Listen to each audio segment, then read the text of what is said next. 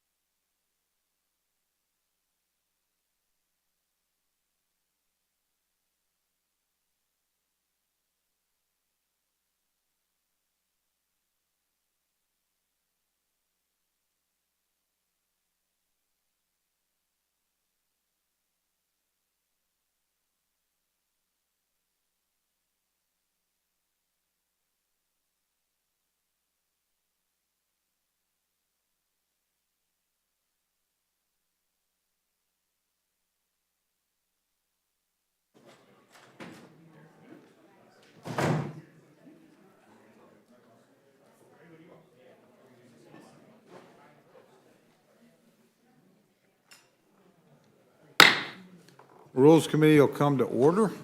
Before I go into my formal statement, I'll advise everybody that's up here.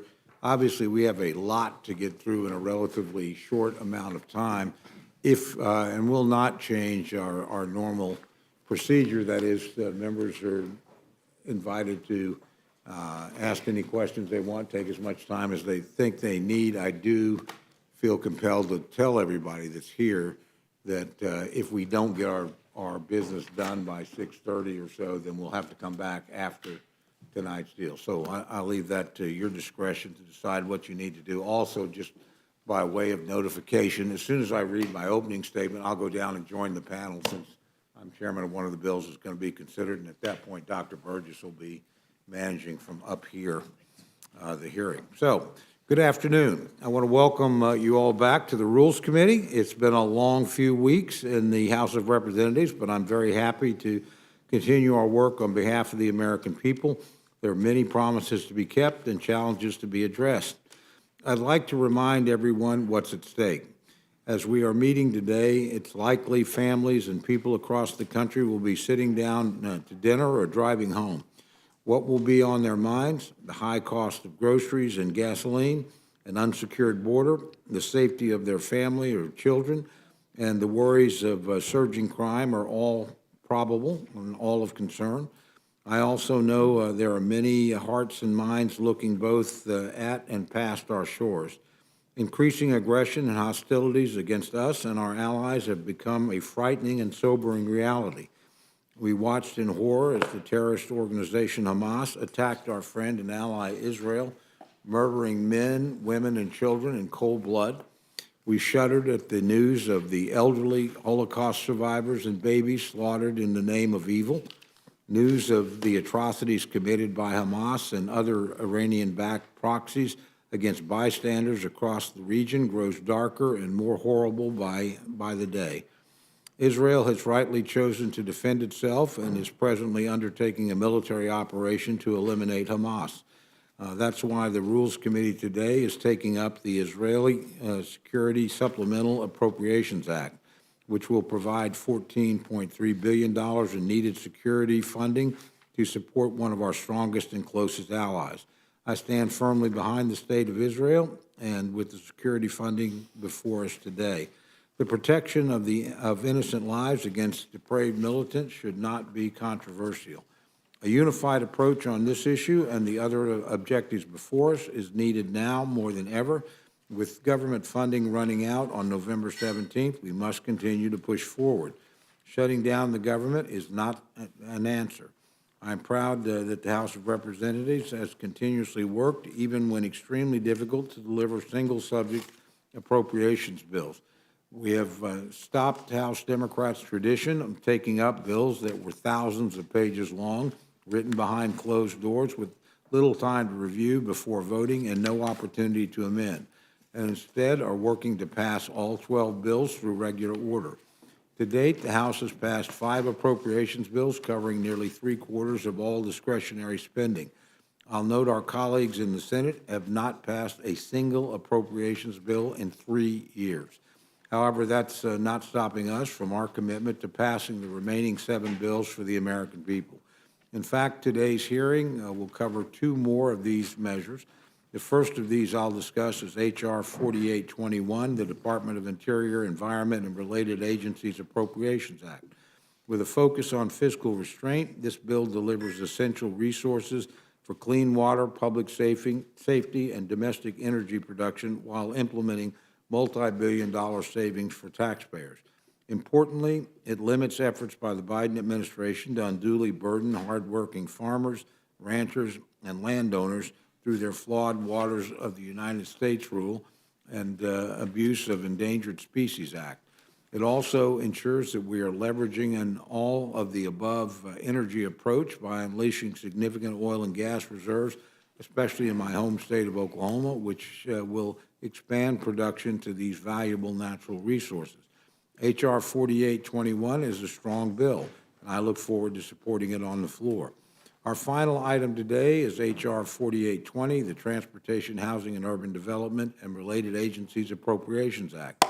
As the chair of the THUD subcommittee, I'll be a witness on this bill and will save most of my comments for my testimony. My bill proudly prioritizes funding to strengthen our infrastructure, support transportation system, enhance aviation safety, and maintain affordable and safe housing for vulnerable populations, including the elderly, the disabled, and veterans. Investments in programs like Meals on Wheels and the Boys and Girls Clubs and Indian housing programs are also emphasized.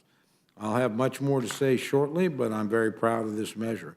I look forward to a lot of hard work to get to this point, and I'm very pleased that we're moving forward. I'll now yield to not our ranking member, but my good friend, Mr. Neguse from Colorado, for any remarks he wishes to make. Thank you, Mr. Chairman, and welcome back. It's like we never left. So we are 10 legislative days away from a shutdown and are once again considering meaningless funding bills that have no chance of becoming law, which begets the question, what are we doing here? 2 weeks ago, President Biden requested emergency supplemental funding for key national security priorities. Our allies in Israel and Ukraine are entrenched in war. China continues regular incursions into Taiwan's airspace, and our law enforcement officers are in desperate need of resources to stop the flow of fentanyl into our country. Rather than addressing those key priorities that the President has articulated, House Republicans have chosen, unfortunately, to play political games with our national security priorities. House Republicans could have easily put a bill forward that would ensure aid for our ally, Israel, as it defends itself against Hamas terrorists. Instead, they have submitted a bill that creates a dangerous precedent by demanding partisan poison pill supposed offsets, which aren't in fact offsets, as we'll discuss, I'm sure, during the course of today's hearing, in return for meeting core national security needs of the United States. Now, the chairman, whom I, of course, have great respect for, mentioned a democratic tradition, or precedent, rather, I suppose, that this committee has apparently chosen not to follow. I will read from the Statement of Administration Policy the White House issued earlier today, because I think it speaks to a dangerous precedent that this committee and House Republicans have unfortunately chosen to take, which is, and I quote, "This bill would break with the normal bipartisan approach to providing emergency national security assistance by conditioning funding on offsets, politicizing aid to Israel, and treating Israel differently from our other allies and partners. And that new and damaging precedent would have devastating implications for our safety and alliances in the years ahead. The egregiousness of this particular offset is it adds to the deficit and would help some wealthy individuals and large corporations cheat on their taxes. Congress has consistently worked in a bipartisan manner to provide security assistance to Israel, and this bill threatens to unnecessarily undermine that longstanding approach." End quote. In addition to the dangerous precedent that I just described, Mr. Chairman, removing everything except aid to Israel from the President's funding request is short-sighted and cruel. The majority of the House continues to vote overwhelmingly in support of our Ukrainian allies. And while I know the ranking member from Illinois, Mr. Quigley, is not here to discuss that particular topic, he's been a champion in that regard for supporting our allies in Ukraine. It is a shame that members of the far right continue to take House Republican leadership apparently hostage on this issue, among others. By abandoning the President's entire supplemental request, not only do House Republicans abandon our allies in Ukraine, in the Indo-Pacific region, but House Republicans are abandoning our own needs with respect to the border. House Democrats, a bipartisan coalition in the Senate and the White House, have been clear that House Republicans need to stop playing political games with border security and provide the resources our law enforcement personnel need to keep the southwest border secure and to stop the flow of fentanyl into our country. Just by way of example, the President's supplemental request included a request for an additional 1,300 Border Patrol agents, 375 immigration judge teams, and 1,600 new asylum officers. He also requested funding for over 100 cutting-edge inspection machines to help detect fentanyl at ports of entry, and an additional 1,000 law enforcement personnel and investigative capabilities to prevent cartels from moving fentanyl into the country. Mr. Chairman, those requests should be answered by this committee, by the full House, and by the United States Congress. Now, we're also, as the chairman mentioned, taking up today a set of appropriation standalone bills. And I know we all are well aware of this history, but it is important to perhaps state it once again. Earlier this year, we all agreed to top-line funding levels for fiscal year 2024 and 2025. Those pre-negotiated funding levels, which the Senate is respecting, are painful enough. But by reneging on this bipartisan agreement, House Republicans are once again setting Congress on a path to a harmful and completely avoidable government shutdown. Republican procrastination already resulted, as we all know, in a last-minute 45-day CR at the previous spending levels.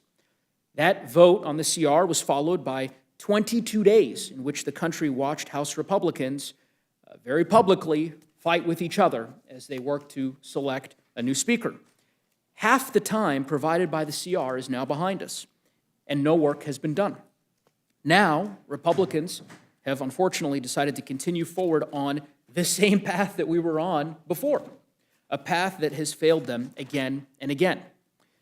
Throughout our country, we see outdated infrastructure that continues to impact the safety of our transportation workers and our communities. And Americans also experience constant congestion on our roads, delays at our airports, bottlenecks at train stations, and train derailments, including one just recently in my home state of Colorado. And yet, the bill that we will consider today cuts funding for much-needed improvements to these sectors by 28%. The Transportation, Housing, and Urban Development and Related Agencies Appropriations Bill would damage our economy, would threaten our environment, and it would strip away equal access to housing and community development. The Interior, Environment, and Related Agencies Appropriations Bill, unfortunately, would hinder our response to the climate crisis. It would slash national park funding, exacerbate environmental discriminations. This bill, just one statistic that was sobering for me that I thought worth mentioning, includes a crippling cut to the EPA that would take the agency to a funding level last seen in 1991. 1991. This draconian cut and others in the bill would lead to more dangerous consequences for the people of our country, and I believe it's a bill we ought to reject. Mr. Chairman, we only have a few weeks left to enact bipartisan appropriation bills that can fund the government for the full fiscal year. House Democrats, a bipartisan coalition in the Senate, and President Biden will never accept these dangerous, partisan, extreme funding bills, and I would simply implore my colleagues to, again, see the writing on the wall, come to the table, work with us in a bipartisan manner to avoid a shutdown, to protect our national security, and to support our allies. With that, I thank the witnesses for being here today and certainly look forward to hearing what they have to say. And with that, Mr. Chairman, I yield back. Chair thanks the gentleman. Gentleman yields back. Without objection, any prepared statements that our witnesses may have will be included in the record. And I would like to welcome our first panel, going from my left to right, Chairman Tom Cole and Ranking Member Mike Quigley from the Committee on Appropriations Subcommittee on Transportation, Housing and Urban Development and Related Agencies, and Chairman Mike Simpson and Ranking Member Shelley Penegry for the Subcommittee on Interior, Environment and Related Agencies. Chairman Cole, we'll start with you and work to your left, and we welcome your testimony. Thank you very much, Mr. Chairman, and thank you for the opportunity to testify on the Transportation, Housing, and Urban Development and Related Agencies Bill for fiscal year 2024. I would also like to thank Chairwoman Granger, Ranking Member DeLauro, and my partner on this bill, Ranking Member Mike Quigley. This bill responsibly funds our most critical transportation and housing needs, which will have a positive impact in every congressional district. At the same time, the bill meets the challenge before us to reduce spending and get our debt under control. The bill reduces spending 25% below fiscal year 2023 levels with a CBO score of $65 billion. We achieve these savings through a rescission of IRS funds and by reducing billions in excessive spending.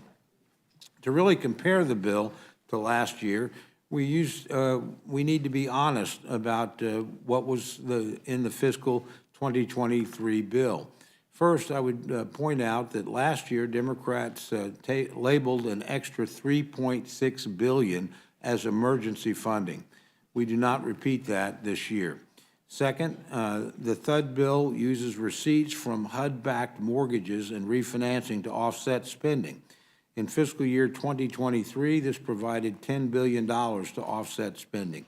For fiscal year 2024, that receipt number is down over 70%. We can see why. Few people want to refinance at an 8% interest rate.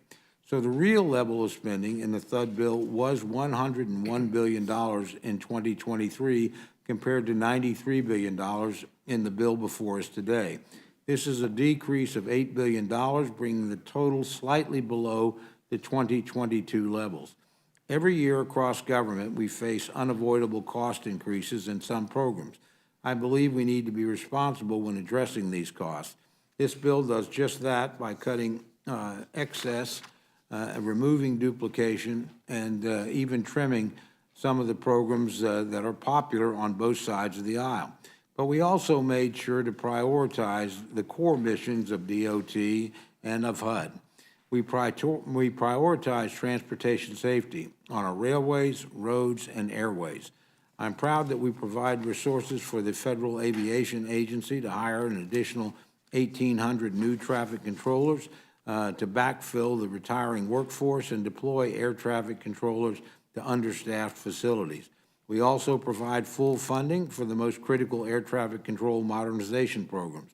And we all feel the impact of a strained air traffic control system. These investments will generate economic growth and ensure uninterrupted air service, which is critical for rural and remote communities. This bill provides $60 billion for highways and bridges through the Highway Trust Fund. These resources are directly allocated to our state departments of transportation, enabling state and local governments to collaborate on the highest priority road projects. The bill prioritizes safety programs at DOT to ensure that our roads and railway are safe for freight haulers and the traveling public. The bill supports DOT's maritime mission with full funding for national security programs. And we ensure a responsible safety net with housing support for our most vulnerable citizens, especially the elderly, the disabled, veterans, and the working poor. These programs are run at the local level through public housing authorities, private landlords, and many faith-based organizations. The bill supports self-sufficiency programs so that families can move up and out of rental assistance. Our housing assistance program should be a hand up, not a handout. I've heard from members on both sides of the aisle about the importance of community development block grants, or CDBGs. So we provide the FY23 enacted level of $3.3 billion for this program. I'm proud of the work that we've done in this bill to meet our trust and treaty responsibility to Native Americans. For years, HUD tribal programs languished, their buying power eroded by inflation. At the same time, much of the housing on tribal lands has deteriorated to the point of being dangerous and uninhabitable. So we restored the Indian Housing Block Grant Program to $1.1 billion, catching up to an inflation-adjusted 1998 level. This bill includes provisions that will scale back the Biden administration's regulatory overreach. For example, we prohibit funds to implement the affirmatively furthering fair housing rule at HUD. This does nothing to impair HUD's enforcement of the Fair Housing Act, but cuts red tape for public housing authorities, who should be focused on providing safe and sanitary conditions in the housing units that they manage. The bill also bars the DOT from imposing new carbon emission reduction targets for highway projects. This would particularly be burdensome for small and rural communities. The bill provides funds for drones, the bill prohibits funds for drones subsidized by the Chinese government. This will safeguard our national security and create a fair playing field for American manufacturers. These are just a few of the policy provisions in the bill that will scale back the Biden administration's overreach. I'm pleased that we have received several amendments that will do even more to keep a check on the excesses of this administration. I want to thank members of the House for their input in the bill. We've received about 9,000 requests, and we're able to accommodate in full or in part over 2/3 of them, including community project funding for transportation infrastructure and bricks and mortar community development programs.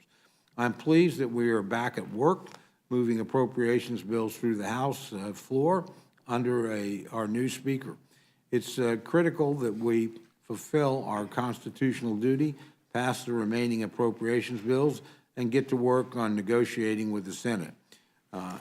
A continuing resolution will serve no one well. This bill is an ideal example of why we must avoid putting government on autopilot. Under a CR, our air traffic control system would suffer delays because of staffing shortages. Housing assistance would be revoked from vulnerable Americans, and spending that is no longer needed from fiscal year 2023 would be carried forward for another year. We must avoid that outcome. Thank you, Mr. Chairman. I look forward to any questions you may have. Thank you, and Mr. Quigley, you're recognized. Thank you, Vice Chair. I want to thank the ranking member, acting ranking member as well, and members of the committee for allowing us to testify. As ranking member of the Transportation, Housing, and Urban Development and Related Agencies Appropriations Subcommittee, I take pride in the work we do every day that impacts American citizens. Whether it's working to improve morning commutes to work and school, fighting against the emissions that come along with moving people and goods from one place to another, or ensuring every American has a safe and stable place to call home, this bill touches the lives of every American. Yet this bill undercuts the fundamental values of the American people, and at the expense of our lowest income families. Rather than continuing investments to upgrade our outdated infrastructure, this bill would weaken the safety of our transportation workers and communities. Instead of reducing congestion on our roads, delays at our airports, and bottlenecks at train stations, this bill would make our daily commutes and travel times longer. When we should be investing more resources in safe, stable, affordable housing to help the millions of American families that are barely getting by each month, this bill would eliminate the opportunity for 22,000 working families to secure an affordable mortgage or home to rent. All in all, this bill trades the basic needs of everyday Americans for the wants of the wealthiest. This message is made very clear when the bill cuts more than $7 billion for freight, rail, and transit and port infrastructure projects that span all 50 states and the District of Columbia. Urban and rural. This includes a complete elimination of the Thriving Communities program, striking out any new funding for the popular and bipartisan RAISE and MEGA grant program, gutting funding for light rail, subways, and bus projects by 82%, slashing Amtrak's Northeast Corridor by 92%, crippling the entire national network from Florida to New York, Texas to California, and in my own district, Chicago to Arkansas, Montana, and all the way to the Pacific Northwest. The bill also eliminates more than $2 billion for housing development and community revitalization programs based on merit and need, I might add, including pulling back $500 million intended to make housing safer for low-income children and families. A safe and stable roof over your child's head should not be a worry for working families, working parents already struggling to make ends meet. Yet, if enacted into law, this bill would force millions of families, elderly and disabled, to make even more difficult decisions each day on whether to live in a home riddled with lead or mold. All while the bill eliminates $25 billion from the IRS for tax oversight for the wealthy, an agency that this bill does not even have jurisdiction over. Compounding these concerns are the several controversial policy riders that unnecessarily attack high-speed rail, roll back transportation safety, and even call into question civil rights protections for most Americans. This bill does not represent what a majority of our constituents have called us here to do, and I fear that we have yet to see what additional cuts may be taken when this bill within this bill to appease those members calling for draconian levels of spending on the backs of everyday Americans. As such, Mr. Chairman, I respectfully cannot support this bill. Thank you. Thank you. Chairman Simpson. Thank you, Speaker Pro Tem. I guess that's what they call you. I appreciate you being, I appreciate the eloquent opening statements of the chairman of the full committee and Mr. Neguse, but I have to tell you. Is it on? Yeah, there you go. I have to tell you, Mr. Chairman, when you laid out what American families are going to be thinking about, what they're thinking about today is how to get all that candy away from their kids so their dental bills don't go too high. Being a former dentist, I got to tell you, I'm kind of indifferent on this. Thank you to members of the committee for the opportunity to discuss H.R. 4821, the fiscal year 2024 Interior and Environment Appropriations Bill. H.R. 4821 provides $25.4 billion in new non-defense discretionary spending, which is $13.4 billion or 35% below fiscal year 2023. The bill also rescinds $9.4 billion in funding provided to the EPA, the Presidio Trust, the Council on Environmental Quality through the Inflation Reduction Act. In drafting this bill, we worked very hard to rein in federal spending while prioritizing critical needs within our reduced allocation. The bill fully funds payment in lieu of taxes estimated at $15.5 million and provides an additional $1.6 billion to fund essential wildfire activities without using irresponsible budgetary gimmicks. This legislation also makes critical investments in Indian country, a longstanding bipartisan priority for the committee, and provides advanced appropriations for Indian health services, something that Ms. Pingree, when she was chairwoman last year, started, and which is absolutely necessary. To support these programs, the bill reduces funding for nearly every other appropriation in the bill. The U.S. Fish and Wildlife Service, the Smithsonian Institution, Council of Environmental Quality all received double-digit percentage reductions. To rein in the EPA, the agency is cut by 39% below the fiscal year 2023 level, with reductions aimed at research and regulatory activities.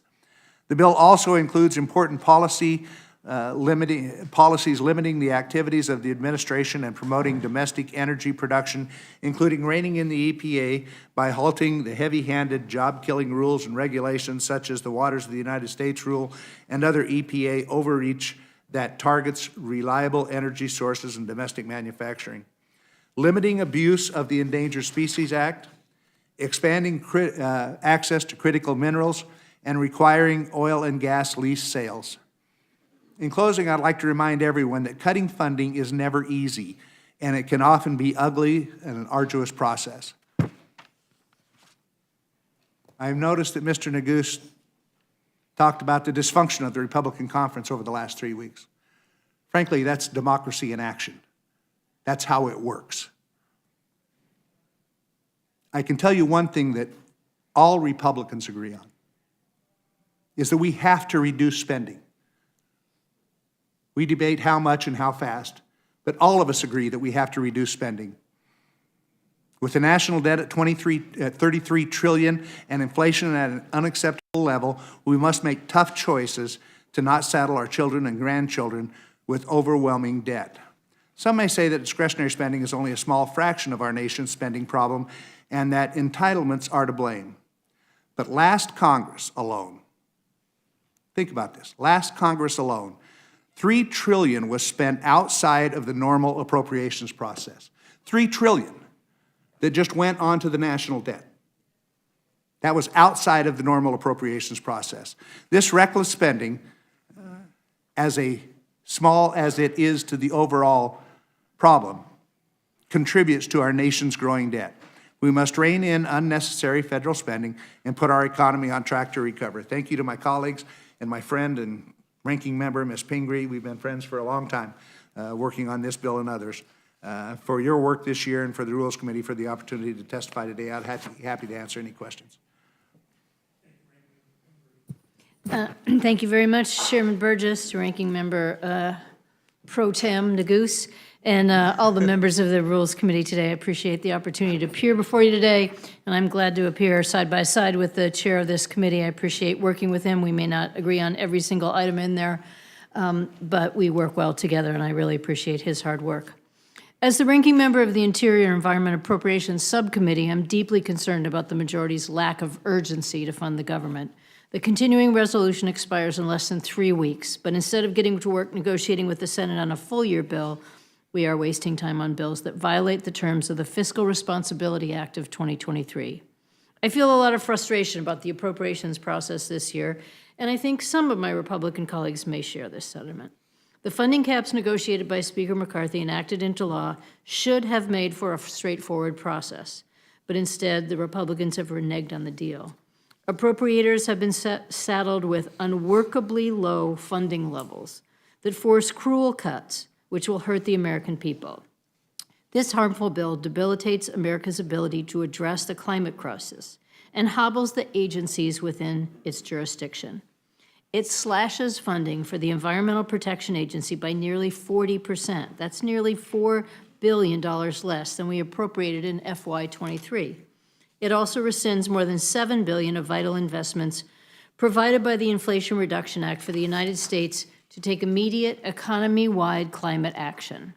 Climate change has reached a crisis point, and experts agree that we must take bold action to avoid a major irreversible catastrophe.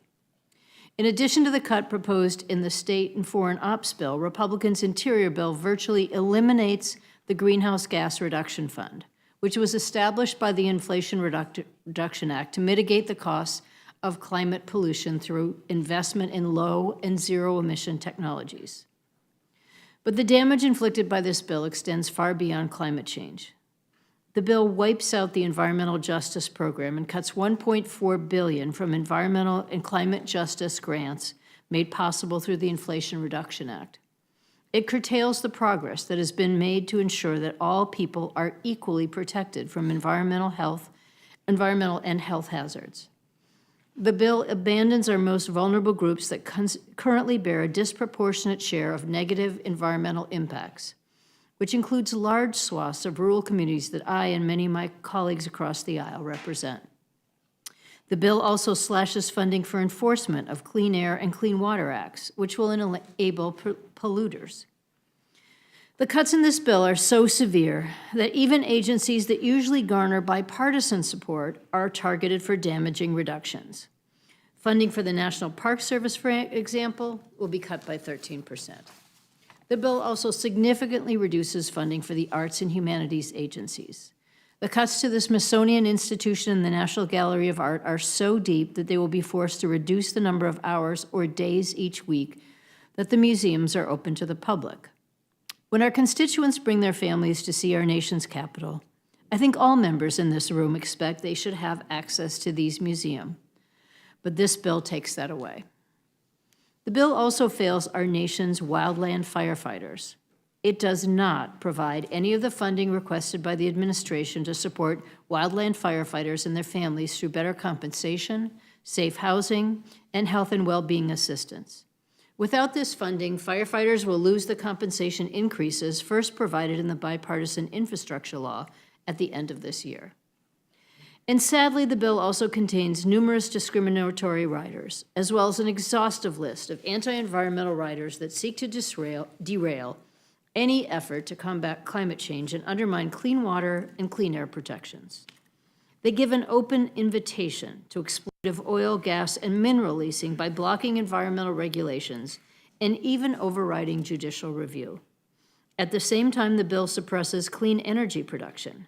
Clean, renewable energy is critical if we are going to save our planet for future generations. The majority of Americans support becoming carbon neutral by 2050, and they support prioritizing the development of renewable energy sources and preserving biodiversity for the benefit of future generations. The austere and irresponsible cuts in this bill do not align with their values. I want to thank Ranking Member DeLauro and Chair Granger for their tireless efforts in the committee and the staff on both sides of the aisle. I oppose this bill. I urge my colleagues to oppose the bill, and I yield back. Thank you. Chair thanks all the witnesses, and clearly I'll recognize myself first for questions. Clearly, you've done a lot of work on these bills, and we thank you for bringing them forward today. Mr. Simpson, particularly struck by your comments. $3 trillion of unbudgeted spending that occurred during the last Congress. And we know the result of that has been inflation at levels not seen in 20 or 30 years.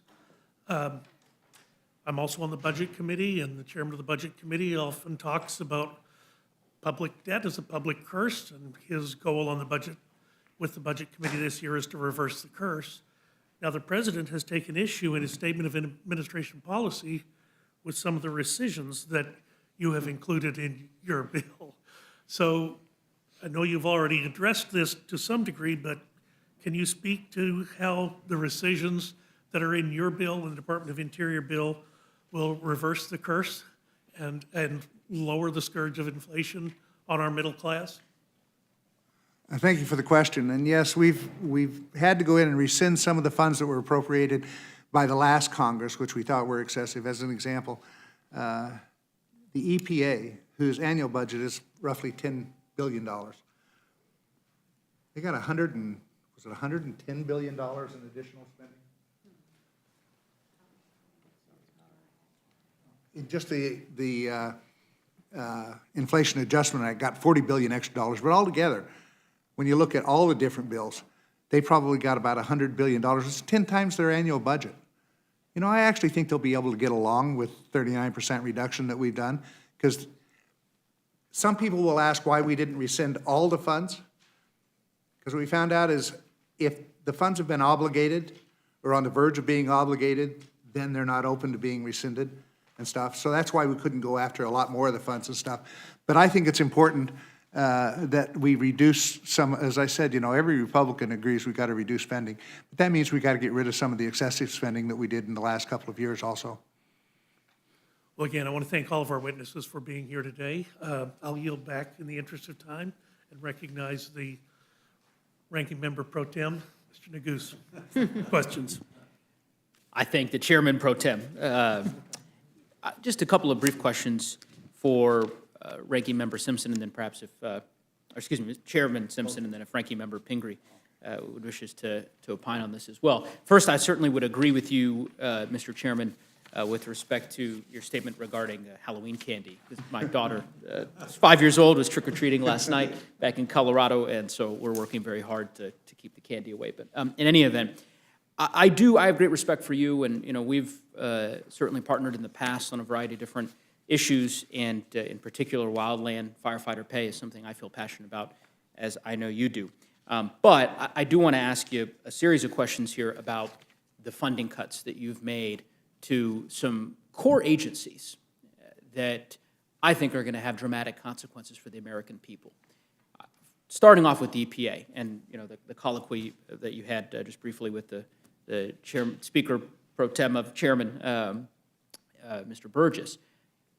I'm trying to understand how you would be unable to define the cuts to the EPA as extreme, given that you are cutting the agency back to 1991 funding levels. Does that not strike you, just as a practical matter, as a devastating and extreme cut to the agency? To go No. back to it does not? No. Well, here's one question I Would you guess. like to know why? Well, I'd love to know why, yes. Because they have sources of other revenue that they will be. I was just told that in just the Inflation Adjustment Act, they got $40 billion extra dollars. $40 billion extra dollars. Their annual budget is about $10 billion. Now, we rescinded some of that, but not all of it. They're going to have plenty of money to spend. Ask you a question on that, just so that we're Secondly- using the right nomenclature. You use the word extra. These are dollars that are not going to be reallocated to the core programs that you are defunding. So I don't understand that argument. Let me explain what I mean. Here, I'll give you an example. Okay, so the Clean and Drinking Water State Revolving Fund. Are you aware of that Yes. fund? Okay. Absolutely. What does that fund do? That funds water and sewer programs throughout the country. For small communities, And cities. large communities. And large communities, of Yeah. course. Yeah, it runs the Yeah. gamut. I think, as you know, I represent a very large district in Colorado. Yep. Spans northern and northwest Colorado. A lot of communities relying on this funding.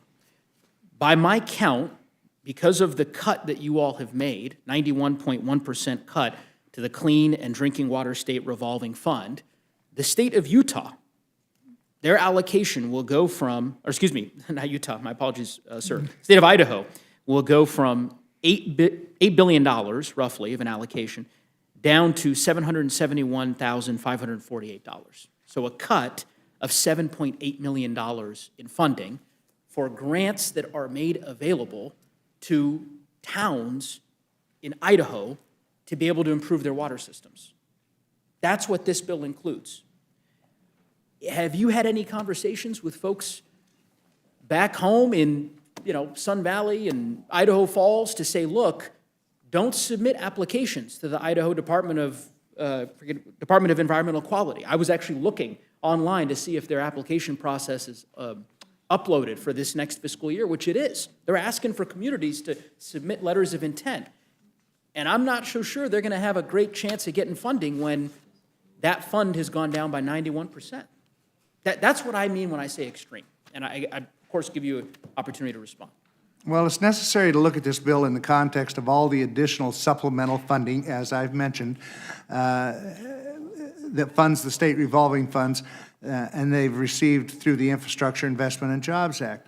The SRFs are each receiving $11.5 billion over the next 5 years. That's a total of $23.4 billion over 5 years for the clean water and clean drinking water state revolving loan funds.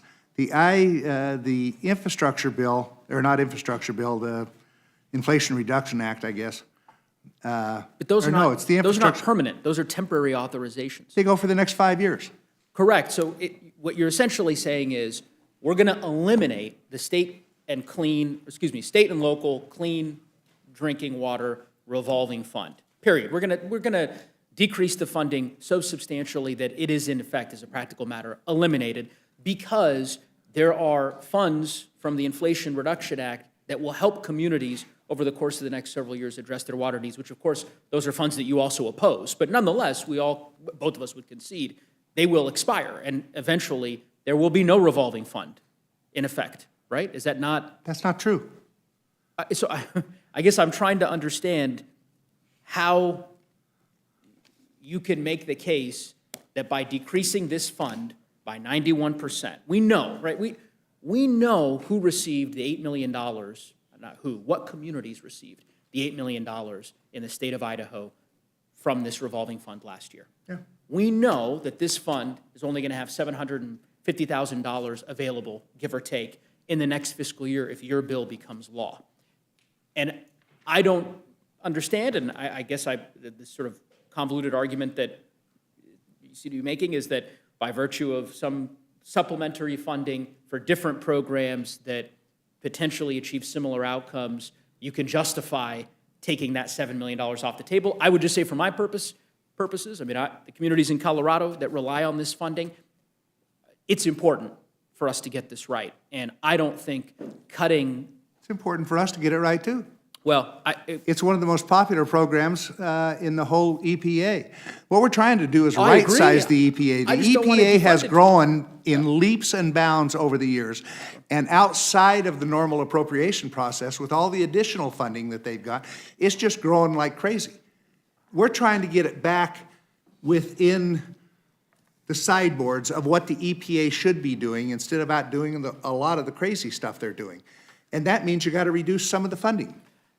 and I hear you, and I respect your view, Mr. Chairman. I would just simply say, I couldn't agree with you more that this is one of the most popular programs that rural communities in my district and in other states across the country rely on, and I just wish it wasn't being cut by 91%. But let's shift to a different program, because it's another area that I know you're passionate about, as am I, and that's national parks. I happen to be very, incredibly lucky and privileged to represent a community that is home to Rocky Mountain National Park, one of the most treasured national parks in the system. And I know you happen to represent a national park, I believe, or I know your district, or do you have About this much of Yellowstone. That's right, borders Yellowstone, Craters of the Moon Preserve, That's National Monument. that national monument, that's in your district. Yep. And again, I guess what I'm trying to better understand, certainly Rocky Mountain National Park in my district has incredible unmet deferred maintenance needs, long backlog. And I've heard many of my colleagues, I happen to serve as ranking member of the Public Lands Subcommittee, Federal Land Subcommittee on National Parks Committee. I've heard many members on both sides of the aisle bemoan the inability of a variety of agencies, NPS, Forest Service, BLM, to address some of these unmet needs when it comes to management of our federal lands. And I'm not understanding how, again, such a massive cut in the ability of these agencies to do their job, 8% reduction for the Forest Service, $300 million, 17.5% for the Bureau of Land Management, 13% for the National Park Service. Those are heavy, substantial cuts that are going to have real implications for the maintenance of national parks in your district, or national monument, I should say, not national park. Certainly the maintenance of a national park in my district, and I think many others on this committee. And I think there's a better way to approach it, but we have a disagreement on that. I would agree with you. This is what reducing spending looks like when it's been so massively increased over the last few years. And any reduction from that massive increase has seemed like devastating. You know what? We're just going back to levels that we think we can afford because of the humongous debt that, frankly, you guys have gotten us into. So we're trying to address it. It's not pretty. I love the national parks. I don't like cutting them 13%. But you know what? I guess we could have taken another however $1 million it would have taken out of the EPA to fund that. I don't think there's anything left to take out of the EPA. You took it all. I mean, No. 91%. No, cut we've to only the cut it by Clean 39%. Drinking Water Fund. We've only I cut mean, it by 39%. Yeah, sir, of So course. we could go more. In any event, We could go more. I will simply say, Ms. Pingree, if you'd like to respond, I'd certainly give you a chance to talk about these cuts. But I think you said it during your opening statement. So I will leave it there. There's a better way to go about doing this, I think. And the good news is that I think Senate Democrats and Senate Republicans are charting that path and are going to avoid some of these draconian cuts. I don't think that there are going to be too many Republican senators who want to see the Clean Drinking Water Fund for rural communities across America be cut by 91%. That's what I'm guessing. Certainly Democrats don't feel that way. And we'll hope that we can work on that front and among others. So with that, I'll yield back. Chair thanks the gentleman pro tem. Chair now recognizes the gentleman from Pennsylvania. Thanks, Mr. Chairman. I appreciate it. I just want to thank all my colleagues from Appropriations for coming in. With that, I yield back. Thank you. I appreciate it. Thanks. I yield back. Chair thanks the gentleman. Chair recognizes the gentlelady from Pennsylvania. Thank the members pro tem who are ruling the roost today in rules. Look, the appropriations bills we're looking at here are a pretty striking example of how the MAGA majority continues to be completely out of touch with the American people, with all the stress on spending cuts and an unwillingness to address the debt drivers such as the Trump-era tax cuts, which have so driven up the debt. The bills we're seeing here push steep cuts to essential programs for my community, for your communities. Cuts to programs that the American people rely upon and which are so extreme that the Senate's not going to go along with it. We are hearing that the motivation behind much of these cuts is to try to undo the long overdue investments that were made in the last Congress in climate rescue, in transportation and infrastructure, things that have been neglected for far too long. So, to start, the transportation and housing bill would cut funding for infrastructure programs by nearly a third. Just 2 years ago, we took a major step forward to meet critical infrastructure needs by passing the Infrastructure Investment and Jobs Act. Already, it's made billions of dollars in long overdue investments in communities all over the country. We're seeing bridges in Pennsylvania collapsing because they have been neglected for so long.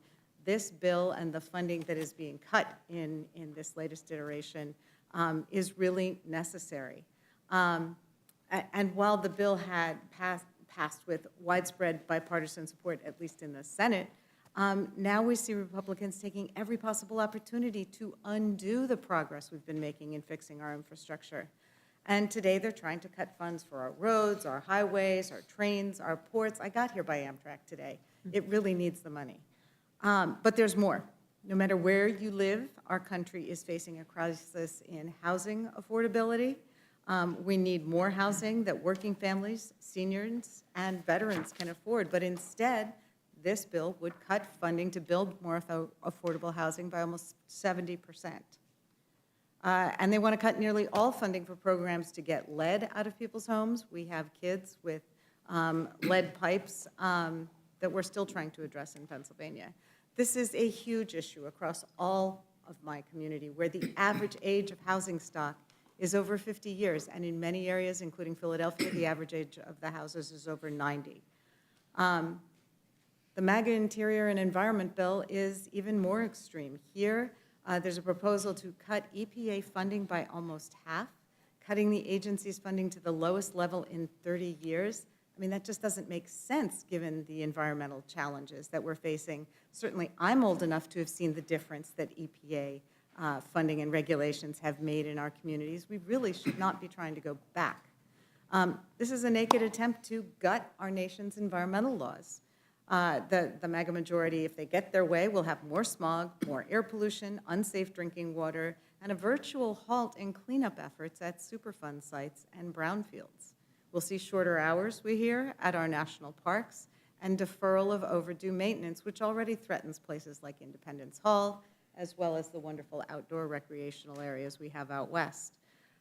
Shows that the Republicans' hand and all their talk about smaller government and responsible spending is really just a Trojan horse to force draconian cuts on broadly popular investments in our American communities. It's bait and switch politics. It's bad leadership, and of course it violates the Bipartisan Fiscal Responsibility Act, which passed just earlier this year, both houses. So I think it's partisan politics at its worst, and legislating this way is bad for the House. It guarantees that we'll get jammed by the Senate, hate getting jammed by the Senate, and we'll be cut out of any serious negotiation about the federal budget. So I strongly, obviously, object to the bill. Ms. Pingree, could you speak just for a minute on the environmental justice piece that you mentioned? Because I have several communities in my district that are regularly impacted by flooding and environmental hazards. And I think you indicated that there's some serious cuts to the programs that we included in the Inflation Reduction Act to try to address some of those long-standing issues that threaten many of our communities. Yeah, thank you for your comments. Thank you to both of my colleagues for their thoughtful remarks about some of the problems with this bill. And you're right, this basically guts the environmental justice. You know, what that did and what we were able to do in the last round of this bill was to make sure that we weren't disproportionately only cleaning up those communities that people of higher income lived, where it was, already a comfortable community. And the communities that have tended to take on the environmental damage over the years have been those disadvantaged communities where we've located the factories, where we've had polluted rivers. So the environmental justice funding in the last year's bill was really to make sure that the EPA was trying to bring that funding onto a par. So gutting that in this bill is just a tragedy. And also the work that we tried to do in the IRA, it was recognizing that too. I think we've seen a real turnaround in the Biden administration. In the year we were able to write the appropriations bills and we were able to pass the bipartisan infrastructure law and the IRA. Those were bills that really recognized where do we want to fund communities in the future and where do we want to make sure we do some of the important cleanup to make sure that we get back on an even keel here. So thank you for mentioning that. And thank you also for saying that this bill really sets us back on the important mission that we have on climate change, and recognizing that it is our responsibility at this moment in time to deal with the challenges of the climate crisis and make sure that we leave a planet for our children and grandchildren. And if we don't deal with this now, if we're actually thinking of going backwards, we're really ignoring our responsibility. Thank you. I mean, certainly the many, many voters at the 19 colleges and universities in my district have very strong opinions about our failure to act more aggressively with respect to these climate change issues. And the folks in Eastwick and Chester and Norristown who are depending on this funding to be able to address some of the long-standing environmental threats to their communities are going to be gravely disappointed if this has any chance of passing, which I hope it fails spectacularly. Thank you. I yield back.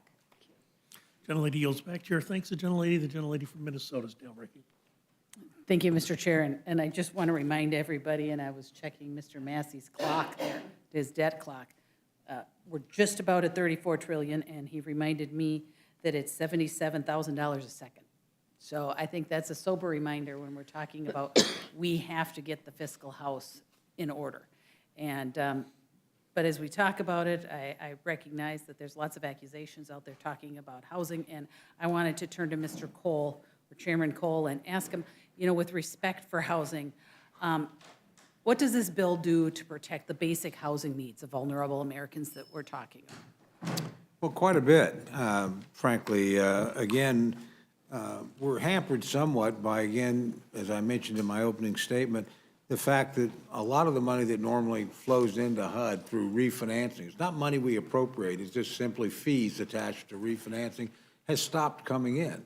Why? Because the explosion in spending in previous years, largely under my friends on the other side of the aisle tenure, has meant who wants to refinance at 8% interest rate? Nobody. So again, we maintain the basic levels of funding that are necessary to protect the population that's in public housing now. And by the way, that's no easy task because anybody, you know, that pays rent knows their rent is going up too because, again, interest rate explosion and you know, again, this excess spending has categories. So we have billions of dollars appropriated to maintain vulnerable populations. We increased housing. Again, and I make this as no partisan charge, but you want to see bad housing, go to an Indian reservation and see what the federal government has not done over 20 years under both Republican and Democratic administrations, Republican and Democratic Congresses. So again, we've tried to maintain where we're at, and at the same time,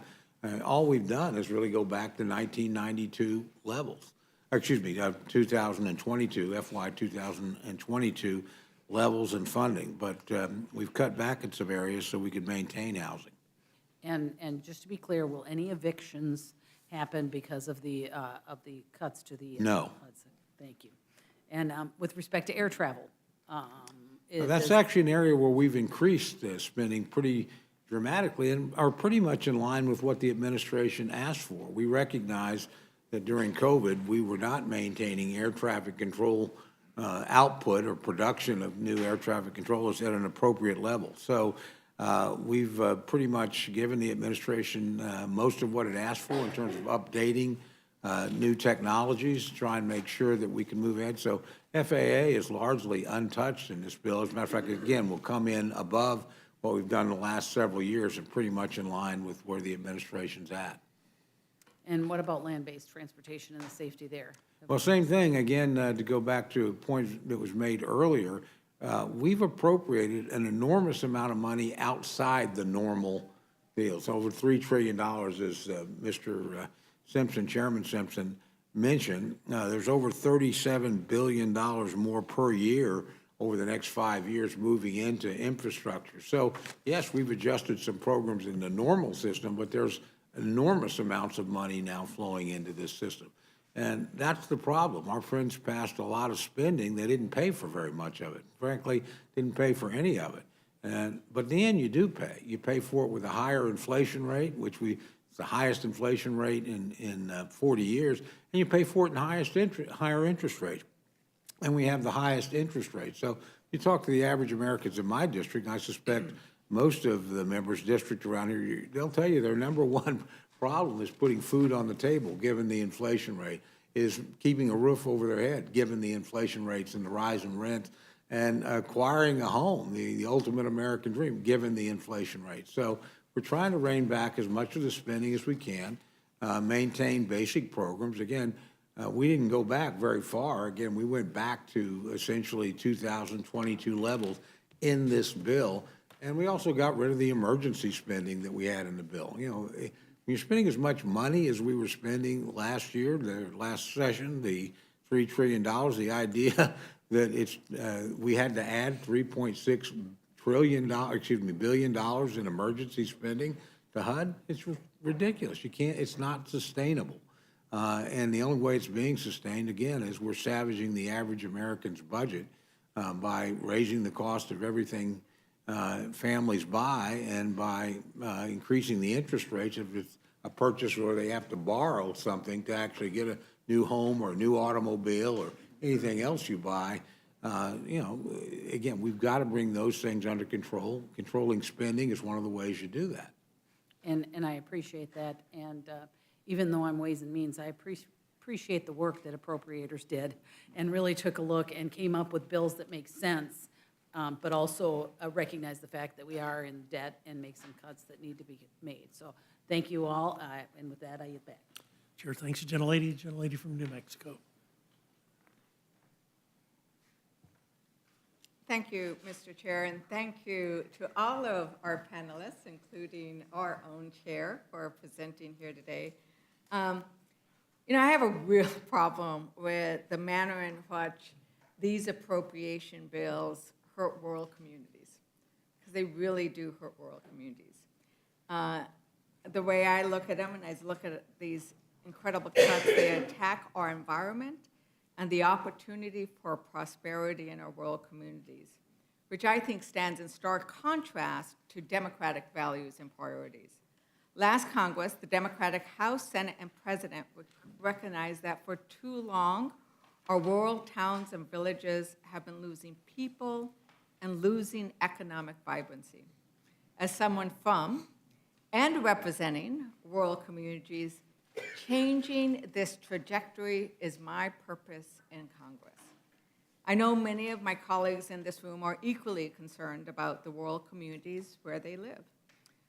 However, too often, Republicans have responded to rural America's challenges by cutting taxes for the wealthy. And we know that trickle down just doesn't drip into rural communities. In contrast, last Congress, Democrats made the most historic investments in rural America's infrastructure since the New Deal and the Rural Electrification Program. In this Congress's Interior Bill, however, Republicans want to roll all that back to 1991 levels. And I think you've heard us each talk about what happens when you roll back appropriations of an agency 3 decades. 3 decades. Think about all the progress that is lost. Some of the outrageous cuts include nearly $2 billion for state and tribal assistance grants. Grants to tribal communities, I know Chairman Cole and I are always very concerned about, as he noted. Indian country has the worst housing and the worst infrastructure anywhere. Slashing $1.77 billion for clean water and drinking water state revolving funds. Whether it's in my beloved New Mexico, Chair, or in Idaho, this program is a lifeline for so many rural communities that don't have the tax base to make these critical upgrades to their water infrastructure on their own. So Chairman Simpson, how can you justify these drastic cuts to these vital water programs in rural communities when they're going to be hurt in Idaho and in New Mexico? Well, I'll answer that the same way I did before. There are a lot of resources available to the EPA, frankly, that they received in the Inflation Reduction Act and also in the infrastructure bill that goes to several different agencies, but also to the EPA. I will tell you, you're no more concerned about rural communities than I am. I probably represent just as many as you do. And when you look at our overall bill and the fact that we had to reduce spending, all Republicans agree, we've got to reduce spending because we've got inflation out of control. And that hurts your rural communities probably more than anything. It's when they can't put food on the table. As Chairman Cole said, they can't find housing that they can afford because interest rates are now, much higher than they've been in a long, long time. What we did in this bill is we said there's 3 areas I'm going to protect that I'm not going to cut. One area was Indian Health Services, and I was going to maintain the forward appropriations that was started last year. I think that's very important. The other thing I was not going to cut is wildfire fighting. So we've protected wildfire fighting. In fact, we've not only protected it, we had to add back in $1.6 billion that was taken out last year and used as emergency spending in spite of the fact that we had a huge increase in the budget. They still used $1.6 billion and had it as emergency spending. We had to put that back into the normal process. So that was another challenge. And the third area that we weren't going to cut spending on was pill payments. $515 billion, or $1 million estimated, because that's important to rural communities. So that's what we've done in this bill. That meant the rest of the bill, there was going to be substantial cuts in it. That's why you got 13% cut in the National Park Service. That's why you've got the cuts in the EPA, to try to bring them back into line with what they should be doing instead of everything under the sun out there. That's how this bill came about. But I understand that there are many on your side of the aisle who have never seen a problem that they didn't think a government program could fix. We don't think that on our side. We think in a lot of cases there's other ways to fix problems that exist out there. Consequently, you guys like spending money? We don't. Thank you, Chairman. And I do want to truly express my gratitude. I've mentioned it to Chairman Cole often about the importance of the advance appropriations by IHS. That is key. So I asked about the cuts to the water infrastructure. Well, $2 billion, right? And I think the reason why it's important to talk about those is this is infrastructure. And the role that government must play, if there is a role, there are key roles, and there is an important role. I agree. A key role is infrastructure, is water. We call it in New Mexico, every child, like they know, agua es vida, right? We say it all the time. Every little school kid knows water is life. And we are making significant cuts to those, which, as I understand from a ranking member Pingree, are not necessary if we follow the Fiscal Responsibility Act. Is that correct? Like, are these, do we need to do these levels of cuts, Representative Pingree, if we are consistent with the Fiscal Responsibility Act? Do we need to cut the water infrastructure funding? No, we do not. Right. And so You're going to cut somewhere. but we don't. We will cut some more. We don't. I heard you earlier talking about that the need, why the reason we have to have all this cuts is because of the deficit. But the reality is that I seem to hear Republicans caring about the deficit only when it comes to having Democrat presidents and not addressing it and also revenue. For example, the Trump tax cuts increased the deficit by $2.3 trillion. The Bush tax cuts in 2001-2003 increased the debt by $5.6 trillion. Chairman, I ask unanimous consent to enter into the record the report. Tax cuts are primarily responsible for increasing the debt ratio. Without objection, so ordered. Thank you. So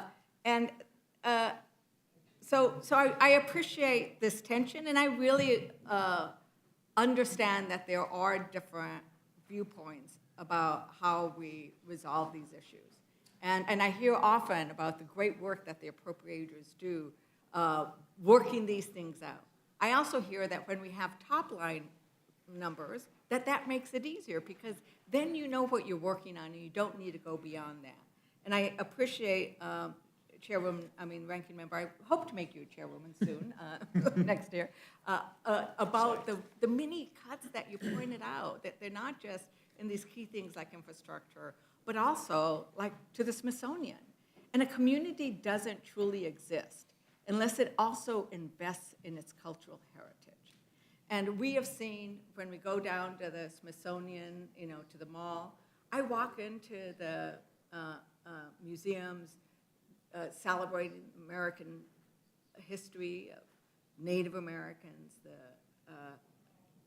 all of the different amazing museums we have. I am concerned that the bill as presently written would cut funding for the National Museum of the American Latino and the Molina Family Gallery. And this museum is not just for Latinos. It's for all to enjoy, to learn from, to experience the rich and diverse culture of American Latinos. I happen to be a 17th generation New Mexican, so I have a lot of that culture in me. I love it. I love when others can experience it. And when we can experience each other's culture and learn about each other, when we're curious about each other, we're stronger. Wouldn't you agree, Chairman Simpson? Yeah, I'd agree, and I have no problem with that. Right now, there's a conflict kind of going on, and we thought it best to resolve that conflict about the Latino Museum before we fund it and start going forward.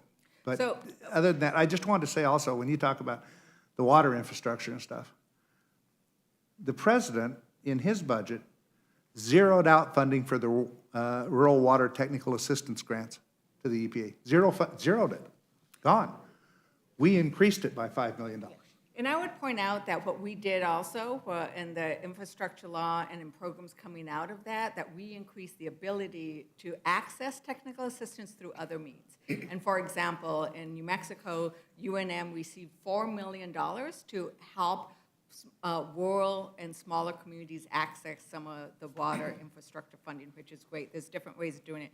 Chairman, I would point out that the conflict that you referenced, the Hispanic Conference and Mario Diaz-Balart issued a statement saying that they have resolved their issues and they no longer have an objection, and that they would work with you and with the Smithsonian on moving forward, and they do want to see the funding for the Latino Museum go forward. I can provide you with a copy of that, and actually, I'm sure if I got one. Chairman, without objection, I seek unanimous consent to enter into the record the statement in support of the Latino Museum. Without objection, so ordered. And for that reason, I think it would be important to actually allow the amendment that Representative Cardenas has, which I am also sponsoring, to allow a vote on the floor with regards to the Latino Museum. Once you review that amendment, I'm hopefully you would also allow that. I'll certainly review it. If not, we'll take care of it in conference if they've resolved their differences on that. But what you said about how you had allowed for adjustments for the zeroing out the technical water assistance program, that they could get the money from other sources and that type of stuff. It's kind of what I'm saying about the state revolving loan programs too. Same sort of thing. There's a lot of money available if they can get the money other places. Yeah, in my state, I can tell you I have helped tribes and other entities put in about $200 million before I became a congressperson using that loan fund. It is essential. But I want to move a bit to Chairman Cole. I truly appreciate your commitment to our diverse communities and the programs they depend on, like the CDBG and the different vital tribal programs. However, I must speak to my concern about the 25% cut for THUD, especially for our housing programs. Everywhere I go in my district, housing is a big issue. From New York to Minnesota to New Mexico, we have an issue about affordable housing crisis.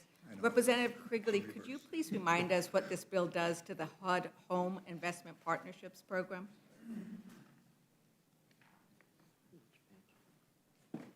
Excuse me. Well, let me pull back and look at the bill broadly on housing. And it's important to note the following. This bill funds renewals for 98% of the vouchers administered by public housing authorities. That's a total of $27.3 billion. Renews every voucher that public housing agencies have successfully leased, up so far. The bill fully renews all project-based rental assistance contracts, including housing for the elderly, for persons with disability. No affordable buildings will lose their project-based contracts. So the bill renews all 58,000 mainstream vouchers for persons with disability, all HUD VA supportive housing, so-called VASH, which we've talked a lot about in this committee, and all tribal HUD VASH vouchers. So the bill renews assistance for 2.4 million vouchers and 1.4 million units, and sets aside $337 million for 24,900 tenant protection vouchers. The problem that we have overall is the one that my friend Chairman Simpson mentioned. Number one, the inflation has driven up a lot of the cost associated with housing, and that inflation is directly attributable to overspending. That's what the main central cause. Don't ask me. Go back and read what some Democratic economists had to say about American Rescue Project, $1.9 trillion that poured fuel on the inflation fire. That's what drives up the cost of housing, and that's what hurts families, whether they're getting public assistance or not. Most families don't get public assistance, and they have no way to offset those costs. So again, we tried to make sure we protected the most vulnerable, but you can't spend the way the last Congress spent. Add $3 trillion.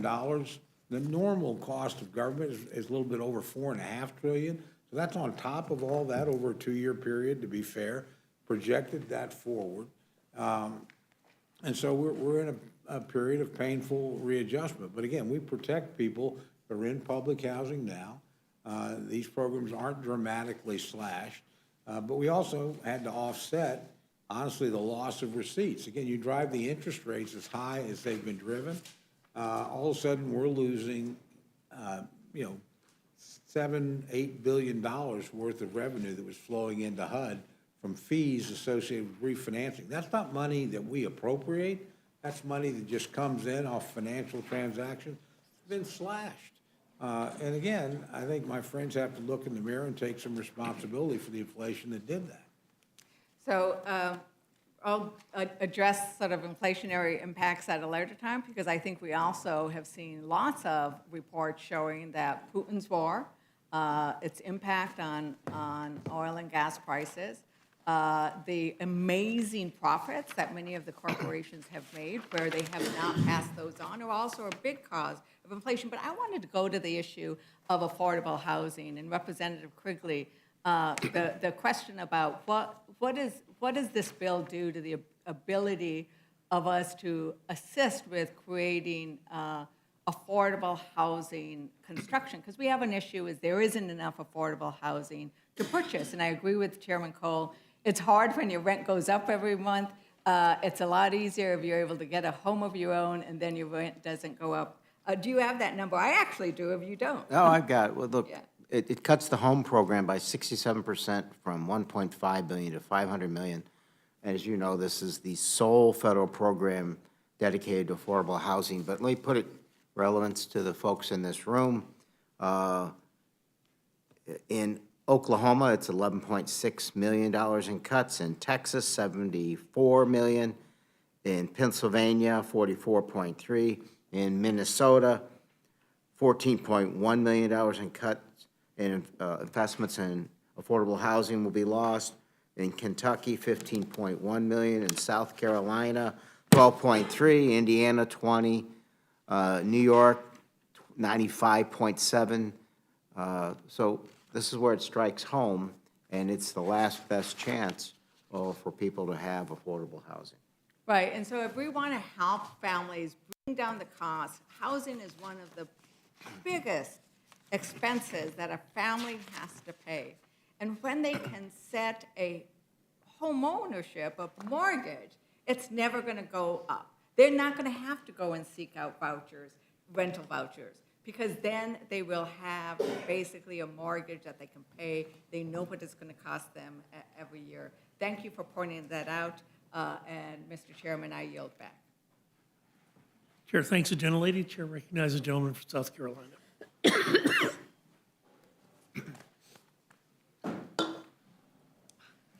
Thank you, Mr. Chairman.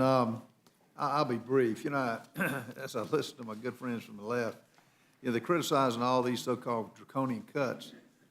They haven't come in with one offset on anything other than the tax cuts that President Trump put in that had an economy booming like never before. Not one cut on anything. And it's kind of interesting to go through some of their statements, like on Israel. Going to veto that, deepening our divides, severely eroding historic bipartisan support for Israel. He's against the money for Israel. Denies humanitarian assistance to vulnerable populations around the world, including the Palestine civilians. Bill to create a dangerous precedent by demanding partisan poison pills to offsets in return for meeting core national security needs. The biggest national security problem we have is an open border. We've got over according to law enforcement, 4 to 5 thousand known terrorists in. Under President Trump, we had like 30. We're in danger right where we sit. If you talk to the experts of an attack. We were in the Cannon building when you had 400. It didn't involve guns, but the next time it could involve it. But you go down through each one of these, T-HUD, against everything, going to veto it. Not one thought for cutting. Department of Interior, Environmental, and related agencies, veto that. You know, it's an insult to really sit here and listen to some of their arguments. Particularly when they argue for more money for the border. They're the ones, the Democrats are responsible for having an open border now. And it's insulting to have more Border Patrol agents. They can't do their job now, they're handcuffed. So it continues to amaze me. The American people are sick of this. They really are. Congressman Simpson, I know the National Forests are a big concern of yours. I've got the Sumter National Forest. I've got 4 or 5 that are close to my district. You know the major concern that the left blames on climate change? The forest fires that you had additional funding for. You know where it's coming from? The thatch that's built up 6 feet that the environmentalists won't let you do anything with because of carbon emissions. The salt timber that's needed for affordable housing, as Ms. Ledger Fernandez mentioned. I don't know what affordable housing is. We do it. That's what our company used to do. Cutting salt timber to thin national forests would help the so-called climate change, which is in the realm of the wild forest fires in this country. It's caused by the left-wing lunatic ideas of not letting you manage forests. That's what the agents will tell you. I visited them. I mean, that's a tinderbox of, so I know you've had more money, I forget the amount, but for fighting forest fires. Is it not anything we can do to get the regulations so that we can have an impact instead of just saying climate change did it, and all of a sudden Al Gore says matches get struck and you have forest fires? Thanks for the question. You're absolutely right that if you look at the western forests, the dead timber is about, from what I understand, 3 to 4 times what it should be. It used to be that you used to have people go out and cut those dead logs that were laying there and take them home for firewood. They can't do that anymore so much. But that is a challenge.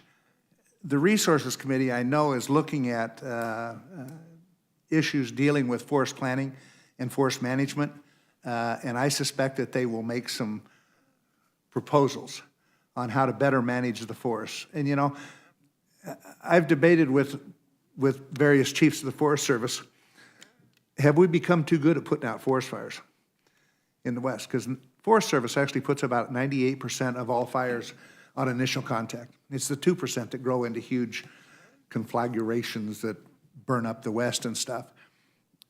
And the problem is, as I said, you got all of that undergrowth in these forests that once they take off, they are tough to control. And the other thing, the challenge we have is that urban wildland interface. More and more people are moving into it. And I understood if I had a house out there in the mountains, I would want the boughs of those pine trees touching the roof of my house. Not safe. We spend more time trying to protect property and lives than we do in trying to put out the wildfires. So that's the challenges, but that's what the Resources Committee is looking at very seriously and needs to be done, frankly. I appreciate your work on that. Chairman Cole, I just say the cuts in HUD are needed. It's money that affects South Carolina and as well as other states. But again, it's that should have been cut a long time ago, far more than what it is now. I don't know, do you know how this, with the illegals coming in, are they eligible for the vouchers that are on the books now? I really don't know. I think they are. From my understanding, they will be. I don't know how you're going to handle the 5 to 8 million that this country is going to have to absorb. South Carolina being one of them. But thank y'all, each one of you, for your work. Appreciate it, and I have no further questions. I yield back, Mr. Chairman. Chair thanks the gentleman. Gentleman yields back. Chair recognizes the gentleman from Texas. Thank you. I appreciate the chairman. Appreciate the witnesses. I heard some complaints earlier about how Republicans only complain when it's Democrats in the White House. I'd like to introduce to the record editorial I wrote in March of 2019, 2 months into my term here. The president, that being Donald Trump, the president's spending cap busting budget shouldn't be the best we can do. And it goes on to beat the crap out of the president, and my friend Russ voted OMB for not doing enough to cut spending. So I'd like to insert that into the record. Without objection, so ordered. As well as an article, as an article from Politico, House conservatives urge Trump to reject budget deal. That was July 2019. It was a letter that I led and a number of my colleagues signed on to, and which ticked off a number of my other Republican colleagues. But look, the point is we have, a lot of us have been screaming from the mountaintops about the need for spending restraint, regardless of who's in the White House and regardless of who's in control in the House or the Senate. The fact is I don't want to applaud the bills that have been put forward, even if I have some disagreements with some of them, because they're at least trying to recognize the reality of what we face. The fact is, I mean, Mr. Simpson said it very well. I mean, the cuts have got to come from somewhere. And you know, I hear my colleagues, I just wish we could just find a way to stipulate the truth so that we can at least start from a baseline of the problems we're trying to tackle. Because according to the Fed, federal receipts as a percent of gross domestic product, I can't show a chart here because we don't do exhibits in the Rules Committee, but if you look at the chart and over time, federal receipts as a percent of gross domestic product prior to World War II were relatively small, right? World War II, they get up to about 20%, fall off a little bit, and they've fallen into a range of 15 to 20% over the last 80 years, basically.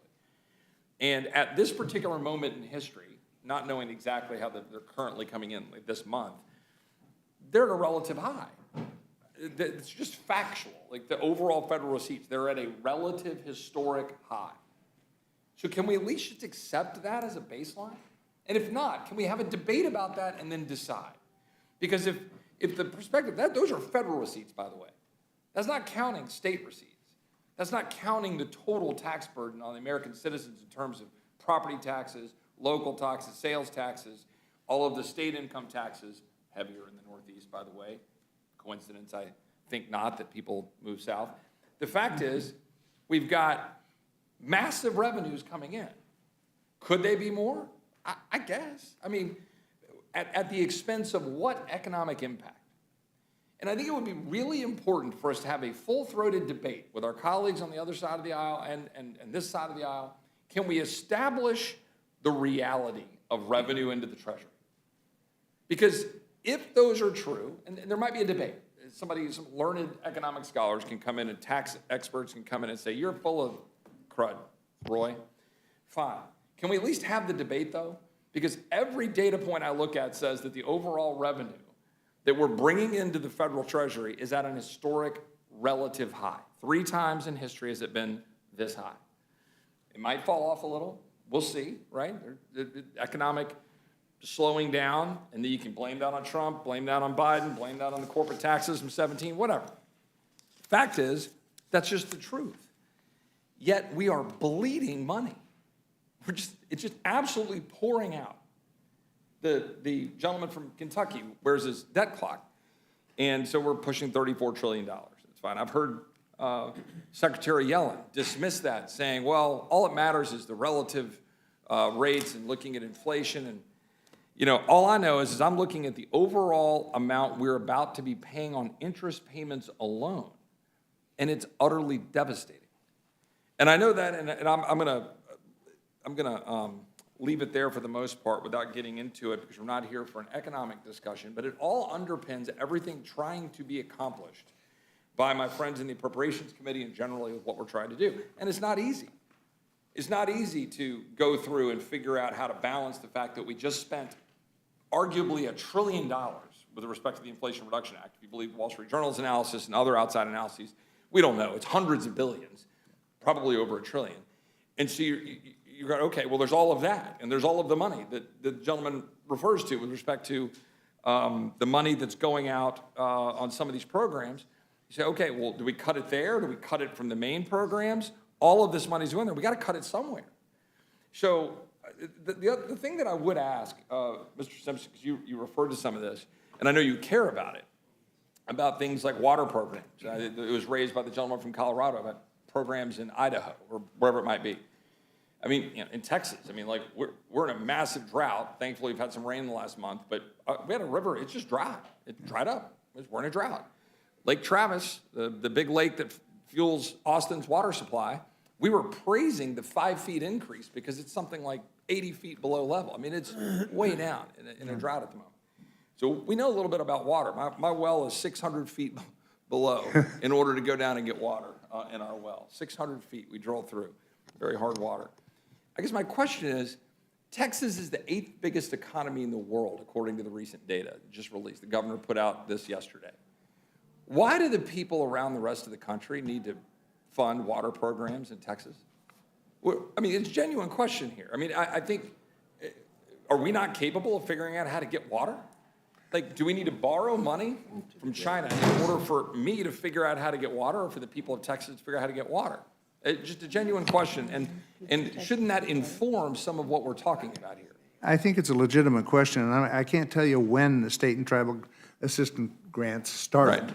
But they have been a major source, particularly in rural and small communities. Sure. When I look at my state and what I ask for in my state and stuff, I don't ask for the city of Boise. Right. They can afford their own.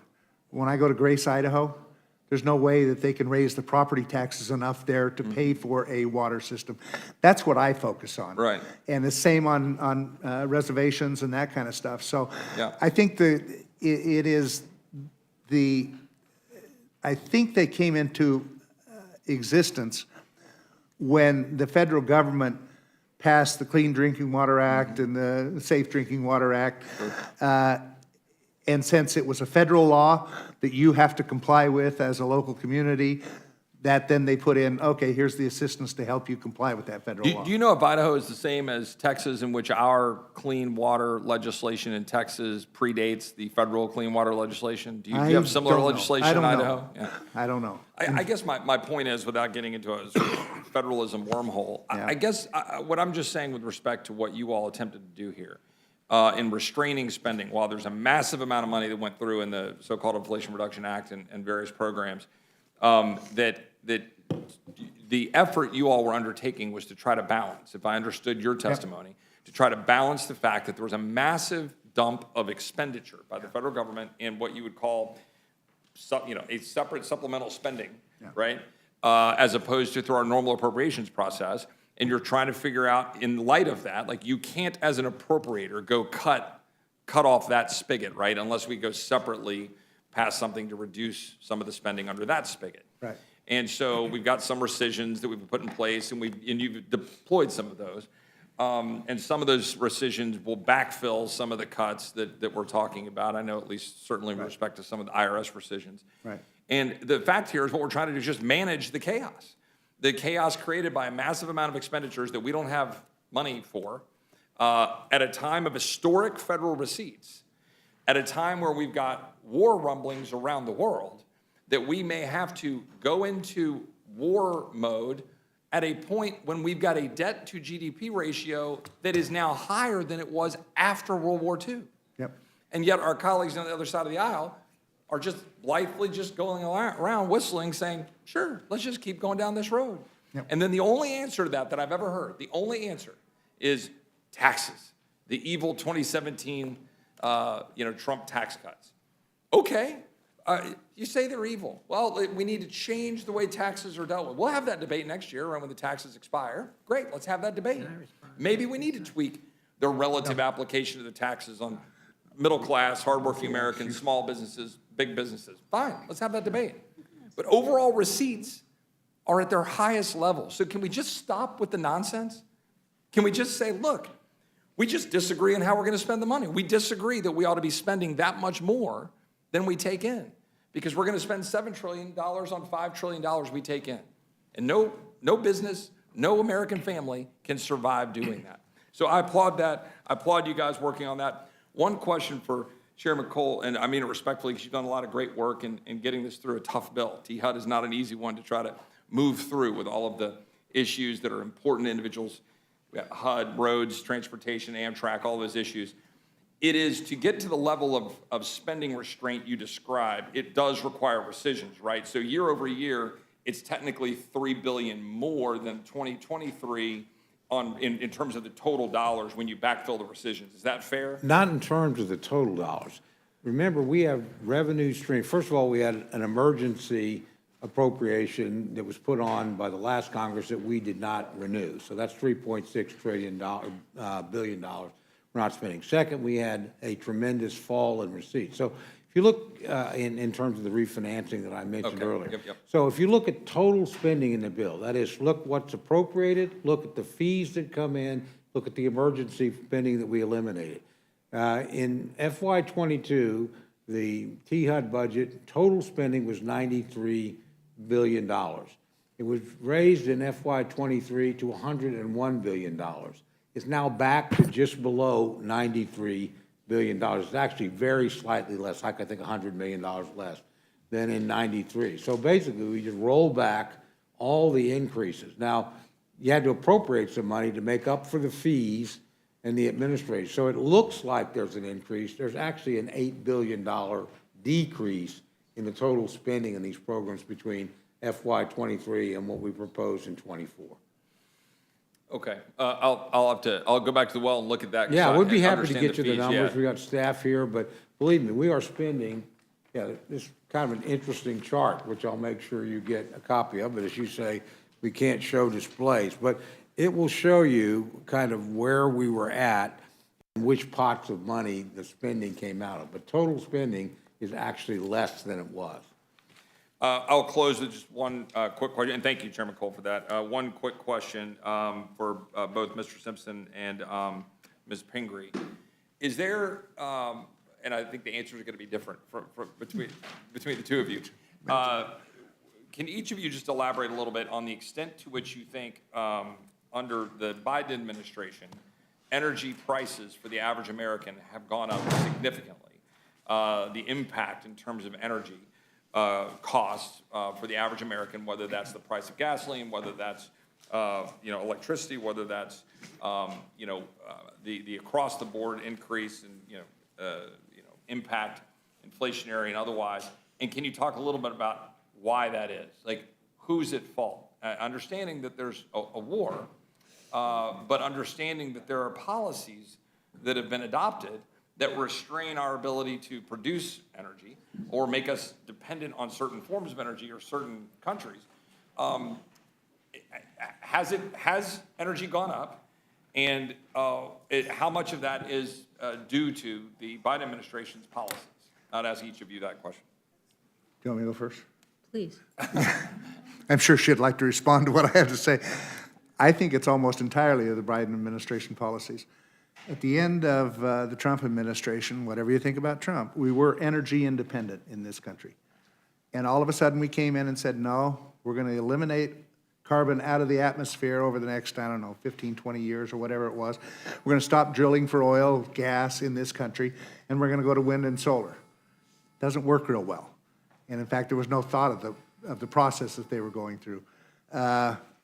And consequently, it's driven up the price of energy in this country. It's the price of gasoline in this country. Used to be, when I first came here, and it wasn't that long ago, when I went to the pump and it said $4, I thought, wow, it's gone nuts. Now it's standard, and that wasn't that long ago. So, And if the gentleman would yield, that's notwithstanding the largest dump of the Strategic Petroleum Reserve in history, correct? absolutely, absolutely. So I think it's the policies, frankly, and I think we've got to get back to an all of the above energy policy that we had and that Republicans support and that we've had for a number of years until the start of the Biden administration. Ms. Pingree? Sure. Thanks for asking. I think we see this very differently. I mean, certainly, the war in Russia has driven up oil and gas prices and has had a significant impact on the current prices we're paying today. But I would say I look at this quite differently. Now, you and I might differ on whether or not, or Mr. Simpson and I might, about whether we have a climate crisis, but I would say that 99% of scientists are telling us that there is a serious climate crisis going on, and that we can't just sit back and wait. So that this idea that we're trying to switch to renewable energy isn't necessarily like a whim or a fad or something we're doing for, sort of fashion or some kind of ridiculous reason. It's because it is our responsibility to make sure we do reduce our dependence on foreign oil. Now, what I think a lot of my Republican colleagues miss is the beauty of what's in the IRA are enormous subsidies for homeowners, individuals, municipal buildings to convert on your own to solar, to renewable energy. And I think we often forget about that, and I know you guys usually want to cut that funding, and we'll fight about that quite a few times, but I just want to give you a personal example. I know you didn't ask, but too bad, here I am. I live in a rural state, too. I have a well that's 435 feet, and I live in Maine, so obviously, when you live in a rural area, you have to drill for water yourself. But when I decided to build my house, recently, I was in a position to be able to put renewable energy in my own home. So I have extra thick insulation, I have triple glazed windows, I have solar panels on the roof, I have an inverter and a battery in the basement, I have a heat pump hot water heater, I have an induction stove, in spite of what people say about them. I did everything I possibly could to reduce my energy costs by those early investments. Now, I was lucky because I was able to do that on my own using what credits were available then. But right now, the average American and those who are low income can make even greater advantage of the money that's in the IRA and do exactly that. So if you want to talk about reducing energy costs, I used to pay significant energy costs. We live in an oil-dependent state where I am in the state of Maine. Oil bills are high, it's cold in the winter, electricity is high in my state. Now, I live in an all-electric home. I charge up my car in my home. It costs me $15 a month to be connected to the grid and to sell back into the grid when I make excess energy. So I have no idea what you guys are talking about. When you talk about the Biden administration not understanding how to reduce costs, I live in rural America, and everybody now can take advantage of that. That is absolutely a way to reduce energy costs. And you guys fight against it every day of the week. You fight against electric cars, you fight against induction stoves, you fight against solar panels. I'm just telling you, it works. Why would you do that? With all due respect, I've looked at the math on that. I live on a hill, directly, no shade, right out there in the middle of Texas. Solar panels would be great. But even with all of the so-called help out of the Inflation Reduction Act, the math doesn't work for me. And the fact of the matter is, like, look, we've got Texas has more wind production and solar production than, well, maybe not solar, more wind production than anybody in the country, and a significant amount of solar production. The problem is that on a windless, cloudy day, then we don't have power. Like, we run up against a wall if we don't have the significant amount of coal and gas and nuclear backing that up for the You grid. can have all of the above, and you can make it work. Right, I know, and Republicans embraced that, frankly, to a fault, because now we're in an upside-down environment where we don't have the energy supplies that we need to fuel what we need for the state of Texas, and we're getting to the place where every summer and every winter, we hit up against a mark where we don't have the power. And so the issue here isn't about, the question is money just doesn't grow. So you say, well, great, go get a battery-powered car, plug it in. Well, you're going to use up as much electricity as you would with an air conditioning unit. So where are you going to get that electricity? Okay, great, solar panels. Well, where are you going to buy that from? And who's going to supply it? If you're going to go, who's subsidizing it? Somebody's paying for it. It isn't just made up. It's not free. So somebody has to pay for that. You have to be able to get the power. And right now what we're saying is, and I think the gentlelady acknowledged it, is that we're demanding of the American people that they eat the harm, they eat the pain of inflation being driven heavily by energy prices, so that we can hopefully one day get to the place where we're producing all of this energy magically, never minding our reliance on foreign powers like China, never minding the impact on our own current economy with respect to oil and gas, just straight up inflationary pressures. That's what we're demanding of the American people. You must eat inflation through all of these additional costs just so we can hopefully achieve something that, frankly, would have likely minimal impact on overall CO2 production relative to the world. With all due China- respect, you don't have to eat, I mean, you should talk to Representative Massey. He has solar panels on the roof too, Sure. and maybe he and I can help you figure out the math, because with all due respect, Yeah. I don't know what you're talking about why you can't take advantage of it, and why those Because things. Mr. Massey invested that with his own resources that he made through the private sector because he I know, but enjoys now doing that. President Biden and the Mr. IRA Massey is happy to be off the grid, and you know what? Great, God bless him. But what he opposed, I don't want to speak for him, but I've talked to him about it, violently opposes the mandates coming down from government to achieve it, as opposed to individuals being able to go out and afford it in the marketplace and to be able to go buy something in the competitive market. The fact is, the gentle lady acknowledged it, and it's really important for this entire debate. My Democratic colleagues are saying the American people must pay an inflationary tax by virtue of the choices being made on policies with respect to a forced transition to so-called green power supply, and that is what they're having now to eat. And it's actually playing out in real time.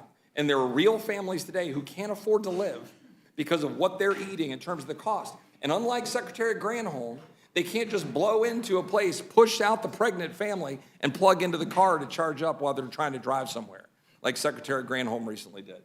With all the, I'll yield back, Mr. Chairman. Yeah, sure, I'll yield, sure. Or from Illinois. Yeah, the other state. Just a brief pun of history, because I haven't spoken much here about debt. We talk about a debt commission now, Chairman. And when's the last time we did this? Simpson Bowles? Right. Different Simpson. Yes, different Simpson. The House version that came over, the notion was it has to be big, balanced, and bipartisan, and there can be no sacred cows. So the only way we're not going to get this done is as soon as we say it's all your fault and none of it's on us, because there were sacred cows then. So the House version was Cooper LaTourette, the late Mr. LaTourette, and our good friend Mr. Cooper, who no longer serves in the House. So it was a first rush at attempting to do all that we're talking about here in grandiose fashion.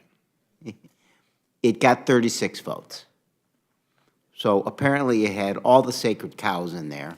So if people want to be honest about this, they can say whatever they want. But in the final analysis, unless everybody's ox gets gored a little bit, none of that's ever going to happen. So I appreciate the lectures, but history belies the reality of the fact that fault lies on both sides, and we both need to address it. I think it's still my time. I'll just agree with that sentiment 100%. That's why I started this conversation, introducing into the record my own criticism of Republicans in the process. I yield back. Chair thanks the gentleman. Gentleman yields back. Gentleman from Massachusetts. Well, thank you, Mr. Chairman. I apologize for being late, but it's been so long since we've met, I forgot how to get here. I mean, the last time I was here, Mr. Cole was the chairman, and now he's the witness. So I don't know what's going on. It's all good. But I look, I mean, we can talk until the cows come home. Bottom line is this bill is dead on arrival. This is not a serious effort. The Senate is already moving in a bipartisan fashion on a minibus and moving forward on the other work. And we have these conversations on bills that oftentimes can't pass, even though you have the majority in this House, and bills that are certainly, if they do pass, are dead on arrival in the Senate. So I don't really have much to add. I don't want to add to the hot air in the room. So I would just, thank everybody for being here. I look forward to Mr. Cole being chair again, and I would yield back. Chair thanks the gentleman. I think Chair recognizes the gentleman from New York. I don't know the last time I got a chance to talk here was, but thank you very much, Mr. Chair. And Chairman Cole, my Democrat colleagues have claimed that many of the spending reductions in this legislation, that they're callous, they're cruel, they're unnecessary. The list of virtue signaling just goes on and on. Yet these claims seem to be, in my view, they seem to ignore the enormous amounts of new funding that many of these programs at these departments have seen come their way in the past several years due to the Biden administration and congressional Democrats' reckless spending, which is just out of control. Specifically, I'd like to highlight once more here that the Infrastructure Investment and Jobs Act signed into law in 2021 provided $118 billion to the Highway Trust Fund, advance appropriations totaling $47 billion for the highways, and another $21 billion for public transportation through the fiscal year 22 to 26 period. Chairman Cole, over the past several years, is it safe to say that we've seen many of these programs addressed in H.R. 4820 overfunded by a significant margin? Well, yes, I think it is, and more to the point, they simply weren't paid for. Now, look, I voted for 3 infrastructure bills in my time before the so-called bipartisan infrastructure bill last year. 2 of those were with President Obama. So, but they paid for themselves. The last one did not.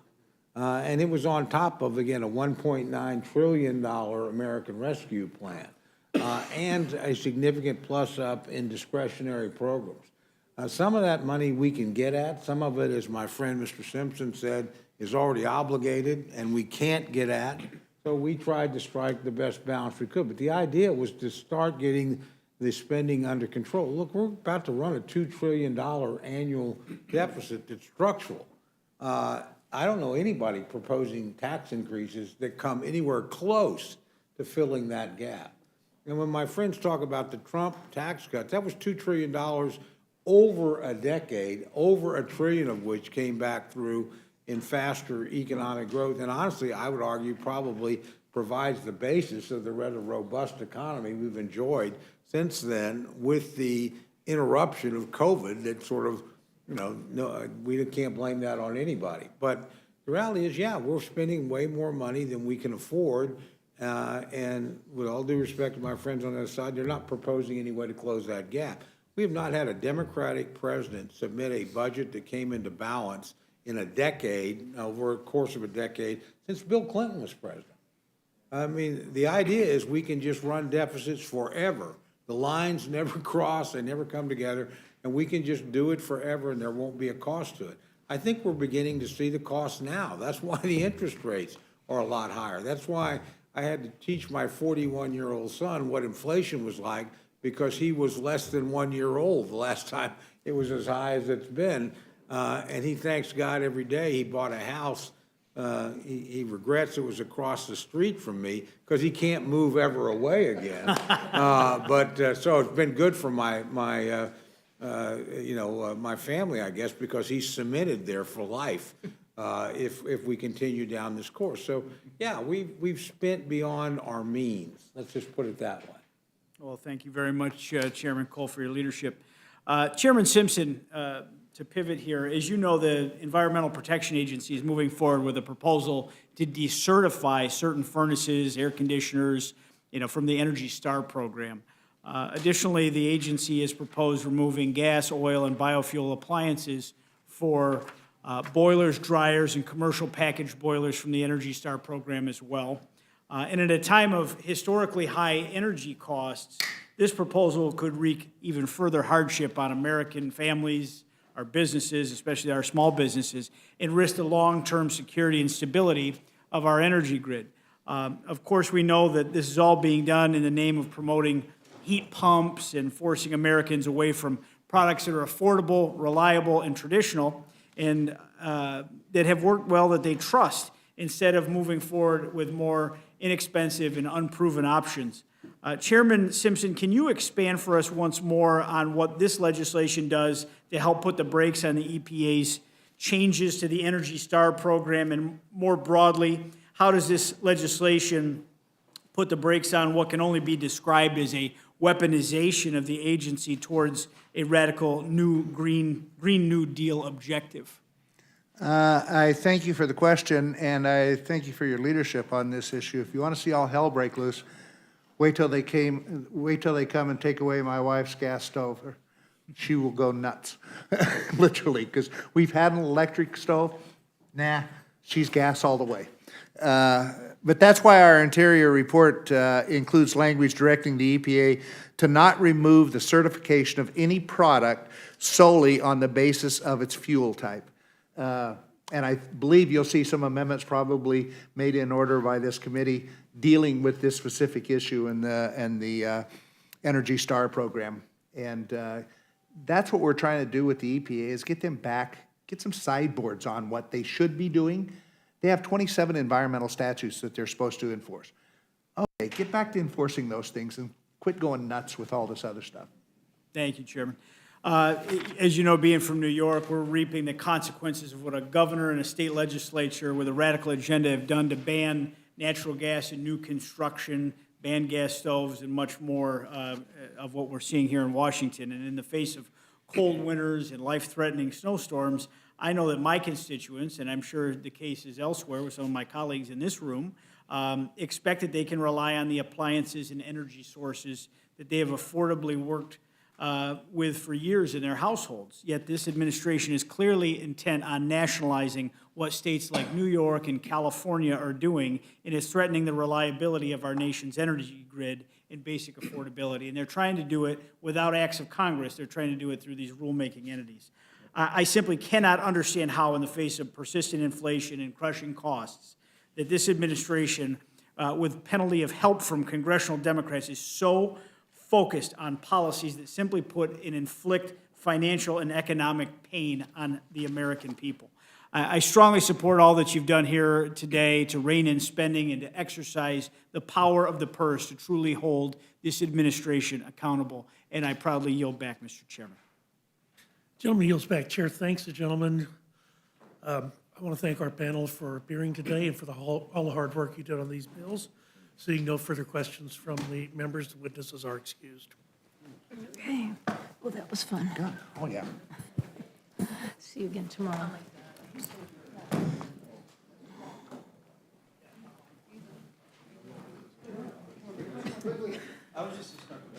I'm kind of excited we get to argue all that again tomorrow. Only longer. Yeah. Only at a greater length, yeah. With every amendment that comes up. Well, this is such a...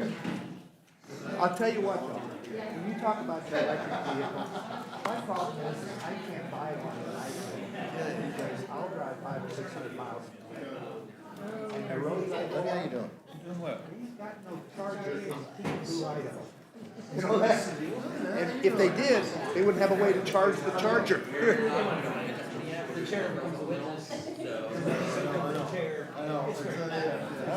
I'm sure he loves everything. Do you get to stay? Yeah, I'll go like this so you can all get by. I don't know. Hi, guys. See you.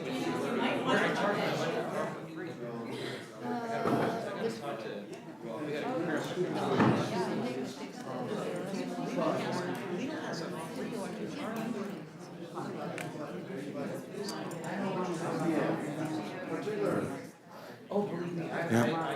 I would ask.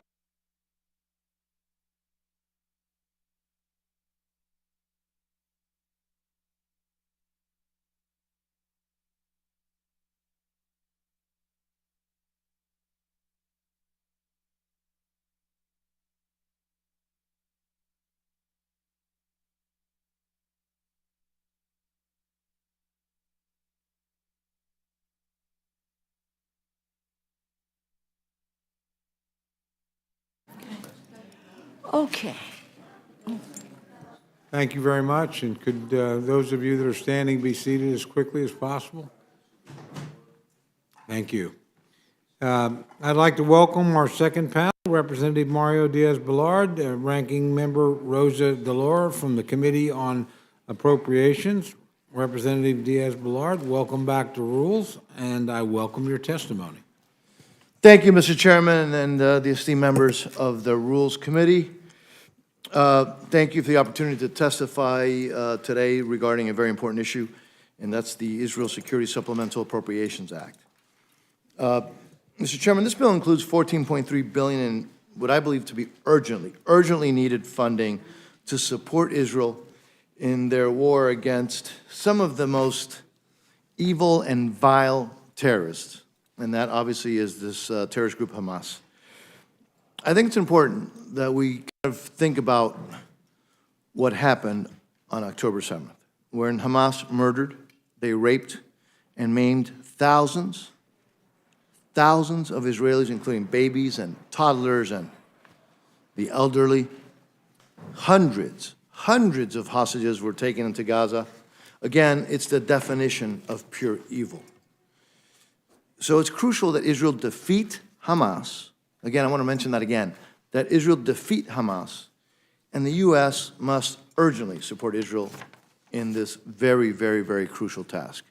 Just today, again, just today, Hamas declared, quote, "We must teach Israel a lesson, and we will do this again and again," end of quote. And the Hamas charter specifically asks for Israel to be obliterated, to be destroyed, to be wiped off the earth.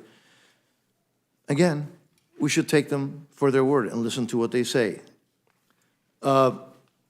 This legislation today does just that.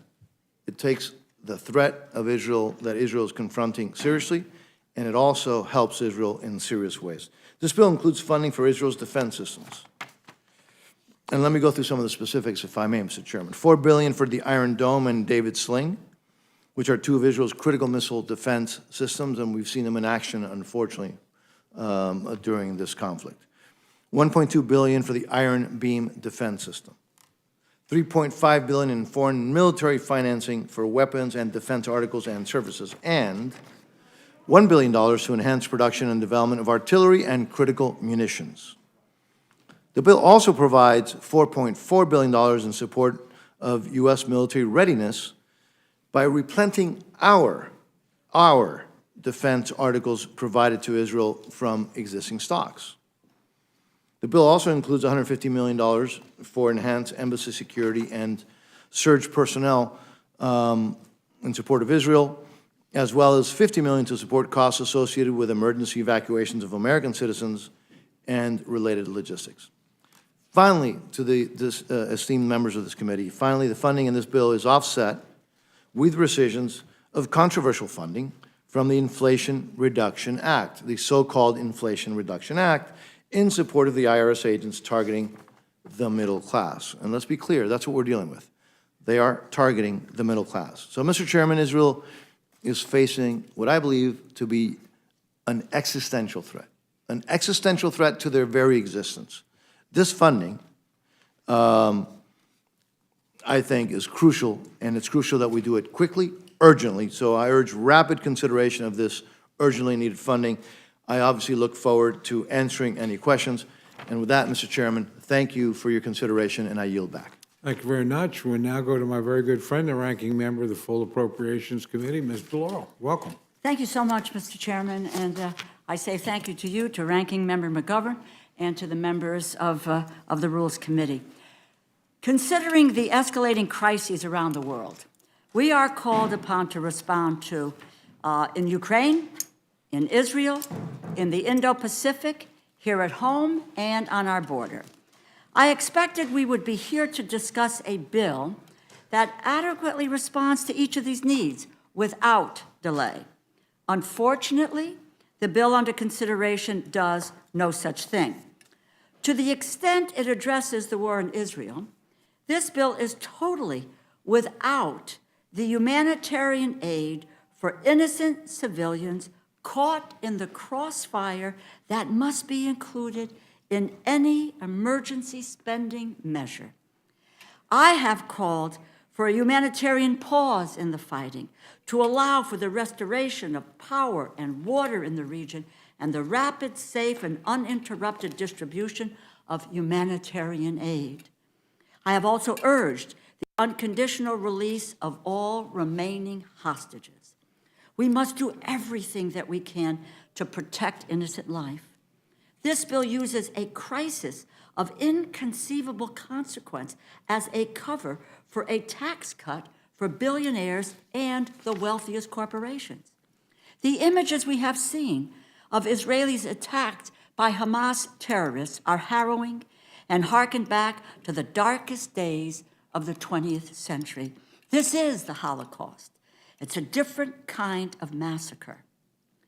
The costs of Hamas's rule in Gaza to Israelis and to Palestinians are intolerable and beyond the point of no return.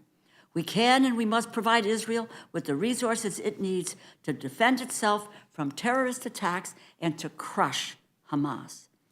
This is precisely why we should be moving legislation that has the best chance of passing this body, gaining approval in the Senate, and moving across the president's desk in the timeliest manner possible.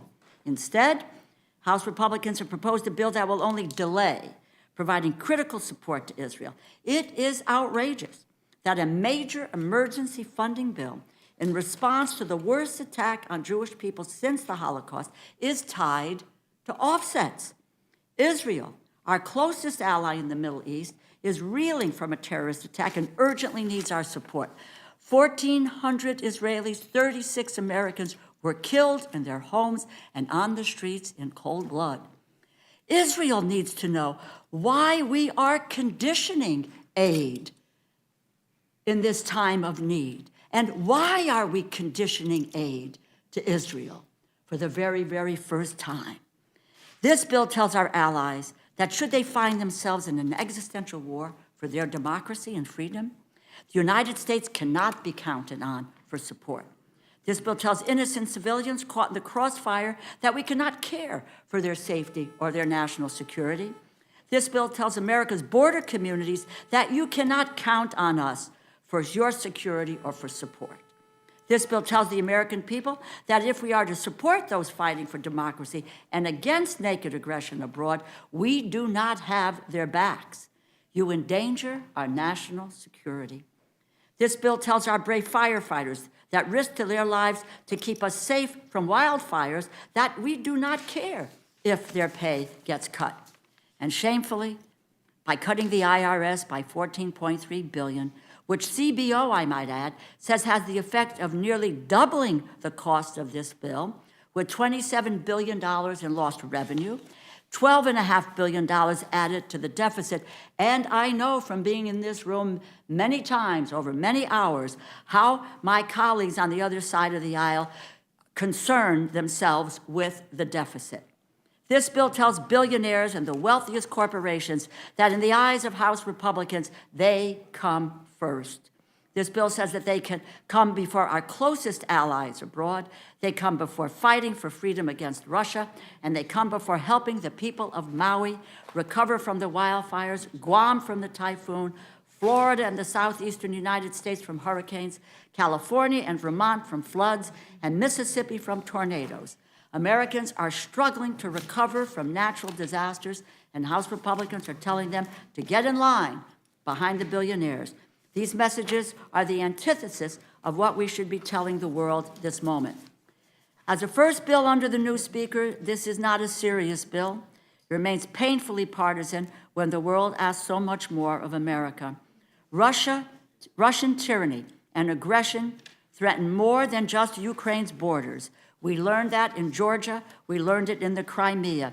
If you stand by while Russia takes an inch, they will take a mile. Vladimir Putin must be held to account for upending Europe's security and peacetime for a pointless and a bloody war which has disrupted energy markets and triggered food insecurity around the world. Ukraine's fight for democracy and sovereignty requires decisive action and absolute support from the free world. We must act like the leaders of the free world. This is appeasement, like the world experienced in 1938, which led to a cascading murderous assault. As Winston Churchill pointed out at that time, and I quote, "An appeaser is one who feeds a crocodile, hoping it will eat him last." Meanwhile, we must project strength in the Indo-Pacific as China seeks to undermine and overpower the region's democratic strongholds. Curtailing China's influence in the region is in the direct interest of the American national security. Yet it is nowhere to be found in the House Republicans' legislation. And finally, we must prove, as we did during the years after World War II and throughout the Cold War, that we can protect, we can defend, and we can nurture global democracy as the preeminent form of governance at the same time we serve the American people. This has never been a question of either or, and we should reject that dichotomy altogether. Something as simple and universally beneficial as supporting childcare, lessening the burden on families and caretakers, should be in whatever legislative vehicle can move immediately. As it's clear to any lawmaker interested in governing any government funding bill, whether an emergency supplemental or a full-year appropriations bill, will need the support of Democrats and Republicans in both the House and the Senate to become law. House Republicans know this legislation will not become law. The president will not sign it. House Democrats are ready to work with House Republicans on legislation that supports our allies abroad, including Israel and Ukraine, protects our national security, provides humanitarian assistance, and makes much-needed domestic investments. But House Republicans so far refuse to join us at the negotiating table. 3 weeks were squandered by partisan infighting. Our allies and the American people have no more time to wait. We must act now to defend our allies, to protect civilians, and to serve the American people's urgent needs. This bill does none of the above. So I urge my colleagues to withhold their support. I thank you, and I yield back. Thank you both for your thoughtful comments. I think the committee's heard far too much from the chairman already today, so I'm going to withhold any questions I have and yield to my good friend, Vice Chairman, Dr. Burgess. Thank you, Mr. Chairman, and thank you both for being here today. We've heard a lot today about existential threats. In the last panel, Chairman Simpson talked about the existential threat to our economy from the $3 trillion that was spent in the last Congress that was spent off budget. So the fact that you are bringing a bill to us today where you have attempted to provide the offset, I think is a reasonable approach. We're going to have to do a lot more of that so that the United States does stay strong and free and is able to help other countries and other places on the globe. If we allow ourselves to be consumed by this deficit maelstrom that is facing us, we won't be available to help anyone, anywhere. So I thank you, Mr. Diaz-Balart, for your thoughtful comments, and I'll yield back to the chair. Thank you very much. And now go to my very good friend, distinguished ranking member of the full committee, Mr. McGovern, for any questions you Well, may have. thank you, Mr. Chairman. And I had kind of hoped that after the several weeks of nonsense that my Republican friends put us through, put the nation through, the world through, that maybe it'd be a few days or few weeks of serious legislating. But I'm wrong. You know, my Republicans say that they're a friend of Israel. If I were Israel, I'd unfriend you, because if this was an urgent request, you wouldn't have politicized it. And the gentleman from Texas just said he praised you for attempting to find an offset.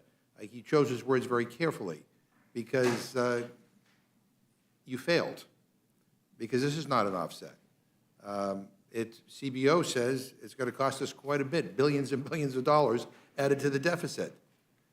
And I know I heard the speaker say, "Oh, you know, that's not true." There's a pattern here with Republicans, right? You don't like the election results, so you deny them.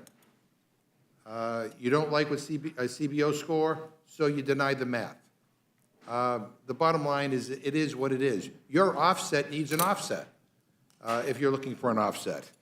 I mean, and what is really cynical here is not only the kind of separating all the different pieces of the supplemental request, not just with regard to Ukraine, which is a gift of Vladimir Putin, but also the domestic side of this as well. It is really, really frustrating that you're doing that, but the bottom line is that you know that this ain't going anywhere. So if you really believe that it was urgent to get Israel this aid ASAP, you would be pursuing this very differently. The president has already said he will veto it. And in the Senate, and again, I can't believe I'm saying this, but Democrats and Republicans are actually working with one another and understanding that this international crisis demands that we work together and not try to play gotcha politics or score political points. The gentleman from Texas, I read a quote, Mr. Roy said that aid, quote, should be paid for, and it should be paid for with real money, not budgetary gimmicks. This is the gimmick of all gimmicks. And that's according to CBO. That's not my interpretation of things. That's according to the Congressional Budget Office. So, I mean, you know, we're going to go through this exercise, but everybody already sees through it. Everybody already sees through this. And the sad part of this is that you are deliberately delaying this aid. And I don't know if that's intentional. Well, it is deliberate. You know it. You know what the result is going to be. You know that this is not going to be taken up by the Senate immediately. You know that the president has already issued a veto threat. So you are deliberately moving forward in a way to delay this aid. If that's what you want, that's what you're going to get. And we will be back here, I don't know when, but this is really, an international crisis like this, boy, if there's ever a time to like act like adults and be rational and to work together, it is now. And don't talk to me about deficits and budget. This is you're adding to the deficit. And maybe it's because you want to protect millionaires and billionaires and corporations and, you know, that cheat on their taxes all the time. Maybe that's what you want to do. But I mean, if we want to help Israel, this is clearly not the way we should proceed. And I yield back, Mr. Chairman. Thank you. Gentlelady from Minnesota is recognized for any questions she may have. Oh, there it is, sorry. It's underneath a bunch of papers. You know, I don't have any questions, and I know that, you know, we're expected on the floor. So I just want to say thank you for bringing the resolution forward, and if you had something to add. Thank you so much. I've heard so much about how the outrage about doing pay-fors. But I have here H.R. 7007 by my esteemed colleague and former chairwoman of the full committee and now ranking member of the full committee, dealing with, by the way, the coronavirus response. That was a real issue. That was an important issue. And here, there are multiple pay-fors. So if it's that evil, then why did the Democrats do that? There's great precedent to do that. That's point number two. Point number one. Point number two, the concept that hiring almost 100,000 additional bureaucrats saves money only is said in Washington, D.C. Because the American people know that when you hire almost 100,000 new additional bureaucrats, by the way, these are federal employees, new federal employees, they're going to be there forever, regardless of what their performance is, and that somehow not hiring almost 100,000 additional bureaucrats costs more money. Please, that's if you believe that, good luck, because I think the American people are wiser than that. Third, this is what Israel has asked for. This is what Israel has asked for. It is true. There is one thing that is totally accurate. It doesn't fund a bunch of other things, which there will be ample opportunity to do so. It doesn't cure cancer, it doesn't fund humanitarian aid for different parts of the world, which we may or may not agree with. This is what Israel is asking for. And I commend the Speaker of the House that among the first thing he did was a resolution supporting Israel. And now we have this bill that does what Israel, it supplies the funding that Israel is asking for. And yes, it doesn't do a lot of other things. But this is urgent. Israel needs the help now, and this bill does that. End of story. Period. Not that complicated. The American people can see through it. Thank you for your question. I yield back. Thank you very much, and with that, I yield back, Mr. Chairman. Chair thanks the gentlelady. Chair recognizes the gentlelady from Pennsylvania. Thank you, and I'll first yield a couple minutes to Mr. I just want to say to my friend from Florida, if he doesn't want to collect taxes duly owed to the Treasury by millionaires, billionaires, and big corporations that routinely cheat on their taxes, that's on him. But my constituents have to pay taxes, and my constituents contribute to this economy. And they're sick and tired of those who are well-connected and well-off, who contribute lots of money to campaigns, getting off scot-free. So But if that's not a priority of the gentleman, that's on him. The second thing is CBO, the Congressional Budget Office, is what we use to decide, what things are going to cost. Now, if all of a sudden, conveniently, we're going to say that CBO is wrong, well, then, and trust the Republicans to tell us, that, what's going to cost and what's not, I mean, we're in real trouble. I mean, the last thing that you guys did that you said was going to save us money was the Trump tax cuts. That cost us $2 trillion added to the deficit, right? No, nobody cares about that. But please, I mean, let's not, and you know that you are delaying this aid to Israel. That is what is happening here. I yield back, she could yield to you, Mr. Laurel. That's fine. Thank you, Mr. McGovern. Just briefly, and then I have a question. No, okay. Yeah. I obviously agree that we need to provide aid to Israel to fight Hamas. But this Israel supplemental bill brought by our new speaker is deeply unserious and dangerous. With this bill, House Republicans are playing politics with not just one, but several incredibly sensitive and serious geopolitical situations. No one wants to hold this up, but somehow House Republicans have managed to turn what should be a bipartisan bill into another political stunt.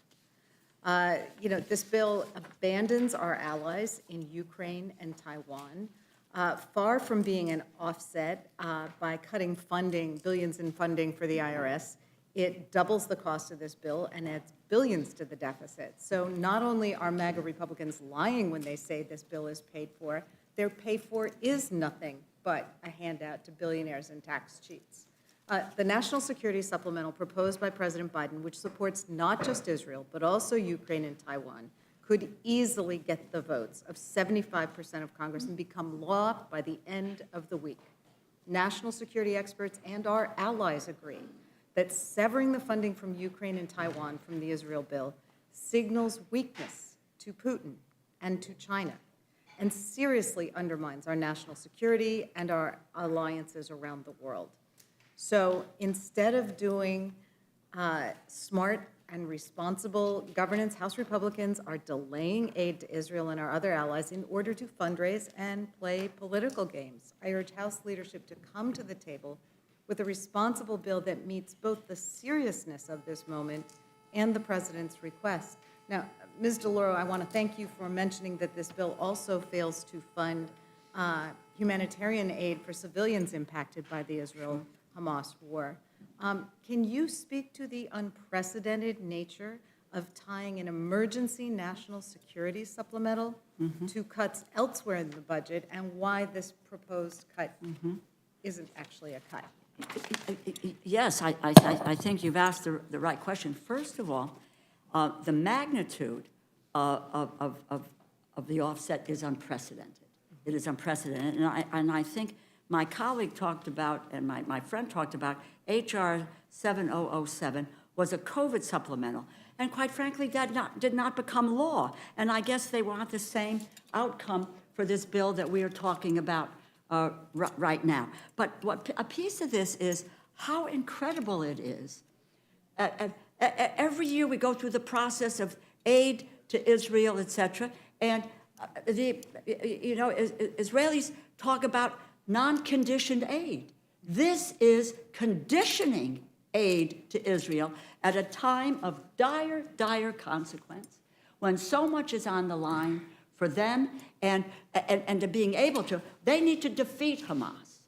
But what we need to do as well in this process, as I said, we need to focus in as well on humanitarian assistance, not a shred of humanitarian assistance in this bill. So it is, you used the word unserious, I've used that same word. It is not, it is about political gamesmanship. That's what this bill is all about. And if I make one more point to you, is that the business with the IRS, and look at the IRS and terrorism. Cutting spending on the IRS hampers the ability to get target organizations such as Hamas that use illegal finance schemes to fund terrorism. 2020, IRS criminal investigation. Other federal partners dismantled 3 terrorist financing cyber-enabled campaigns. The Al-Qassam brigades, Hamas's military wing, Al-Qaeda, and the Islamic State of Iraq and Levant, ISIS. So the largest ever seizure of cryptocurrency in the terrorism context. So former Secretary of Treasury Mnuchin, terrorist networks have adapted to technology, conducting complex financial transactions in the digital world, including through cryptocurrencies. IRS, CI special agencies in the DC Cyber Crimes Unit work diligently to unravel these financial networks. Those are Mnuchin's words, okay? And so what we're going to do, today's act, I mean, it's really so incredible that you condition aid, you take away the ability to deal with cyber cryptocurrencies, you hamper going after billionaires and millionaires, and you delay providing Israel with the aid that it needs, and you leave out Ukraine, which is fighting for their lives. Just last thing on the Ukraine. I was in meetings, as we all were, at the beginning of this battle, with the Russian invasion. And I listened to people saying that in 5 days, Russia was going to overcome Ukraine. They have not overcome Ukraine. We have been there every step of the way. And what a signal it sends if the United States walks away from Ukraine, and what it says to Putin. He was really, and I would also add to you, check the newspapers. Hamas was recently in Moscow talking to the Russians. It is all interconnected, and we are not leading the world. We are, stepping back from being a leader in the world. Sorry to go on at great lengths, with your question. I completely support the passion with which you address that issue. I do find it very disturbing that the House Republicans have brought a bill that gives aid and comfort to Vladimir Putin, because that's what this bill does. It does. I'm also disturbed by the fact that, just in recent weeks, we've seen report after report from Treasury and the IRS about how this new funding, which we provided in last year's bills or last term's bills, has enabled them to start clawing back hundreds of millions of dollars from wealthy corporations and individuals who have been tax cheats. And as you mentioned, has also enabled them to break up some of these cryptocurrency criminal rings. So for the House Republicans to come at this point in time and try to cut the knees out from what is already a successful effort, and which is paying for itself, and try to turn that upside down and turn it into a pay-for something completely unrelated when it doesn't pay for, is really reprehensible. And the last time an emergency supplemental was enacted that was fully offset was a 2010 Patent and Trademark Office bill that appropriated $129 million. This is 2010. Again, that was for $129 million, a far cry from providing an ally that has asked us, yes, my colleague is right, Israel has asked us for $14 billion. And they are going to offset this, condition that aid. It's really outrageous that they would require assistance for Israel, one of our strongest allies, to be offset by cuts. Outrageous, unserious, and dangerous. I think all of that applies to this bill. So I thank you, and I yield back. Gentlelady yields back. Chair thanks the gentlelady. The gentleman from Texas is recognized. I thank my colleague from Texas. I would ask my friend, Mr. Diaz-Balart, if he is in agreement that, notwithstanding the statements made about recent revelations of IRS going out and finding untold dollars from the wealthy, that according to the studies that we've all looked at and seen, for example, CBS, quote, IRS audits the poor at 5 times the rate of everyone else. The New York Times, quote, black taxpayers are at least 3 times as likely to be audited by the Internal Revenue Service as other taxpayers. That the extent to which, if you beef up the Internal Revenue Service to target the American people, to squeeze blood from a turnip, where is that likely to come from? Well, I thank the gentleman from hardworking, middle-class, and working-class Americans. Not from the wealthy, from hardworking, middle-class and working-class Americans. And again, Mr. Roy,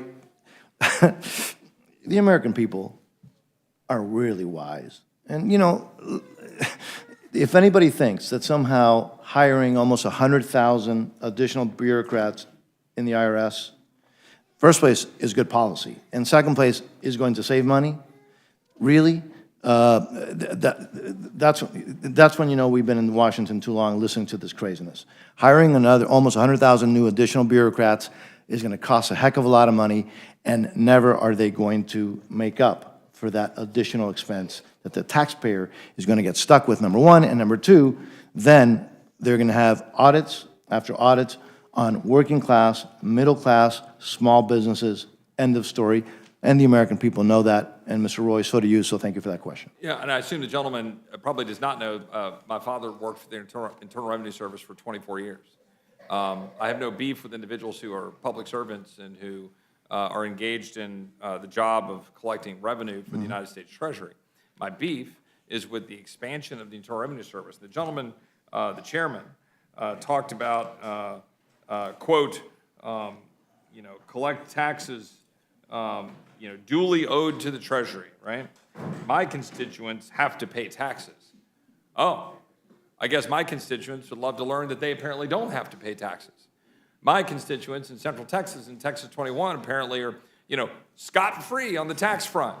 So I can promise you when I go around Texas, not one constituent across the spectrum has asked me to expand the Internal Revenue Service. And I can promise you that if I go out and talk to my constituents and I say, let me ask you a question. Do you think that it would be wise for Congress to choose the Internal Revenue Service expansion over supporting Israel? I know what they would say, because that's what my Democrat colleagues want to do. They want to prioritize expansion of the Internal Revenue Service to target the American people rather than support Israel. Because my Democratic colleagues have never met an expenditure that they're not willing to make, irrespective of whether it's paid for. Because it doesn't matter, as we walked through in the previous panel. At revenues at an all-time high, they never fail to find an excuse by which it is always the fault of some tax bill, despite the fact that revenues are at an all-time high to the Treasury, according to the Federal Reserve. I would ask my colleague from Florida if the gentleman is aware that the Fiscal Responsibility Act, the debt deal from Memorial Day, that the president signed, rescinded $1.4 billion in Internal Revenue Service funding, if the gentleman recalls correctly. Further, that there were a number of agreements to repurpose billions of IRS funding in the conversations about how to manage and get through the rescissions to deal with managing our debt situation. So this is nothing new. Would the gentleman agree? I would agree. The gentleman from Texas has made a very valid point. But that's just one of the points. The other thing is that this bill funds what Israel is asking for. Correct. I keep hearing somehow that it doesn't take care of Israel. No, what it doesn't do is a bunch of other things that we'll have ample opportunity and time to deal with, and they may be good, they may not be that good. But this bill focuses on one thing and one thing alone, to get Israel what Israel needs. Now, I also would like to bring up that, you know, we recently, and I want to thank the gentleman for his support, and actually, and the chairman as well, passed the State and Foreign Operations Bill. Yes, sir. And that fully funds the United States MOU with Israel, $3.3 billion. All Democrats voted against that. It defunds the Office of Palestinian Affairs. All of my colleagues from the other side of the aisle voted against that. Right. It prohibits funds for Hamas and no funds for the Palestinian Authority consistent with the Taylor Force Act. They all voted against that as well. Yes, indeed. But there is one good thing that I've heard today, if I may, because we've heard a lot about other things other than funding Israel that maybe should be in this bill. And one of the things I keep hearing a lot about is Ukraine, and that's great. But then I was, you know, we heard right now, well, let's get back to the beginning. We've always been behind Ukraine. Well, let's get back to the beginning, if we may. Have we all forgotten the attitude and the policy of then President Obama at the beginning of his presidency and Secretary of State Clinton after Putin had invaded Georgia? You remember the reset button? That has not aged well. If we go to the beginning, the Democrats, unfortunately, were dead wrong on Ukraine, but that's not what we're talking about here today. Let's not try to confuse the issue. This bill fully funds what Israel is asking for and needs. That's what it does. It's true, it doesn't have a lot of other issues, which I repeat, we'll have ample opportunity to deal with. If you're concerned about the situation in Israel, here's the opportunity. We had one opportunity before this horrific attack by Hamas on Israel to help Israel with the State Foreign Ops bill. We have another opportunity now, Israel being at war, to help Israel, to not confuse the issue. Here it is. And the excuses that you can't do offsets when, I just pointed out, a bill by the Democrats that did offsets, a supplemental. Again, it's excuse after excuse. Here's the bottom line. Let's get back to the business of helping Israel. This bill does it. It does it 100%. It's everything Israel wants. It's everything Israel needs right now, and we can get it off the floor, send it to the Senate and to the President's desk pronto, inmediatamente, if we get serious. Would the gentleman agree that we have a bill before us that would actually expedite ensuring that we get funding for Israel, because it is not encumbered by other issues that would raise certain debates, all deserving of debate? For example, Ukraine and other funding, issues involving the border, issues involving Taiwan, all complex issues, but that getting a Israel-only focused bill that is responsibly paid for. And to my colleagues on the other side of the aisle, we already talked about the IRS funding and the issue of the CBO. The gentleman from Virginia reminded me that at one point, I think he put forward a bill that would have Holman ruled and rescinded a lot of the CBO employees and frankly cut a lot of the CBO. And the CBO said that it would have had no fiscal impact. Look, I mean, this is the reality we're dealing with here. We had the CBO who said that the drug price fixing that was in the Inflation Reduction Act would yield $100 billion to our Treasury, notwithstanding the impact that it has on innovation, utterly destroying what's going on in oncology right now. Drugs for cancer getting crushed by this drug price fixing. Drugs, by the way, that saved my life 11 years ago, some of which may not be around to save other people's lives because of government meddling. And that's really what's going on. So our Democrat friends want to protect the legislation that they put forward that is destroying innovation, undermining the ability of the American economy to produce American energy, saddling up with China, undermining our ability to actually stand up for Ukraine with strong American energy, while coming up and saying, no, we've got to keep writing blank checks. Well, guess what? The American people are tired of blank checks. I know we've got some more questions to get to. I'll just want to just say a couple other things. In your state and foreign operations bill, yes, sir. that you mentioned, if I remember correctly, there's a significant number of entities that we restricted funding on, which, of course, we've passed but have not been moved on by the Senate. But so my colleagues on the other side of the aisle are so wed to the promotion of the Internal Revenue Service expansion. By the way, it's not a cut to the IRS. It's a reduction of the expansion of the pool of money set aside to make the IRS bigger. So everybody in America, I just want you to understand, my Democratic colleagues want the IRS to be bigger and more powerful to go after you. And they would choose that over Israel. But let's just say that we say, okay, fine. Our Democratic colleagues are all wound up about the CBO, and they're all in love with the IRS. Okay, you want to protect your IRS? Hey, there's $12.5 billion at the United Nations sitting right there. The UN literally just rejected a motion to condemn Hamas terrorists. The United Nations. A recent report found UNRWA schools in the West Bank and Gaza, quote, regularly call for the murder of Jews and create teaching materials that glorify terrorism, encourage martyrdom, demonize Israelis, and incite anti-Semitism. The UN Human Rights Council includes members like China, Cuba, Eritrea, and since 2015 has condemned Israel 112 times and China 0 times. Could the gentleman elaborate on the extent to which you found savings in SFOPs that frankly might be meritorious right now if we wanted to pay for something that would directly help Israel while paying for the additional expenditures? Well, thank you, Mr. Roy, and I think the opposition to that bill is not aging well, if I may say so, right. because we did reduce spending rather dramatically, but it wasn't at the expense of U.S. national security. Correct. Just the opposite. It was to eliminate funding or reduce funding from entities that are actually hurting our national security interests and that of our allies. So while we reduce spending, we put $1 billion more than the president could find with his radical spending increases, but we still put $1 billion more than the president could find to confront China, for example. But we also defund the Office of Palestinian Affairs. That's where we got the money. You just mentioned UNRWA. We prohibit funding for the United Nations International Commission of Inquiry on the occupied Palestinian territories. We've got conditionality on anti-Israel actions taken by the International Court of Justice, which is constant, as you just mentioned. UNRWA prohibits assessed contributions to the UN Relief and Workers Agency, UNRWA, while strengthening oversight requirements and conditions on preventing UNRWA facilities, I know this is controversial for some, preventing them from being used by terrorists and addressing incitement of violence and anti-Semitism. Was that spot on, Mr. Roy, in that bill? And that's why I thank you for your support. It prohibits funds, obviously, for example, to move the embassy out of Jerusalem. Now, I will tell you, I was there that day in the opening of the embassy.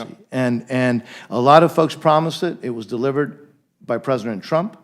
And so I can go on and on and on, where we reduced funding to entities that hurt our national security and hurt our allies, particularly Israel, and yet were able to then find more funding at a reduced overall level to confront China, to help our allies. That's the way the American people do their budgets every single month. We should do the same. One final question. One of my colleagues said that we are, quote, providing aid and comfort to Vladimir Putin by putting forward a piece of legislation directly focused on funding Israel, paid for by a massive expansion of the Internal Revenue Service. Do you find that as offensive as I do, when in fact what we're talking about is having a separate and clear and full and honest and open debate and accounting of the dollars that have already flowed to Ukraine, that would flow to Ukraine, clarity on the mission so that we can understand our role and engagement when we've already spent $113 billion in Ukraine. And if you add to that the president's request for Ukraine now of almost $60 billion, that would be $170 billion, which almost matches to the dollar the total we've given to Israel for the entire history of Israel. So do you find it equally as offensive as I do that such a charge would be made that we are providing aid and comfort to Vladimir Putin for daring to believe in a bill on Israel should be independent by itself and funded and paid for the American people? You know, sir, the fact speaks for itself. We are doing exactly what Israel is asking for.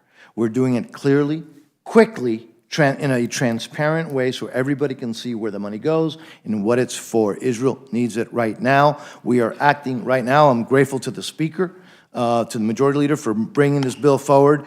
And yes, that's what this bill does. There's ample opportunities to talk about other issues, but I think we should be transparent to the American people and saying we support Israel. We're with them at this very difficult moment, and we're immediately going to pass this bill with all of the funding that they have requested.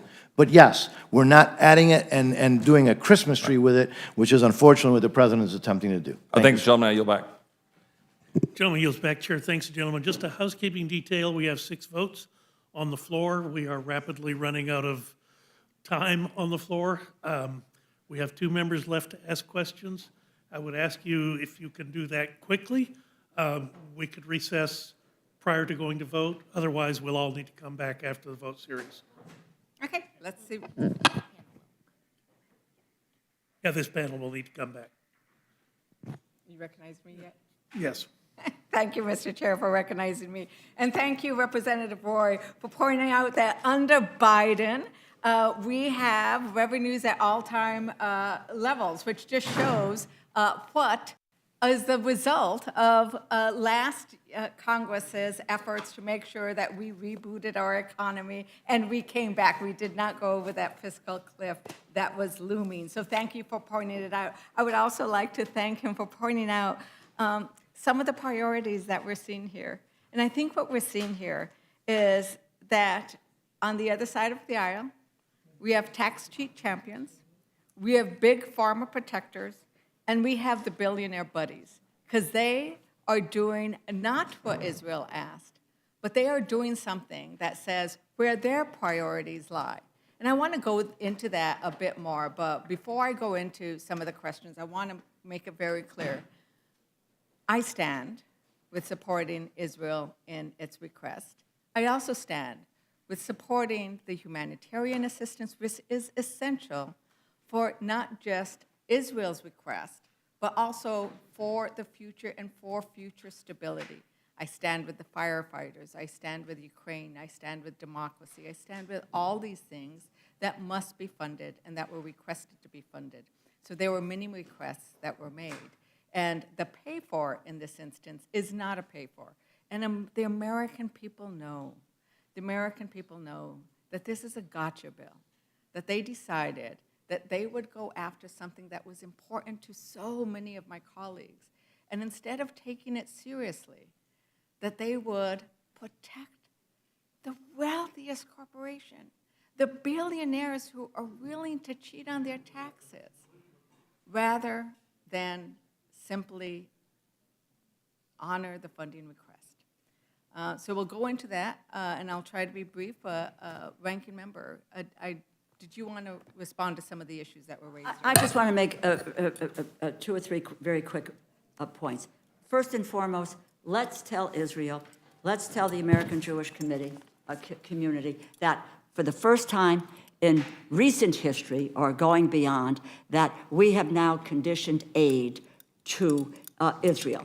If this other piece doesn't get done, they cannot get their aid. That in and of itself is the first time the magnitude of the offset is unprecedented. And secondly, my colleague who was left here has talked about constituents. And constituents do pay their taxes. But I think it's interesting to note that 38 of the largest corporations have paid no taxes at all in the United States, and another 78 of them have not paid their fair share of taxes.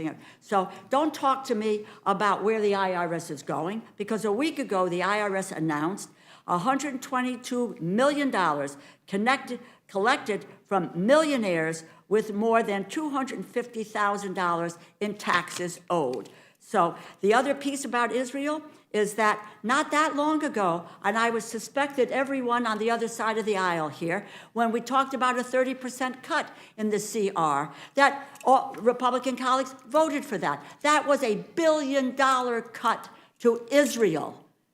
Don't walk away from the votes that you have taken. $1 billion cut. Now we're coming back and saying that we're going to supply Israel with money, but we are going to condition it in the following way. Last point. The Inspector General for both DOD and the State Department have briefed the United States Senate, but Republicans have not scheduled a House briefing. And I might add, I think the scrutiny that we will put Ukraine under for the way they spent their bill will prove to be really oversight of the situation, probably more oversight than our own Department of Defense has. Thank you. I thank the gentleman. Thank you, Ranking Member. And I would also point out that when we talk about what this actually means, I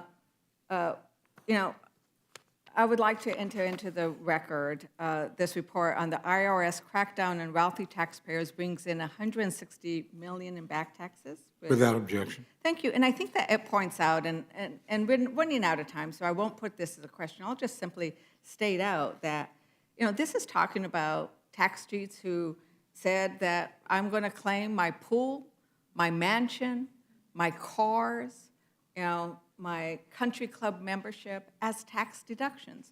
These are the kinds of examples that Americans are frustrated that these wealthy corporations, the billionaires among us, are able to walk away scot-free.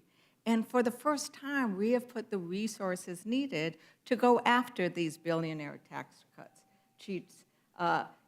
When they have been very specific. There is a specific plan that the IRS stated, and so when we have our colleagues get up and say, oh, they're going to go after the poor, they actually submitted a very lengthy document saying what they're going to go after.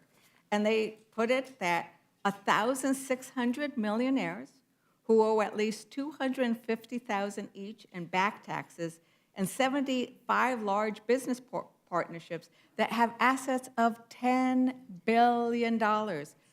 these are the subject of what they're going after. And now, with this bill for essential funding for Israel, Republicans want to make sure that IRS doesn't do that, right? Then they also want to make sure that the IRS can't answer the phones. Would the gentlelady yield for a second? Yes, and now, if I could just, I will enter into this into the record. Without objection. Yeah, if I could enter Just IRS quickly launches. to advise everyone, including the gentlelady, we're down to fewer than 100 members vote. So with the gentlelady's permission, I'm going to go ahead and recess. Subject to call the chair. I will tell you, obviously, we have a series of votes. So if you could come up immediately after the last vote, we'll resume the hearing. I'll resume with the gentlelady if you've got additional questions. Well, thank you, Mr. Chair. gotta yield. We'll do that. We'll do that. Thank you. Are you done? Well, it's up to the Well, there was- gentlelady. She's you had- questioning.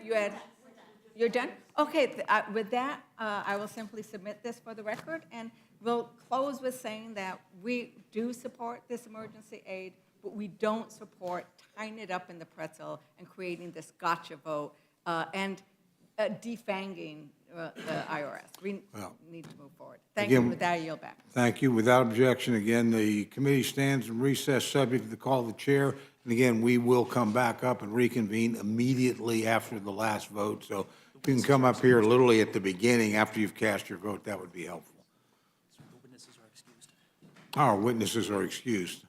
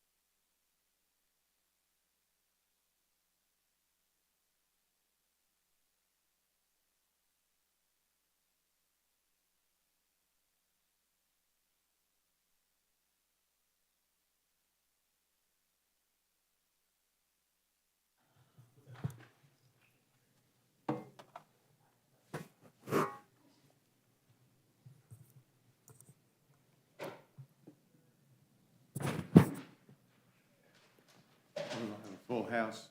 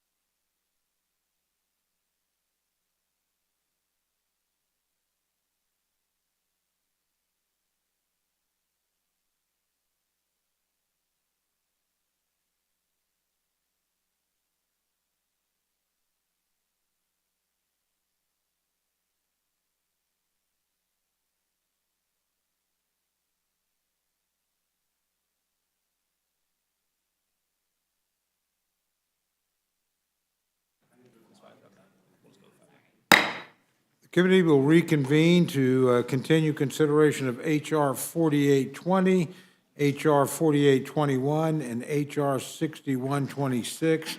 Before we move to our witnesses, without objection, the written statements of Representative Westerman will be entered into the record. With that, I will start, and I will move from my left to right. So I'm going to recognize the gentleman from Virginia, Mr. Griffith, to discuss any amendments he cares to address. Thank you, Mr. Chairman. Appreciate it very much. I have amendment number 271 and 275. Both of those deal with the Wild Horse and Burro program.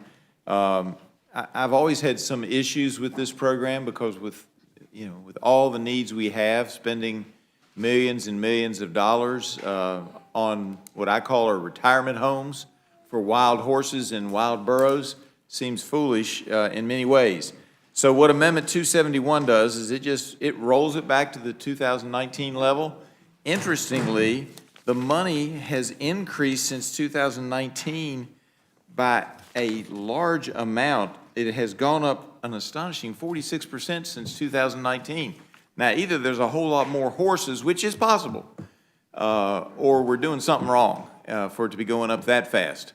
So BLM takes these wild horses off of the public lands. A small percentage of them are adopted out, and they try to get some of them adopted out.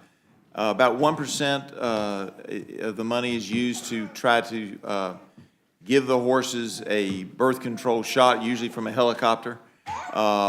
It's difficult.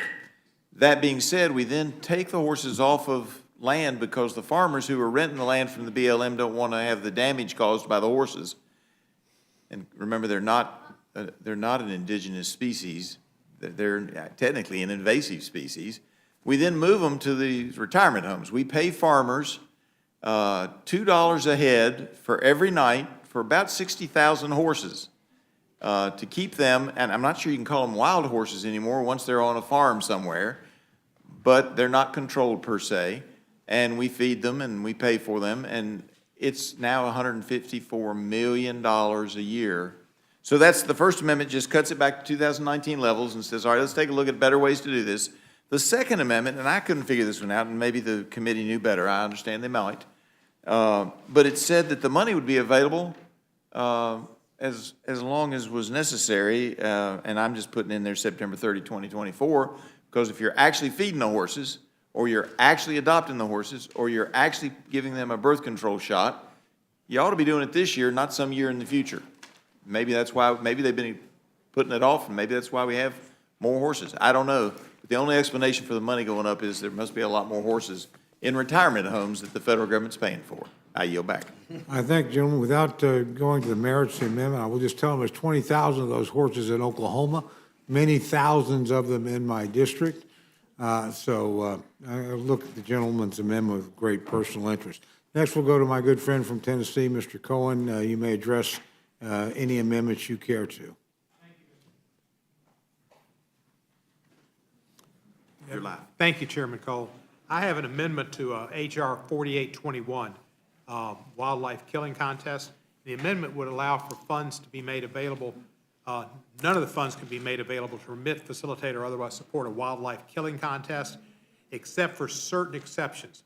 Field trials, exclusively targets for ungulates or birds of the orders of Galliforms or Antididae. And it's a lethal control, or if it's a lethal control action conducted by the federal or state or an agency that targets wildlife classified as invasive by the National Invasive Species Information Center, the Department of Agriculture. This is what happens. You have these wildlife killing contests. They're really not sporting, they're wasteful, and they're ecologically harmful.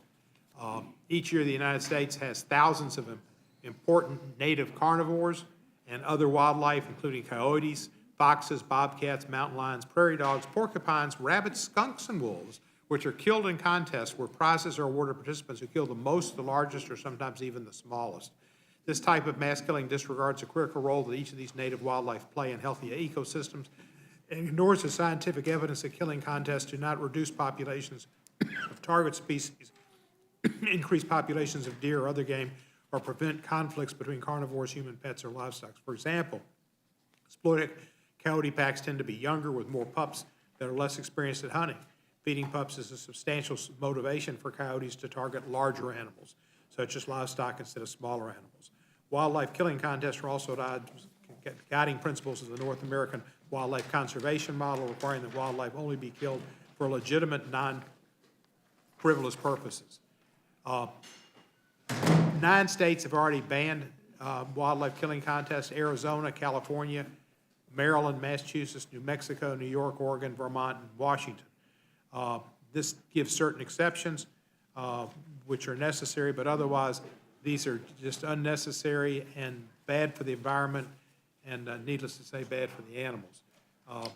In one contest, 405 coyotes were killed, with one 3-man team bringing back 49. They were not used for meat or furs or even taxidermy, but dumped and discarded. And then this surprised me to learn that this threatens non-target animals, as discarded lead-riddled carcasses from these contests, which go out there, can poison bald eagles, golden eagles, condors, and I guess owls too. So I would hope that we could approve the amendment and limit the harm that comes from these contests. Not much beneficial comes out of them. There are a bunch of organizations that have supported this throughout the country. I won't bore you with all the names of them, but the Association of Fish and Wildlife Agencies did formally endorse the Northern American model of wildlife conservation at its 100th anniversary meeting in Big Sky, Montana, where I wish I was. Thank you. Thank you very much. And one question. Can I? Certainly. Yeah, this is that Don Young or a reasonable facsimile of such? It's not Don Young. No, it kind of looks like it, but I guess it isn't. Thank you. That's Joe Moakley, actually. If Is it? Mr. McGovern had been here, he would have immediately pointed that out. He was asking who the gentleman was over there in the far left. I assume that's Mr. Moakley. That is Mr. Moakley. I thought it was Don Young. So. Well, he's looking over his head, and it's behind him, glare of the light. We'll next go to my good friend from Montana, Mr. Rosendale. You're recognized to address any amendments you may care to. Thank you, Mr. Chair, and I will tell you that I myself and many of my friends and neighbors, we all enjoy coyote hunting contests through the wintertime. So we do a lot of predator hunting, and it helps the livestock populations and keeps us busy in the wintertime. Thank you very much for giving me this opportunity to speak tonight to, once again, the whole Rules Committee. I submitted 3 amendments for fiscal year 2024 Departments of Interior, Environment, and Related Agencies Appropriations Act. I submitted this amendment, which is number 21, which would reduce the salary of Tracy Stone Manning, the Director of Bureau of Land Management, to $1. I submitted the amendment to hold BLM Director accountable for her disastrous policies. Ms. Manning has been using the Bureau to push her own radical environmentalist agenda at the expense of Montanans and all Americans. Director Manning has repeatedly and intentionally violated the federal statute by issuing rules that do not comply with the Taylor Grazing Act. The Taylor Grazing Act lays out best range management practices and clearly states that the purpose of the law is to provide for the orderly use of public land in order to stabilize the livestock industry.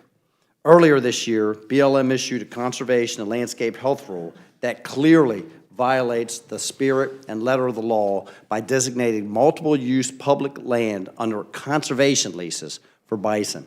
Allowing bison to graze on allotments that should be leased for cattle grazing has been a severe blow to Montana's ranching industry. Director Manning has also continuously ignored the concerns of local landowners and those most affected by her harmful policies by failing to hold public hearings in the communities that are most impacted, and instead holding them in a scant few major metropolitan areas.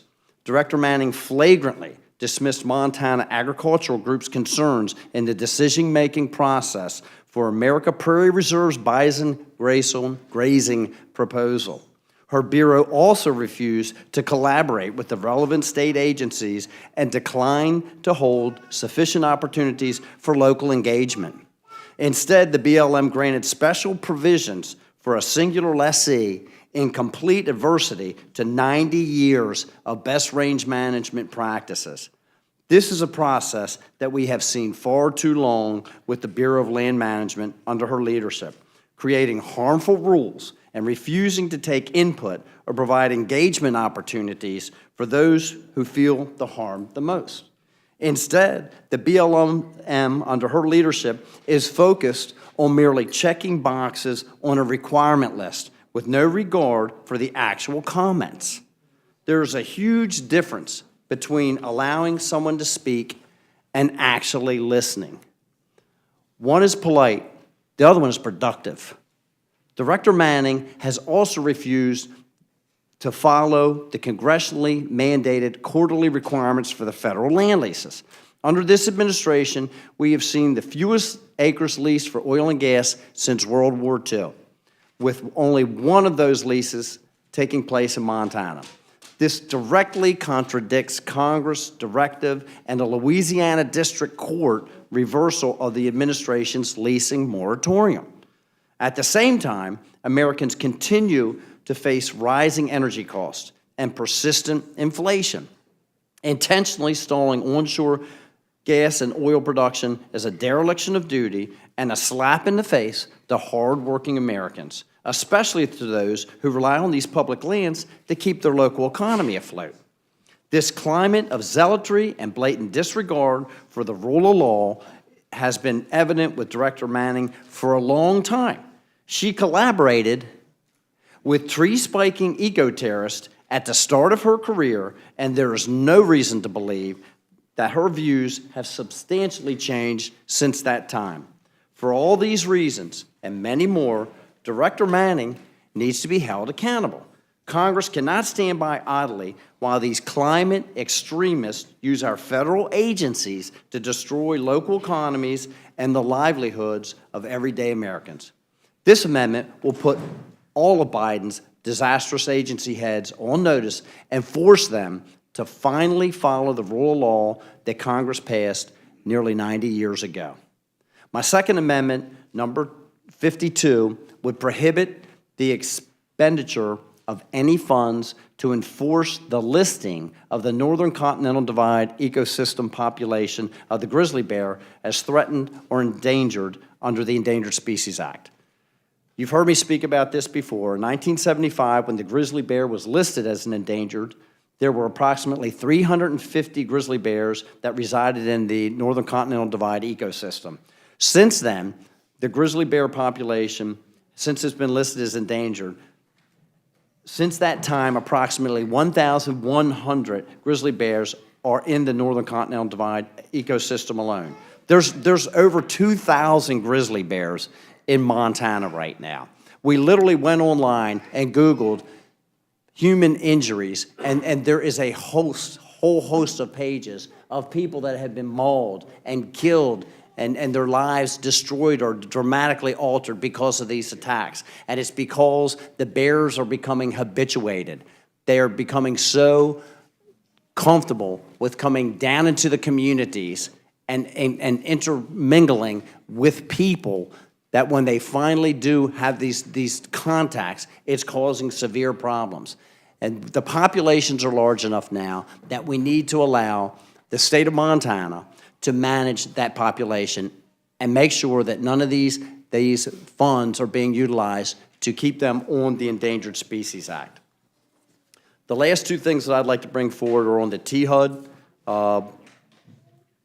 appropriations bill. My first amendment, number 63, would reduce THUD appropriations by $4,953 million and some change in order to get the total closer to the fiscal 22 levels, which is what I have been targeting for quite some time now, as I know many of the folks on the Appropriations Committee have been trying to.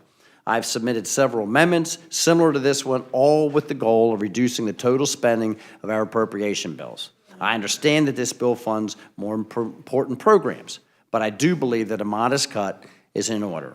This year's THUD appropriations bill is nearly $3 billion more than the 2023 level and almost $20 billion more than the fiscal 19 level. In light of this, cutting the bill by under $5 billion seems reasonable and doable. The next amendment, number 64, ensures that none of the funds appropriated in this bill may be used to interfere with the operations of the Essential Air Service. Since the Airline Deregulation Act of 1978, which granted airlines unprecedented freedom in choosing their markets and setting the fares, the EAS has played a vital role in bridging the gap left behind by commercial carriers.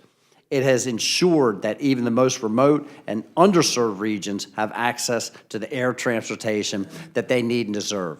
Everyone knows that Montana is an extremely rural state. I have 1 million people that are spread out across the entire state with only 6 population centers. And these EAS airports serve a vital role in making sure that people can get to hospitals, to doctors. I use it myself regularly, I will tell you. And there is not a single time that I have taken one of these flights that we don't have people traveling from one of these rural communities, which I personally live in myself, in Glendive, Montana, and traveling to a more metropolitan area where they can see a doctor or get to the hospital. I can't stress how important they are. If we are going to continue to depend upon these rural communities to provide the food, not only for our nation, but for the world, whether it's in grains or whether it's in beef, whether it's in lamb, all of these vast landscapes produce a lot of food,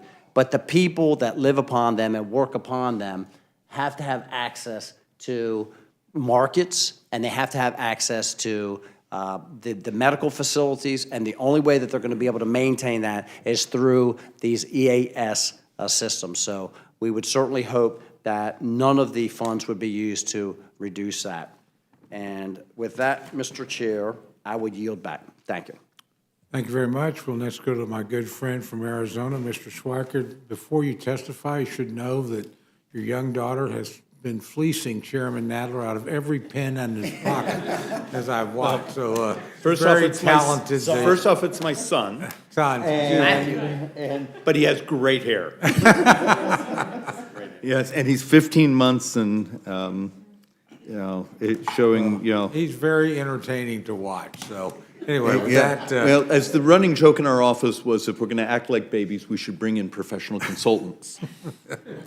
I yield to my friend from Arizona for Thank you. to address any amendments he cares to. Thank you, Mr. Chairman and committee members. All right, something I consider incredibly serious, so let's do this one without the sense of humor.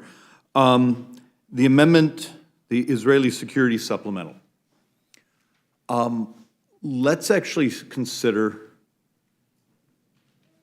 an appropriation that's truly can be offset, that doesn't get a score against us. And I know sometimes we don't like how CBO scores, but it scores at what, 25 billion? You'd actually be better off fiscally not even doing the offset of taking the money out of the IRS. It just from intellectually, you know, this, you know my fixation about the math, and the math will eventually win. But there's also an additional moral aspect here. By using IRS as the offset, when this gets to the Senate, is it going to get stripped, get changed, put back, and have we just once again delayed our obligation to one of our greatest allies in the world? We're playing games. And please understand, I come at this very honestly. I chair oversight in Ways and Means. So I can't tell you how many hours working with the IRS, showing things I'm absolutely angry about, and also things we're trying to push them to use these resources for the adoption of technology. So you don't have people making personal choices on who to audit, who not to audit, removing that, forgive me, that human element of bias. When we did the debt ceiling hike, there was $22 billion set aside in accounts at Commerce. We have the language and it all documented here. The amendment is very simple. There's $22 billion sitting there in Commerce. It's clean, it's appropriated. Go grab the 14 out of that. It's a true offset. You don't get a CBO score against you. You don't actually have to play the games and the fight of this possibly bouncing back and forth from the Senate. We get our allies their resources they need, and actually we stay intellectually honest that we're going to use an offset that's a real offset instead of playing this game of choosing something that actually scores 25 billion over the 10, and then you got to add in the interest. And with that, I yield back. Thank the gentleman. We'll now go to my good friend from the great state of Minnesota, Mr. Tauber. Thank you very much, Mr. Chair, Ranking Member McGovern. This year, I'm offering 3 amendments to the Interior Appropriations Bill and 1 amendment to the Transportation, Housing, and Urban Development Appropriations Bill. For H.R. 4821, I am offering amendments 161, 163, and 164. Amendment number 161 is a very simple amendment. It stops the United States from increasing its dependence on countries like Communist China for steel or hard rock minerals. The amendment prohibits the Secretary of the Interior from putting forth any rule or regulation that would increase the import of steel or hard rock minerals from the countries that have weaker environmental or labor standards than right here in the United States. We should be mining, processing, and manufacturing right here in the United States. We have all the tools to be independent and self-reliant. We have the strongest environmental and labor standards in the world. Rather than tapping into our domestic resources, this administration has continuously turned a blind eye to the devastating labor and environmental conditions overseas.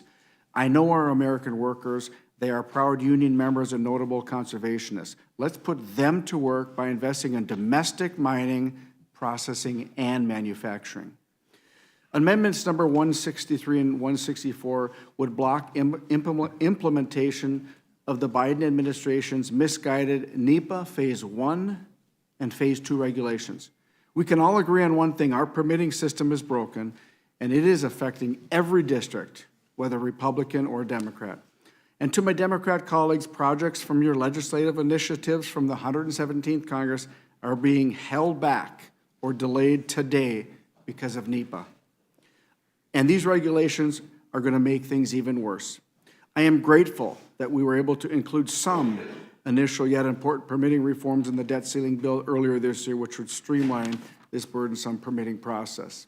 However, the Biden administration's NEPA Phase 1 and NEPA Phase 2 regulations illustrate a blatant disregard for congressional intent and ignore the law of the land. These regulations must be blocked. For H.R. 4820, I am offering Amendment 164. Amendment 164 would increase the Port Infrastructure Development Program by $213 million in order to bring the House bill in line with the Senate. Our ports are critical junctures in our supply chain as they help move cargo and transport manufacturing, mining, agricultural, and energy industry items across the world. They provide over 650,000 jobs to railroad workers, truck drivers, dock workers, terminal operators, and so many others.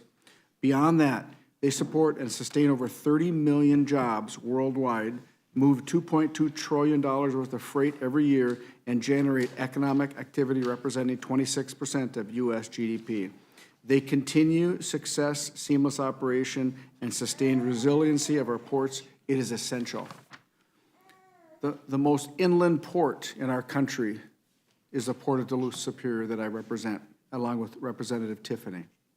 And to that end, modernization of our port infrastructure is both an economic and national security interest that must be taken seriously. I ask that we continue to robustly fund the Port Infrastructure Development Program and demonstrate strong support for our ports and their maritime partners by making my amendment in order. I ask that all my amendments be made in order, and Mr. Chair, I yield back.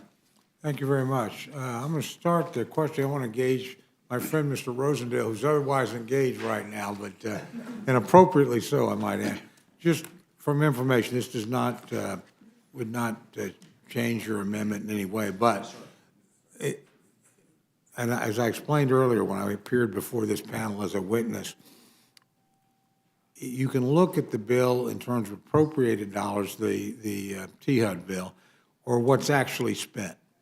In 2002, the bill spent, because we appropriate money, but there's a stream of revenue from fees from refinancing. So that was over $10 billion. That doesn't show up as an appropriation. It's just a fee stream of revenue. In 92, FY 92, we appropriated about $93 billion, or all spending, appropriations and these fees. And that went up to $101 billion in fiscal year 23, because in addition to the income coming in from fees, the appropriated dollars, the previous majority declared $3.6 billion in emergency funding to fund more spending. This year, we're actually spending a little bit less than FY '22. It comes in at about 92.9 billion. It's a very small difference. The difference is, as you can imagine, we eliminated the emergency funding, so that's gone. Again, that wouldn't have shown up as appropriate, but it's gone. The fees have, from refinancing have fallen by more than 70%. So that amount of revenue is like $7-8 billion less. So we added an appropriations what we needed to hold housing vouchers about where they are now. But the bill actually does spend at the 2022 level and actually slightly below. So we can get you the paperwork. I see our chief clerk from that subcommittee is back there, so you can take a look at this. That would not necessarily affect your amendment, might affect your judgment because the bill is considerably lower than last year by $8 billion, or the current fiscal year, excuse me, by $8 billion, and very slightly lower than the F-22 number in terms of total spending as opposed to appropriated dollars. Because of those, just so I understand, There's really two reasons. One, we eliminated the $3.6 billion emergency funding. And second, the fees. I mean, stop and think about it. How many people are refinancing with interest rates at 7 or 8%? Back then, everybody was refinancing at 2 and 3. So that fee level of income, and again, it's not immediately obvious. If you just look at top line numbers, you would draw a different conclusion. But that has meant a considerable reduction in funding that had to be made up. But again, if you look at it in terms of spending as opposed to appropriated dollars, and if you scored it, it's actually much lower than that. It's actually down to 65 billion. But we can get you the paperwork just so you have a fully informed decision. So then basically that is being rolled back in for self-funding. Yeah, basically, yeah, we're again, we're at 2022 levels. Very slightly under in terms of the total amount spent. Thank you. Okay. With that, I'll go to my friend from Massachusetts for any questions he may care to ask. Thank you very much. I hope to make your amendments in order, but let me, Mr. Chairman, if I can, I want to ask unanimous consent to insert in the record a statement from Representative Alma Adams in support of her amendment, number 144, to the Department of Interior, Environment, and Related Agencies Appropriations Act. Without objection. 2024, and I unanimous consent to insert into the record a statement from Representative Al Green of Texas in support of his amendment, number 176, to the Transportation and Urban Development Appropriations Act. Also without objection. Again, I thank you all for being here at this hour, and good luck with your amendments. Yield back. I can now go to my good friend from Minnesota. Any questions you have? My good friend from Colorado. I thank the chairman. I want to thank all of the members for their testimony regarding their amendments. Mr. Schweiker, I may be one of the few members of this body that watches your weekly C-SPAN speeches. With the charts, I might be the only one. So I endeavor to try. I don't make each one of them, but I do. I watch those that I can. And I want to thank you for your intellectual honesty today with respect to the testimony you've offered in support of your amendment. And while I don't, we might not see eye to eye with respect to your underlying amendment, I think the point you are making is so incredibly important. And I wrote down a couple of words here, but playing games. I mean, essentially the way in which this bill has been drafted to sort of contrived offset that is no offset at all. It's safe for me to just say, and I want to make sure I'm understanding this right, the bill that's before this committee and that will be before the House, unless it is amended, would add $26.8 billion to the deficit. Uh-huh. You and I would probably model the scoring mechanisms, both the people on the left and the right, we have issues in that, but we have a rules keeper and we live by it. And my argument is, this is a really important piece of legislation. There should be no question of our commitment, and I'm so sorry to say this, and we're all sinners here, but I believe the choice of this as our offset. There was cleaner ways to do it. I mean, it's not an offset, right? I mean, according to the referee that you described, Look, it this carries across. adds and then- billions of dollars to the deficit. And I haven't had time to, I built a macro on my Excel spreadsheet on how to eventually do interest in those things and see if they use current interest calculations. And if you're the one person who's watched the floor speeches, you know we try to say the balance on that. But I also have a great concern. We do this the right way, and I'm sorry. I don't believe, I'll vote for the bill because the underlying is so important, but there was a better path to get there. Yeah, well, I would say, your prior testimony to me, and I think you're being consistent now, but it makes it very clear, and the CBO score makes this point clear enough. This bill does not provide any kind of offset. It adds $26 billion to the deficit by virtue of the repeal of the various funding mechanisms for the IRS. That's very clear from the CBO, and it's why you've offered your amendment, as you've said, because you believe that there is a different way to do this in which there would be an actual offset. And whether or not we might agree or disagree about the propriety of that offset or the wisdom in pursuing it, it's at least clear that it is an actual offset. And it's clean. And it's clean, and this is not. This is not. And I guess that's the point. I would hope we could kind of dispense with the facade, right? And sort of this, the contrived nature of the argument that somehow this is an actual offset and we're decreasing the deficit when we clearly know that not to be the case. And You do understand how nervous it makes me when the Democrats agreeing with me. I hear you. But honestly, Mr. Schweikert, I think what frustrates me is you have been intellectually honest. There are other members of this committee, there are members of the body who have bemoaned the use of, what they call political gimmicks or budget gimmicks and the like, who will have no problem voting in favor of this bill and increasing the deficit by $27 billion tomorrow. And I don't know how somebody can apply that level of inconsistency intellectually with respect to the votes they take. That's their judgment, and they'll have to defend those votes. But I appreciate, as I said, you being straightforward and honest with respect to what you've submitted in terms of this amendment. And, my hope would be that my colleagues on the other side of the aisle would find a different course to pursue rather than this one, which is clearly not on the level. So with that, Mr. Chairman, I yield back. Thank you very much. Gentleman from Pennsylvania is recognized for any questions he may have. Thank you, Mr. Chairman. I just want to thank the panel for coming in, and with that, I yield back. Thank you very much. Gentlelady from New Mexico is recognized for any questions she may have. Once again, I thank all of those who have come in. I thank Representative Schweikert for not only being intellectually honest about the fact that the bill as written does not have an offset, but is that by any chance his granddaughter? And if No, but believe it or not, that's my little boy. Oh, I'm sorry. No, but no, it's okay. It's, I will we're say that- older parents, and my wife is exactly my age. It has brought much And joy. we finished the adoption this summer, and it is the single greatest joy you can ever imagine. Well, it has brought much joy to this committee room as well. I tell you, I haven't seen Ranking Member Nadler as happy in a long time. So I really want to thank you for bringing that. That was also not another thing that wasn't one of my goals here. Getting along with Joe Neguse, making Jerry Nadler happy, I tell you. Bipartisanship is alive. Well, actually, Ranking Member Nadler was happier when he was Chairman Nadler, as I recall. So, Yeah. but next to that, that's the greatest joy I've ever seen. I agree with my friend.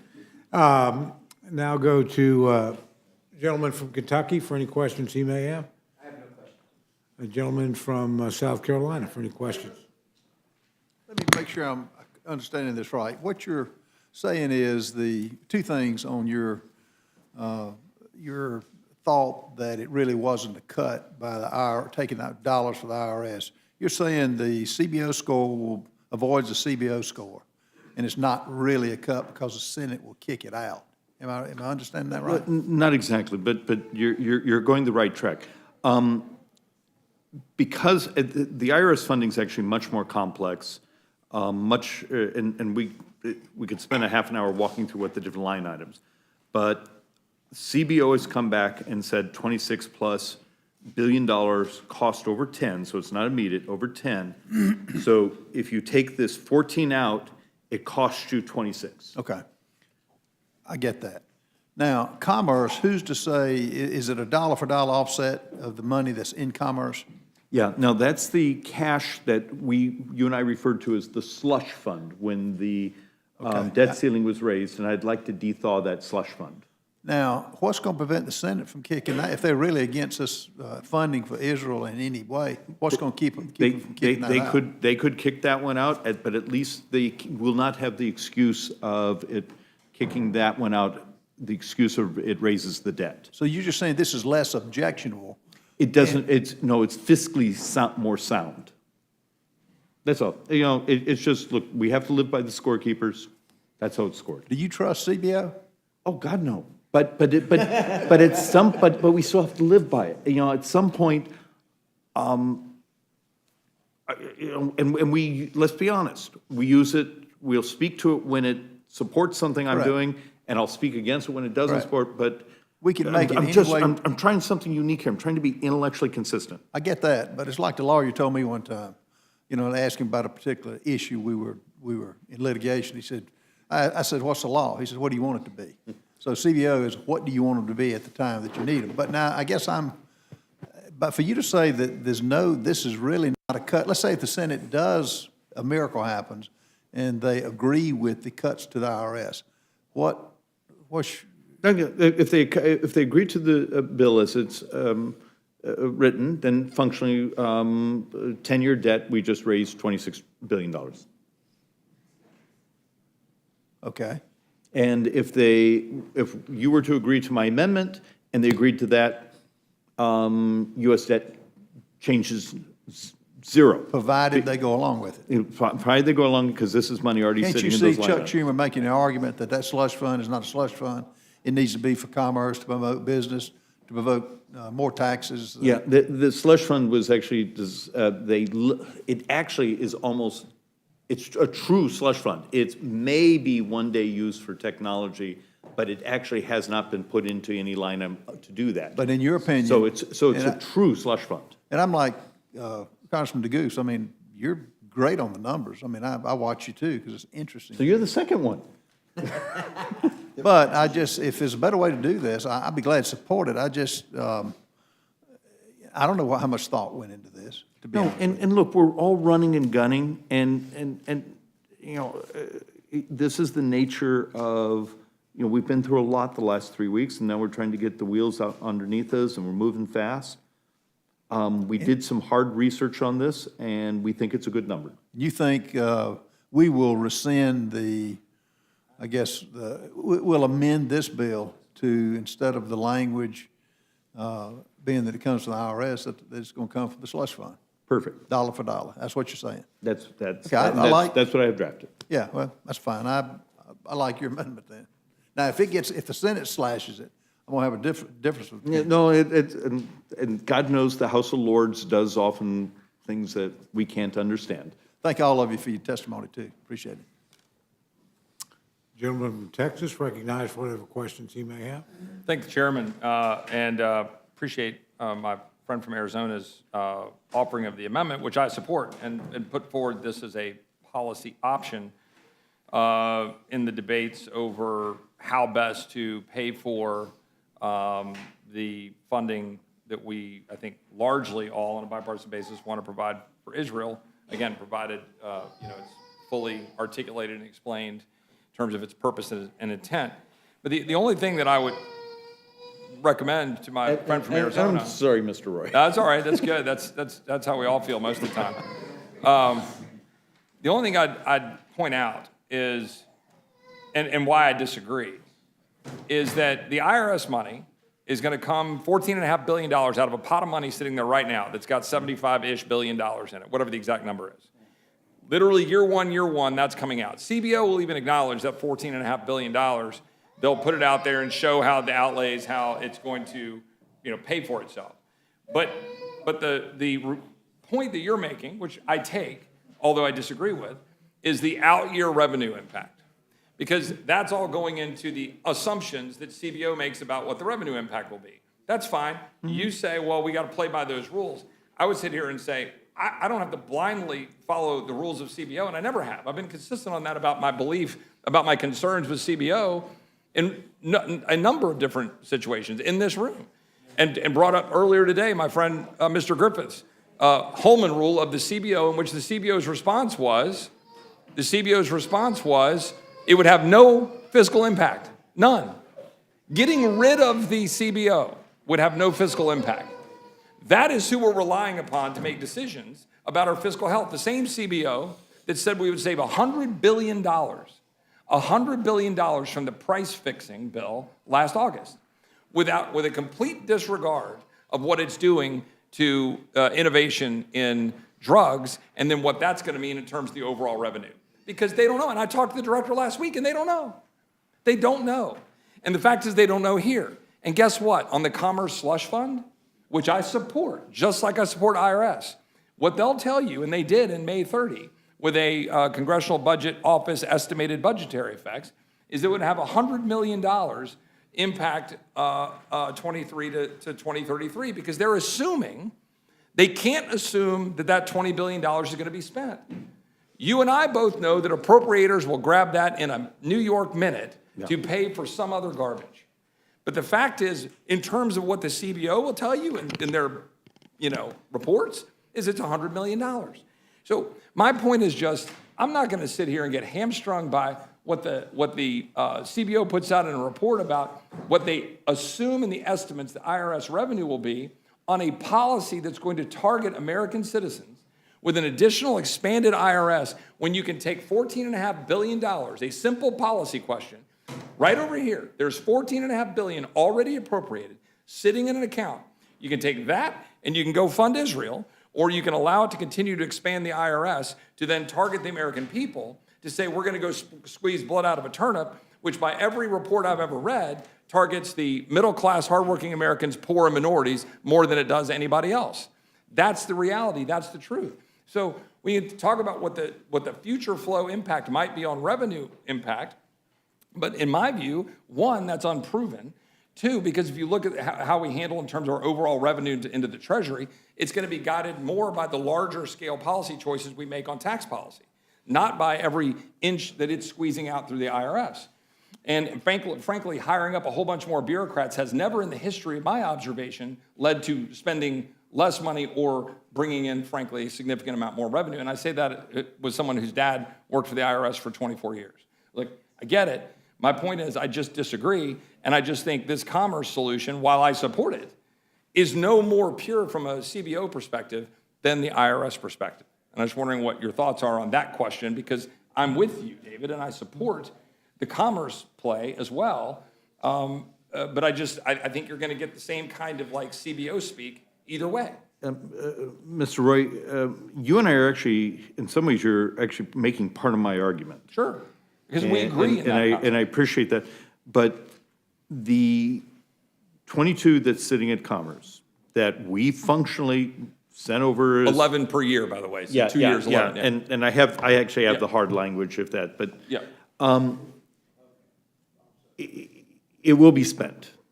But this is a chance. Think of this. If you capture it, it doesn't get spent in funding something else in the bureaucracy. So that's the multiplier. Sure. I think you were speaking of going the other direction. In regards to the IRS funding, a number of us on the Ways and Means Committee have been chasing, making sure that if the money's going to be there, it does not go to creating an army of people.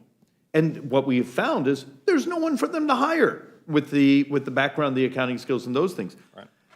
But they didn't, forgive me, I don't mean to do a non sequitur, but this is worth understanding. They did a very small experiment using a version of ChatGPT last tax cycle. It was remarkably effective. It was one of the few times I've actually had people saying it worked. These are the types of resources, those of us who are doing the oversight saying, not armies of people, customer service, automate, provide it, use the technology. one of the things that scares me the most about organizations such as the IRS is human bias on how to choose who to go after and not go after. You and I can write an algorithm and I can audit it. And I can squeeze out that bias, that it's math. But that's actually on the policy side. That is actually our job in Ways and Means, is to say, okay, these resources are there, make it so you have a lean, fit, efficient, and fine. Go after the internationals, go after this and that, but leave the hardworking middle class that's already suffering enough alone. That's a policy. But what we're dealing with right now is just a simple score. And you and I have skepticism of the scorekeeper, but at some point, you live and die by the score. And the score is 26 billion. And no matter how I speechify, it's still 26 billion. And yet, there's 22 clean cash, slush funds sitting at Commerce. And the fact of the matter is, that's going to go to fund something else in the bureaucracy. But if we grab that, it doesn't score against us. It scores as a true offset. I'm just trying to do something unique around here, and that's be intellectually consistent. Yeah, I get that. I'm saying is, you're going to have the same CBO score either way. That's my problem. And so you're relying on a CBO that is flawed in the first place. No. You're going to have the same problem either way. Ms. Roy, can I ask when you say, I want to make sure I'm listening Well, to you not the CBO carefully. score. You're going to have the same CBO problem because the CBO is saying that we're only going to spend $100 million of the $22 billion. That's what the CBO is saying. They're saying that money is sitting over there and we're not going to spend it. That's the current analysis in their report they put out on May 30th when we had the FRA. And my only point is they're forgetting that we're going to go grab it and use it for something else. They're not going to put that in there and score it accordingly until we go spend it. All right, Mr. Roy, I think I'm tracking with you. I think we're doing some chicken and egg. Excuse me, apples and oranges, if I'm going to get my Whatever colloquialisms analogy. correct. Yeah, because part of that 100 sits over here, the 22 was functionally, well, an unfortunate part of the agreement, and now it's time to go capture that money and put it someplace that's clean. Right, but both of them were unpaid for and put out there in the first place. Right? I guess they use rescissions to pay for part of those. Yes. But in any event, the reality here is we're trying to just take dollars that we have in either situation. That's why I support them both, and I do support what you're trying to do here. And it was one of the things that I put forward for myself as something that we should consider. So I'm glad you're putting it forward. I'm good with either one. Right. And if we can't do IRS, great, let's do Commerce. If we can't do that, fine. Whack the United Nations. I don't care, but go take money out of current dollars and go use it to go pay for Israel. I yield back. Can I alter my amendment to what Mr. Roy, thank you, Mr. Roy. I would just ask you both to bring this interesting discussion to a conclusion at some point. It is done. Okay. Thank you very much. The gentleman from New York is recognized for any questions he may have. No questions, Mr. Chairman. Favorite member of the chairman. Thank you very much. I want to thank all of our witnesses in this panel for coming forward to testify and being very patient to sit and listen to the dialogue. Thank you very much. And Mr. Rosendale, we will get that material to you. Appreciate it. You Thank bet. you. Thank very you. much. Panel's excused. Staff stopped me because I had a chart that was actually, it was going to be the 100 and then showing the 22 and how it was done. Mr. Schweikert, this panel really is excused. All right. I come here, don't go away. Oh, you have a baby. Don't forget it. If I move my wife. I have a few amendments also. Okay. Put you on the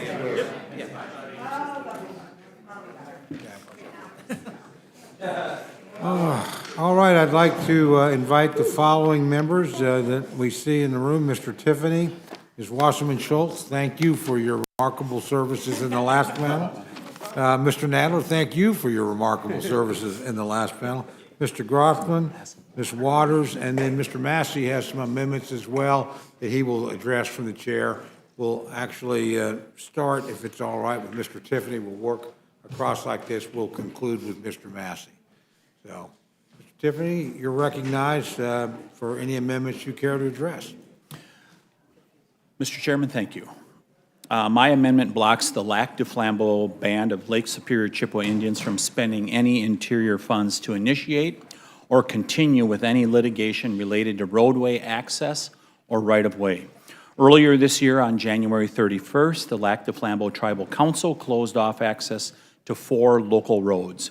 These roads go through tribal land, and the barricades the tribe erected cut off residents from the only motorized access they have to their homes. This then led to the tribe demanding a $20 million ransom payment from the town to resolve a decade-long right-of-way dispute. The tribe's leadership and its lawyers turned this ongoing disagreement into a shakedown attempt.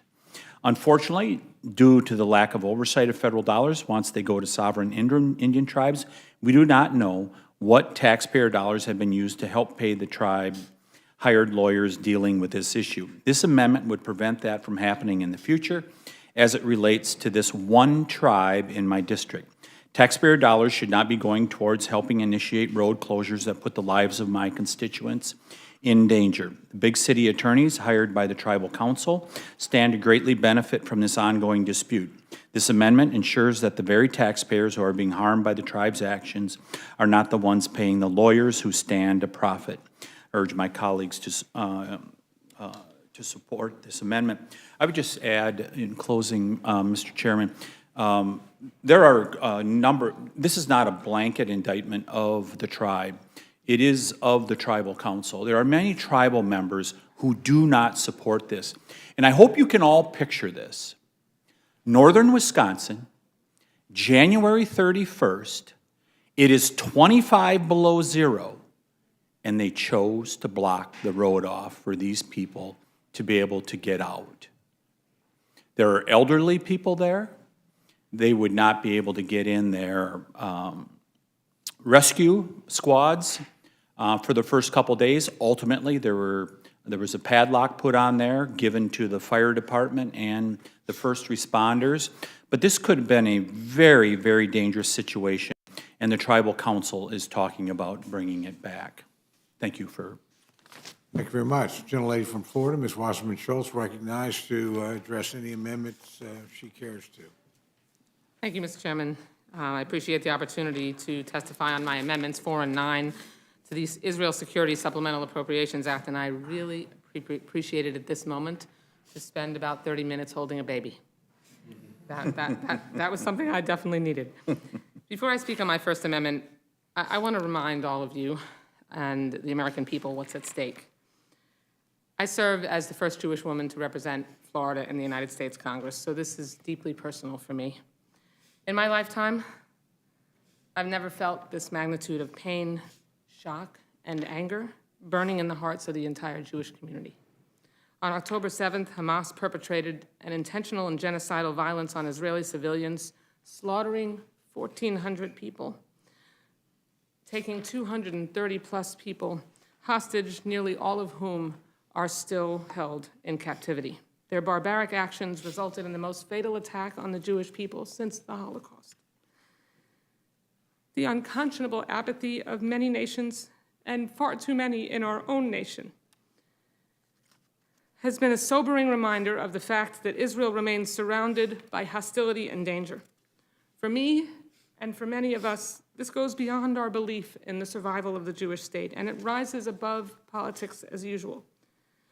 Anti-Semitic threats and attacks here in the U.S. were already skyrocketing, up 37% in 2022. That was before people marched in the streets, on campuses, and in this chamber chanting, "Globalize the Intifada." My community, Mr. Chairman, my family, my friends, our neighbors, we should not be forced to live in fear. When President Biden sent the supplemental security and humanitarian request to support the urgent needs of Israel and innocent civilians in Gaza, I was very hopeful that this would be an opportunity for Congress to unite and show strong bipartisan, bicameral support for passing the assistance quickly without any games or political showmanship. But on Monday, when text of the supplemental was released, it was like a gut punch to see that Republicans, in fact, were being duplicitous with this crucial, time-sensitive emergency aid. And I apologize. For the first time ever, emergency aid, vital emergency aid to Israel, is being conditioned when most of us have pledged throughout our careers to never do that. Think back to the times that you have told people sitting in your office who are pro-Israel whether you would ever support conditioning aid to Israel. I bet each of you remember committing that you wouldn't. After weeks of discord and leadership chaos, we have a real and rare opportunity for unity. And yet it's more division, and I'm so sorry. Unfortunately, this has been a recent pattern. Just last month, we had a partisan CR that proposed a 30% cut to foreign military financing programs, which could have jeopardized the president's ongoing efforts to provide Israel with security assistance. And now, in his first major bill, and I appreciated the resolution last week, it was so important that we spoke immediately on that, but the Speaker shows how Republicans intend to stand with Israel during its moment of crisis by making their support for security assistance contingent on issues totally unrelated to the protection of the Israeli people. I mean, I'll just mention the obvious fact that Mr. Schweikert covered, that cutting the IRS would be like a restaurant trying to save money by firing their cooks. They bring money in to pay the bills. And as we now know, CBO scored this provision, which actually increases the deficit to the tune of, I think, about 12.5, it might be $26 billion, by letting corporate tax cheats or anyone who is avoiding paying their taxes off the hook. The Committee for a Responsible Federal Budget, who is no friend to deficit spending, stated that this is, quote, worse than not paying for it at all. But this conditioned aid for Israeli security is not about the deficit. It's certainly not about national security. It's all about, I mean, it seems like it's about petty politics and gamesmanship. Is this a time for that? If support for Israel, like we all have said, is so sacrosanct, which we've said together time and again, then why does it need to come with concessions? Why? Why condition funding to Israel when $489 billion in similar emergency requests were granted without contingencies under the last House Republican majority? We cannot send the message to our strongest ally in the Middle East and the only democratic and Jewish state, especially in her dire hour of need, that the U.S. will only support Israel as a matter of political convenience. We cannot hold Israel's security captive while she is already reeling with over 230 of her citizens still being held hostage. She needs this money now, without games. My amendment offers an opportunity to reverse this rash and reckless decision from the new Speaker, and it promises to continue the legacy of bipartisan support for Israel in Congress. However you choose to vote on it, if it came to the floor, I urge the chairman and members of the majority to give this amendment serious consideration and to give members of Congress the opportunity to vote on this amendment on the floor, to remove the conditions. If you truly support Israel, I ask you to look into your heart and give the full House the opportunity to decide whether we want to undermine Israel at this existential moment, and it is, make no mistake, it's existential, or give her the clear and certain strength to eradicate Hamas once and for all. I'm so sorry. Mr. Chairman, I want to speak on the second amendment, number 9, as well, that I submitted to the committee, which provides for life-saving humanitarian assistance to save civilian lives and mitigate the worst consequences for our allies and the innocent. This amendment would fulfill the President's request for crucial funding that will aid both Palestinians and Israelis. In addition to providing emergency shelter, food, medicine, and water to those who have been displaced or wounded as a result of our allies' defensive actions, this money would ensure that the U.S., Israel, and other partners can preserve humanitarian access so the aid can be delivered. The amendment also provides for emergency funding for Food for Peace, a program that is central to our national security strategy. This funding allows our government to purchase agricultural commodities from American farmers to help prevent food insecurity in Israel, Gaza, the West Bank, and other areas affected by conflict. I strongly support, as a member of the Agriculture Appropriations Committee, the Food for Peace program, which strengthens our family farms while keeping families around the globe from starving as a result of terrorism or tyranny. Every administration in recent history, every Secretary of State and Defense has underscored the fact that supporting basic needs in conflict zones is an indispensable complement to military assistance. I appreciate the President's tireless efforts to ensure that food and medicine reach Palestinian civilians in Gaza are not at the expense of his support for Israel, but in fact in his objectives. His objectives are in perfect accord. Hamas must be eradicated, not only to secure Israel from genocidal terrorism, but to free innocent Palestinians from Hamas's totalitarian grip on Gaza.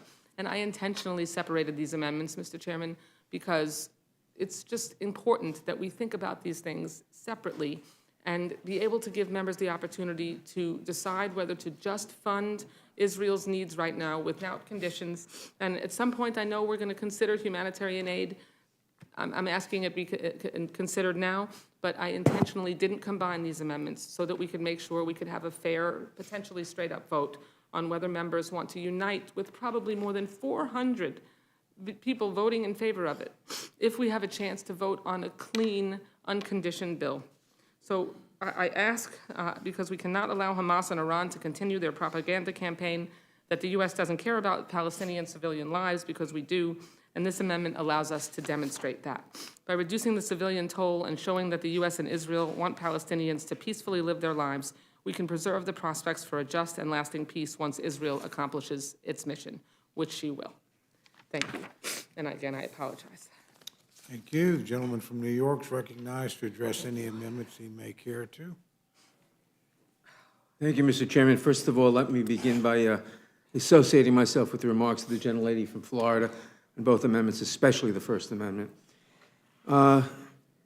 Thank you for inviting me to testify in my amendment to the T-HUD bill, H.R. 4820.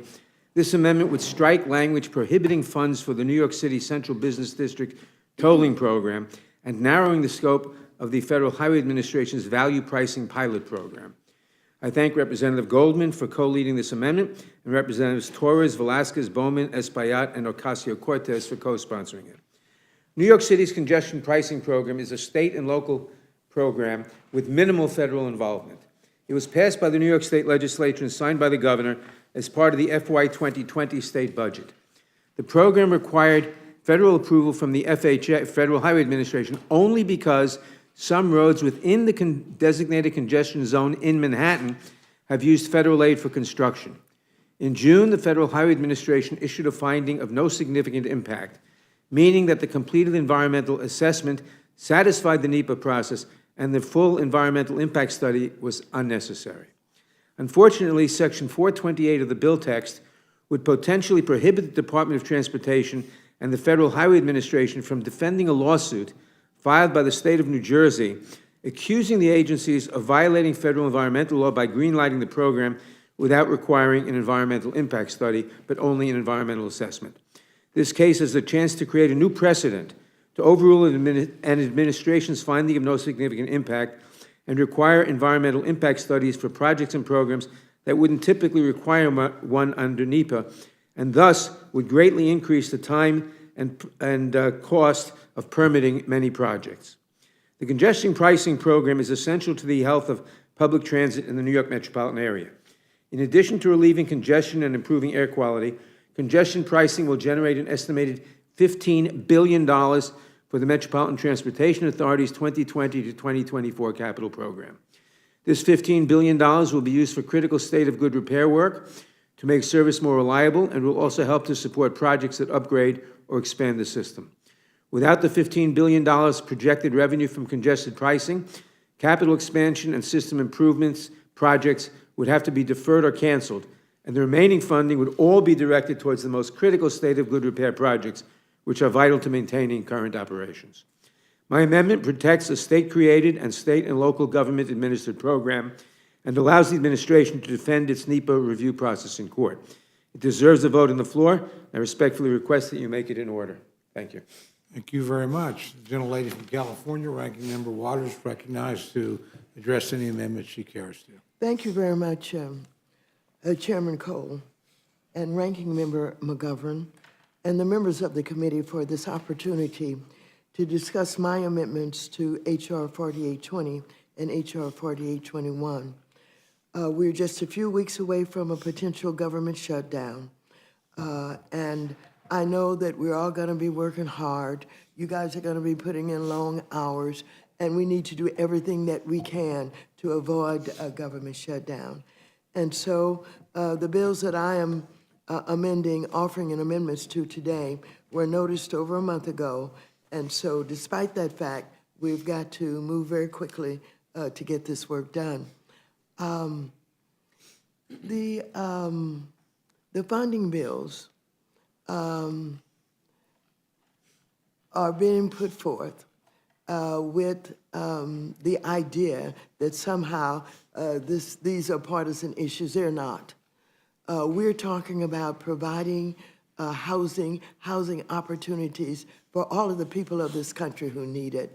And that's in both rural areas, that's suburban areas, that's inner cities, on and on and on. And so I don't even know why the cuts that are being proposed are going to be sent to the Senate under 4820, because really those are non-starters. 4820 in particular would slash our nation's federal housing budget by nearly 30%. This is unconscionable. This is why I've offered 7 amendments to this bill, and I certainly ask that they be made in order. Last month, nearly 13 million households were reported to be behind on their rent or mortgage payments, while over 35 million households witnessed a substantial increase in their rent payments in the last year. What's even more alarming is that nearly 4 million households are now on the brink of eviction or foreclosure. We're in the midst of one of the worst housing and homelessness crises in our nation's history. And so what is being proposed now would worsen this crisis by eliminating rental assistance for 15,000 families, reducing our affordable housing supply pipeline by 20,000 homes, and putting 78,000 children at risk of being in homes with lead standards. And so, working, when I was the chair of the Financial Services Committee focused on housing, I was able to secure critical new funding resources for affordable housing through the CARES Act and the American Rescue Plan Act. This funding helped house over 140,000 people experiencing homelessness in just 1 year, and helped over 11 million families avoid eviction and foreclosure. We also reduced regulatory burdens through the Emergency Housing Voucher Program, which is the first federal voucher program targeted specifically for people experiencing homelessness. This housing crisis is real, and I just don't understand why it may be misunderstood, and those who are turning a blind eye to the problems of this housing crisis. And so, for those who may be uninformed or unwilling to help our citizens in this country, I have to remind folks again that many of these people are working every day with low wages and still cannot afford to rent a place for their families to live. And many of them are sleeping in cars, children going to school, without, the kind of care and concern that we think all children should have for a breakfast, for a place to bathe, et cetera, et cetera. And so I'm very, very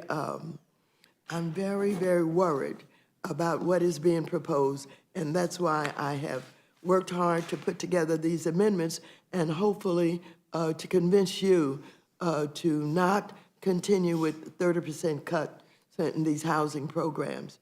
Amendment number 167 would increase funding for several HUD programs to provide public housing, rental assistance, and accessible housing for the elderly and people with disability, which aligns with my bill, the Housing Crisis Response Act of 2023, which will finally address our nation's affordable housing crisis, help end homelessness, and revive the American dream of home ownership. Amendment number 198 would reform federal screening and eviction policies to guarantee fair access to housing for justice-involved individuals who served their time and deserve a fresh start to re-enter and contribute to society.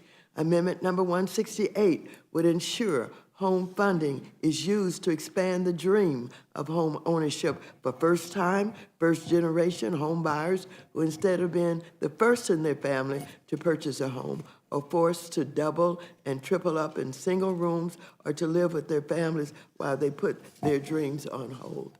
Amendment number 169 would increase funding to reduce administrative barriers and provide living wages to workers who are on the front lines doing the thankless work to end homelessness across the country. Amendment number 170 would require HUD to conduct civil rights reviews for demolishing or disposing of public housing property that could otherwise be used to help prevent increased homelessness, gentrification, and resident displacement. Amendment number 171 would streamline housing choice voucher requirements to build on policy successes from the American Rescue Plan Act and reduce barriers to permanent supportive housing for people experiencing homelessness. Amendment number 172 to H.R. 4820, as well as Amendment number 239 to H.R. 4821 are identical amendments that would prohibit federal funding for Native American tribes that discriminate against Black Native Americans, also known as the freedmen, who are descendants of former slaves of certain tribes. This is in direct violation of treaties with the U.S. government where tribes agreed to end slavery and accept freedmen and their descendants, citizens of the tribes. So, I'd like to give you a little bit more context for my amendments regarding the freedmen, because not many are familiar with the history. The freedmen were enslaved by 5 formerly slave-holding tribal nations, including the Cherokee, Choctaw, the Chickasaw, the Muskogee Creek, and the Seminole nations. The freedmen were forced to walk the Trail of Tears alongside their slave masters, and as I mentioned, at the end of the Civil War, were guaranteed full tribal citizenship in 1866 under treaty agreements between the 5 tribes and the U.S. government. These treaties were signed the same year that Congress passed the 14th Amendment to our Constitution, which ended slavery and guaranteed formerly enslaved individuals citizenship in the U.S. as well as equal rights and protection under the law. Specifically, the 1866 treaties required the 5 tribes to abolish slavery and treat formerly enslaved individuals and their lineal descendants as equal citizens of the tribes. Despite the fact that these treaty obligations still exist and remain binding on the 5 tribes, the descendants of freedmen continue to be denied tribal citizenship and other basic rights associated with citizenship, like equal access to federal housing assistance, health services, vaccines, and more. While the Cherokee Nation, after years of litigation, is now doing right by the Cherokee freedmen, and that is not true for the other 4 tribes. In fact, in September, the Tribal Supreme Court of the Muskogee Creek Nation ruled in favor of the Creek freedmen who sued the Creek Nation for violating its 1866 treaty obligations to the freedmen. This came after years and years of systemic maneuvers by the tribal court system to stall the freedmen's case. Indeed, Creek tribal leadership has since appealed this hard-fought and long-awaited decision. Last Congress, both the House and the Senate held hearings on this issue. Yet it is clear that the remaining 4 tribes are continuing to exclude Black freedmen from the Native American community, while we have heard that tribes will include freedmen in their population counts, because it means that they will receive more federal funding, that they're not willing then to share these benefits with the Native freedmen.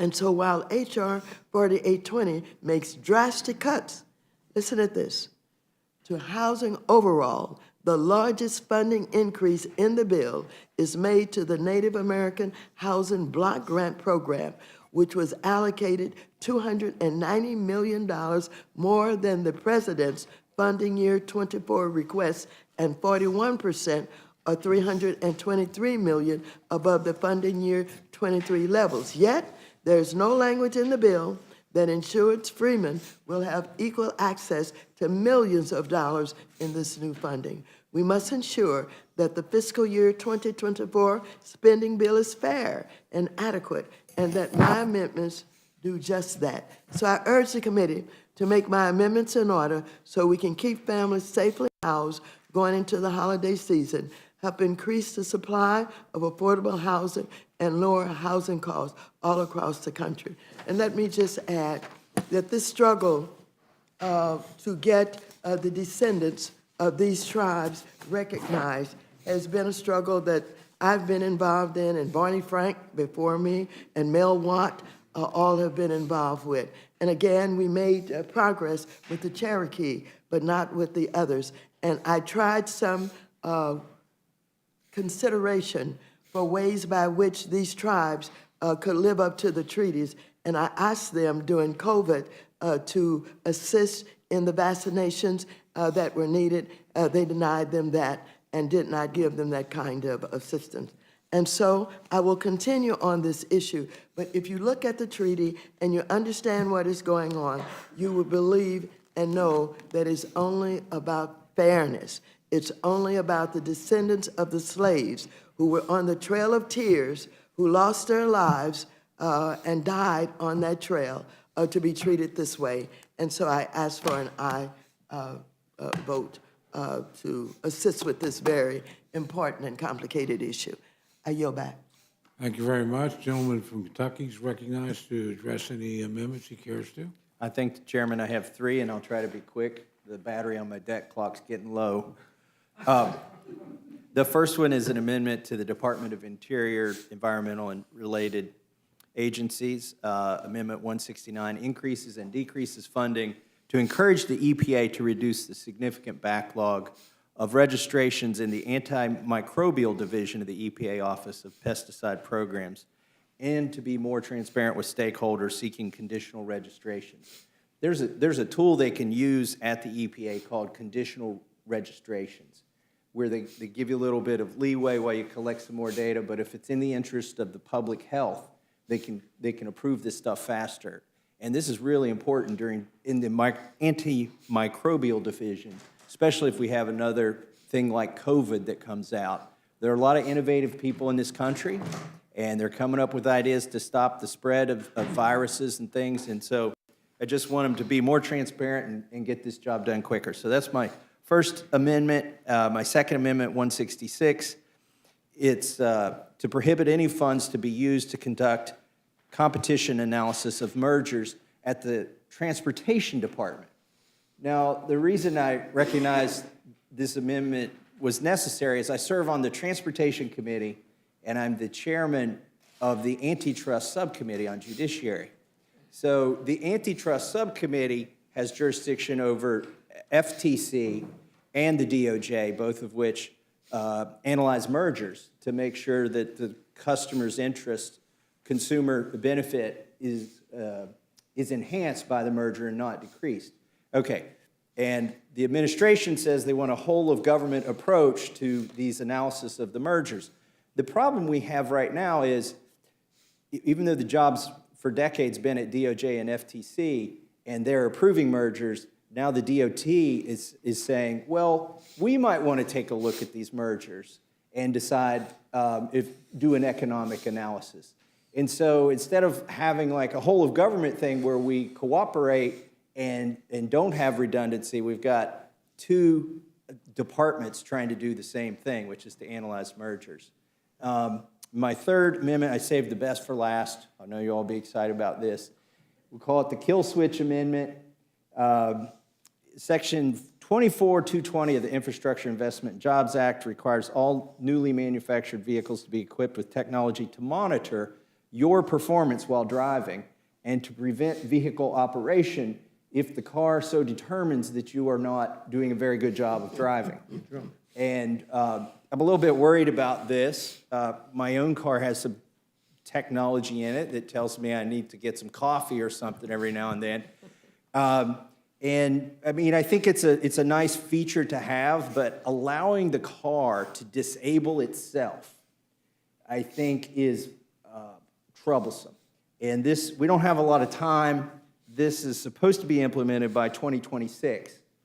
And I don't know about you all, but I would like to know when I put my family in the car and I'm taking a trip somewhere, that the car is not going to disqualify me.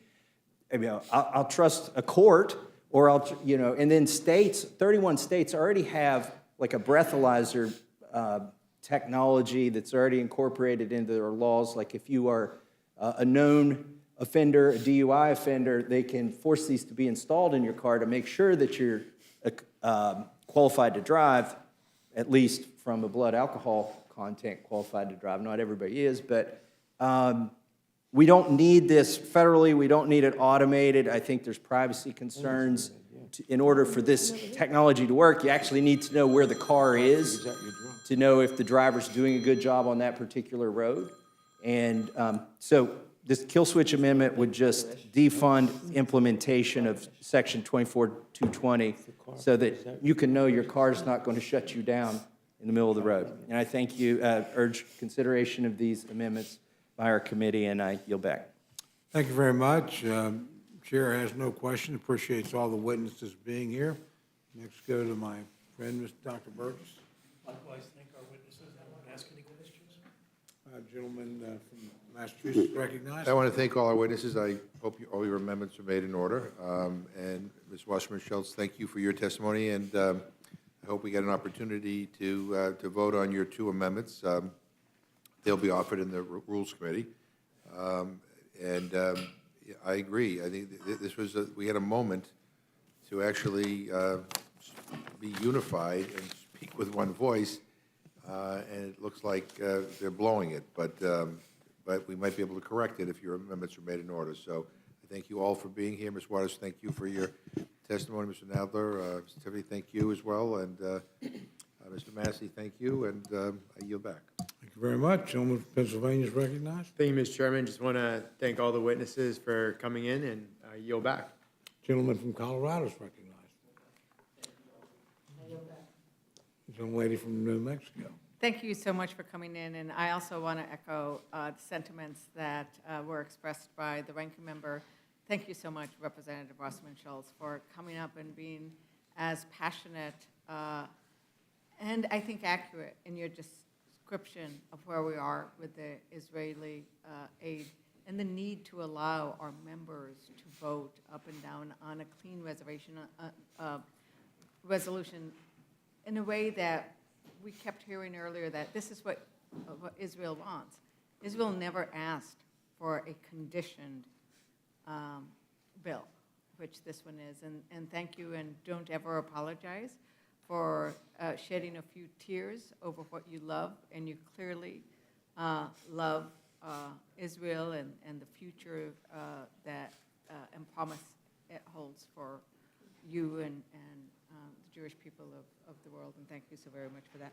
And Mr. Massey, I would only state that I would love to have longer conversations with you with regards to your amendment and this technology, because we have in New Mexico a lot of issues around drunk driving and the need to find a way that is easier to make sure that those who are convicted of drunk driving don't get around not placing the devices in their cars and so forth. So for that, I would oppose your amendment, but I think where you're going, I think you would agree that it is important for those who are convicted to make sure they are not on the road and they are not driving. And so I'm sure that's something you would agree with. And this was Absolutely. Yeah. Okay, thank you. And with that, I yield back. Thank you very much. Gentleman from Kentucky is recognized for any questions you may have. I'll just be brief. I never thought I would miss Rules Committee, but after 22 days of not having a speaker, I'm excited to be back and hearing from witnesses who are genuinely trying to improve the bills, and appreciate all your testimony and effort to make the bills better on the floor, and I yield back. Thank the gentleman. Gentleman from South Carolina is recognized.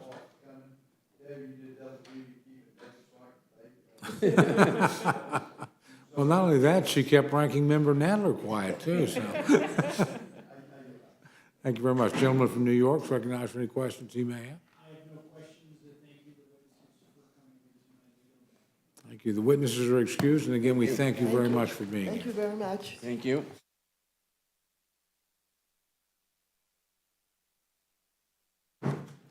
Is there anyone else seeking to testify on H.R. 4820, H.R. 4821, or H.R. 6126? Seeing none, this closes the hearing portion. The chair will be in receipt of a motion from the gentlelady from Minnesota, Ms. Fishbach. Mr. Chair, I move the committee grant H.R. 4821, the Department of the Interior, Environment, and Related Agency Appropriations Act of 2024, a structured rule. The rule waives all points of order against consideration of the bill. The rule provides 1 hour of general debate, equally divided and controlled by the chair and the ranking minority member of the Committee on Appropriations or their respective designee. The rule provides that the bill shall be considered as read. The rule waives all points of order against provisions in the bill. The rule makes an order only those amendments printed in Part A of the Rules Committee report, the amendments en bloc described in Section 3, and pro forma amendments described in Section 4. Each amendment shall be considered only in the order printed in the report, and may be offered only by a member designated in the report, and shall be considered as read, shall be debatable for the time specified in the report, equally divided and controlled by the proponent and opponent, shall not be subject to amendment except as provided by Section 4 of the rule, and shall not be subject to a demand for division of the question. All points of order against the amendments printed in Part A of the Rules Committee report or amendments en bloc described in Section 3 of the resolution are waived. The rule provides that the chair of the Committee on Appropriations or her designee may offer amendments en bloc consisting of amendments printed in Part A of the Rules Committee report not earlier disposed of. Amendments en bloc shall be considered as read, shall be debatable for 20 minutes, equally divided and controlled by the chair and ranking minority members of the Committee on Appropriations or their respective designees. Shall not be subject to amendments except as provided by Section 4 of the rule, and shall not be subject to demand for division of the question.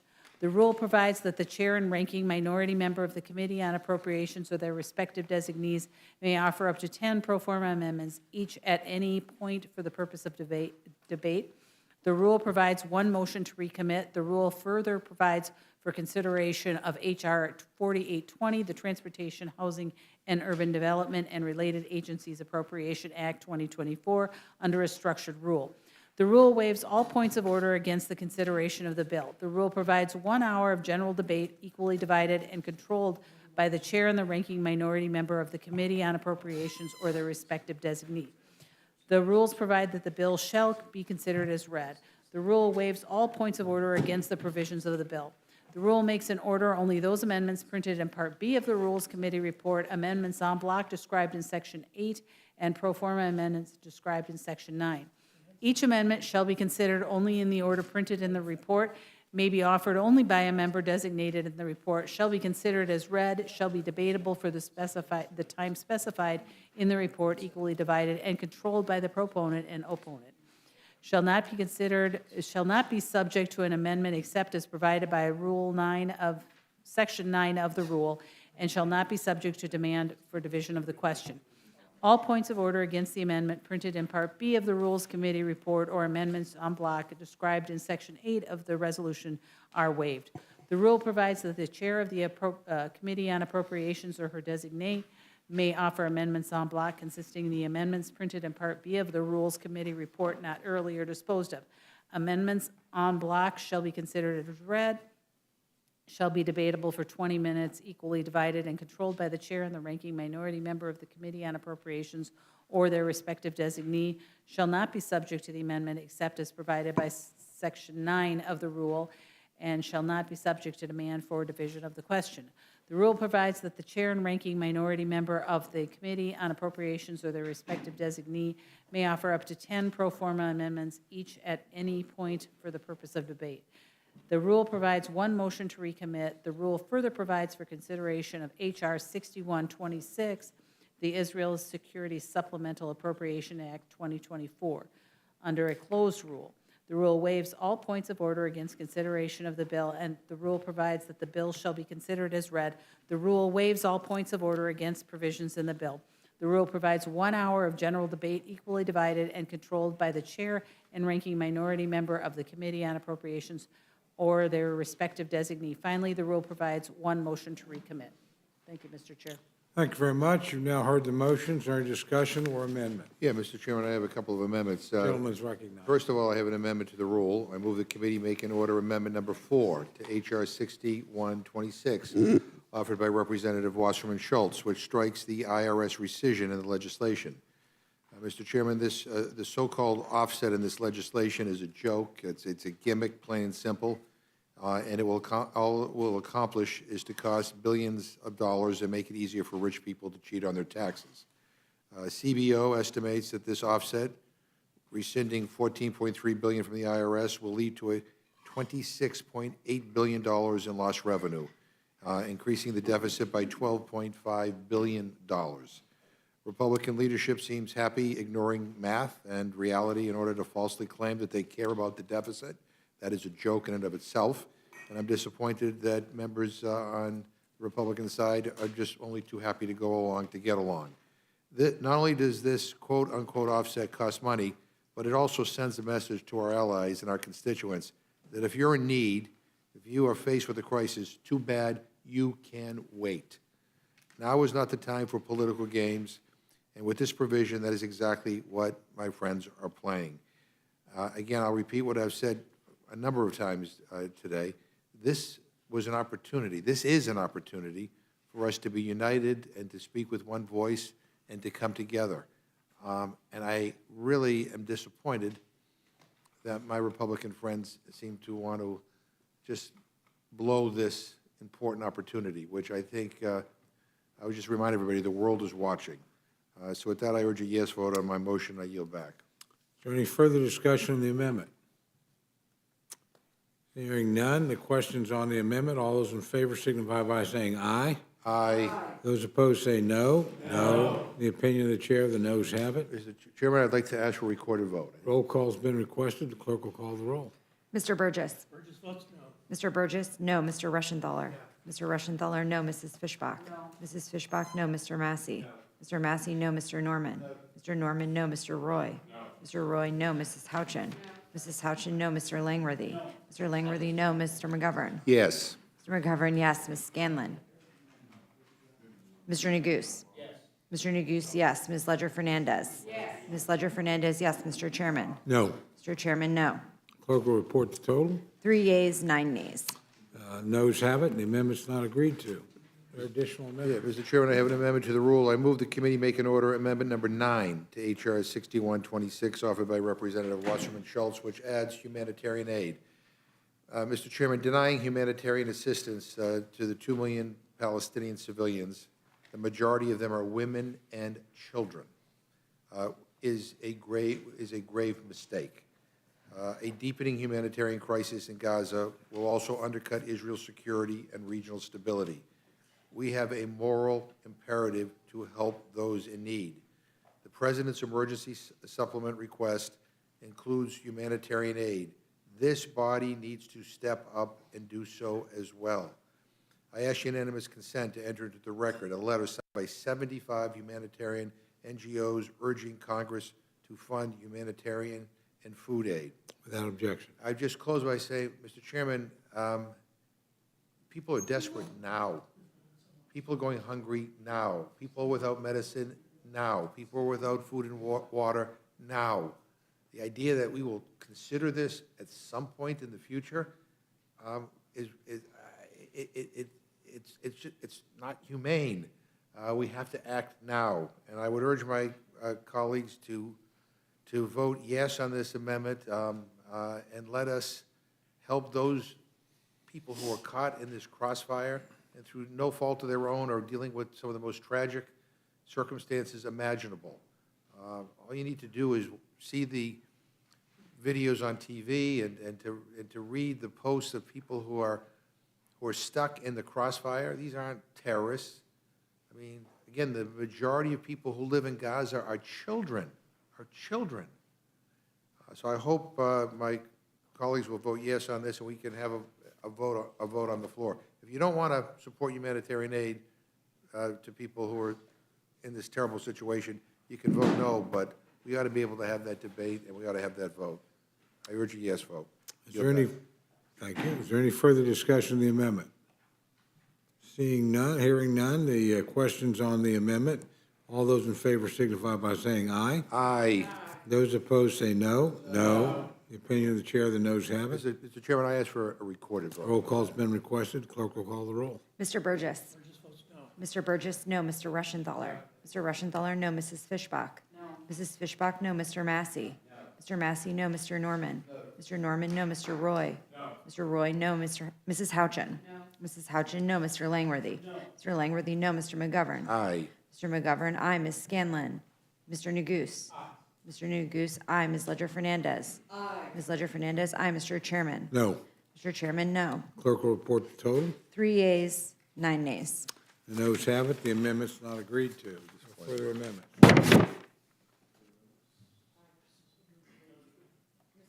The gentlelady from New Mexico is recognized. Mr. Chair, I move the committee make an order amendment number 233 to H.R. 4821, offered by Representative Cardenas, which strikes Section 459 that prohibits funding for the Smithsonian's National Museum of the American Latino and the operation of the Molina Family Latino Gallery. As we know, this museum is not just for Latinos. It is for all to enjoy, to learn from, and to experience the rich and diverse culture of American Latinos. It hurts me. It's very painful to think that Congress would not want the history of Latinos who have played such an important role here for centuries to be heard and understood by the American public. Our beautiful museum, which is in the planning stage, for which we have waited for so long and which Congress has approved, should not be delayed. I urge my colleagues to vote for my amendment and yield back. Is there any further discussion on the amendment? Hearing none, the questions on the amendment, all those in favor signify by saying aye. Aye. Those opposed say no. No. The opinion of the chair, the noes have it. Recorded vote, please. Roll call's been requested. The clerk will call the roll. Mr. Burgess. Mr. Burgess, no. Mr. Rushenthaler. Mr. Rushenthaler, no. Mrs. Fishbach. Mrs. Fishbach, no. Mr. Massey. Mr. Massey, no. Mr. Norman. Mr. Norman, no. Mr. Roy. Mr. Roy, no. Mrs. Houchin. Mrs. Houchin, no. Mr. Langworthy. Mr. Langworthy, no. Mr. McGovern. Aye. Mr. McGovern, aye. Ms. Scanlon. Mr. Neguse. Aye. Mr. Neguse, aye. Ms. Ledger Fernandez. C. Ms. Ledger Aye. Fernandez, aye. Mr. Chairman. No. Mr. Chairman, no. Clerk will report the total. 3 yeas, 9 nays. The noes have it. The amendment's not agreed to. Gentlelady from New Mexico is recognized. I move the committee make an order amendment number 206 to H.R. 4821, offered by Representative Grijalva, which strikes numerous harmful environmental policy riders in the bill. Mr. Chair, Mr. Grijalva's amendment strikes irresponsible policy riders that undermine the most basic environmental justice protections for communities. They would push endangered wildlife toward extinction and promote irresponsible management of our nation's lands, waters, and wildlife. The underlying bill is so full of these extreme provisions that these provisions won't pass on their own because they're so harmful to the places we call home, the places we adore in this country, including the national parks, wildlife and their habitats, and the communities that depend on them. We must remember that the communities next to these wildlife areas, to these national parks, depend financially on these resources. So the People's House should have the opportunity to debate and vote on removing these important provisions. I urge a yes vote on my motion, and I yield back. Is there any further discussion on the amendment? Hearing none, the questions on the amendment, all those in favor signify by saying aye. Aye. Those opposed say no. No. In the opinion of the chair, the noes have it. Mr. Chair, recorded vote. Gentlelady has requested roll call. Clerk will call the roll. Mr. Burgess. Mr. Burgess, no. Mr. Rushenthaler. Mr. Rushenthaler, no. Mrs. Fishbach. Mrs. Fishbach, no. Mr. Massey. Mr. Massey, no. Mr. Norman. Mr. Norman, no. Mr. Roy. Mrs. Houchin. Mrs. Houchin, no. Mr. Langworthy. Mr. Langworthy, no. Mr. McGovern. Mr. McGovern, aye. Ms. Scanlon. Mr. Neguse. Mr. Neguse, aye. Ms. Ledger Fernandez. Ms. Ledger Fernandez, aye. Mr. Chairman. No. Mr. Chairman, no. Clerk will report the total. 3 yeas, 8 nays. The noes have it. Amendment's not agreed to. Are there further amendments? Hearing no requests for further amendments, questions on the motion to report. All those in favor signify by saying aye. Aye. Those opposed say no. No. Opinion of the chair, the ayes have it. Mr. Chair, we have to ask for roll call. A roll call's been requested. The clerk will call the roll. Mr. Burgess. Mr. Burgess, aye. Mr. Rushenthaler. Mr. Rushenthaler, aye. Mrs. Fishbach. Mrs. Fishbach, aye. Mr. Massey. Mr. Massey, aye. Mr. Norman. Mr. Norman, aye. Mr. Roy. Mrs. Houchin. Mrs. Houchin, aye. Mr. Langworthy. Mr. Langworthy, aye. Mr. McGovern. No. Mr. McGovern, no. Ms. Scanlon. Mr. Neguse. Mr. Neguse, no. Ms. Ledger Fernandez. No. Ms. Ledger Fernandez, no. Mr. Chairman. Aye. Mr. Chairman, aye. Clerk will report the total. 8 yeas, 3 nays. The ayes have it. The motion to report is agreed to. Accordingly, Ms. Fishbach will be managing the rule for the majority. I will for the Democrats. It'll be a spirited debate.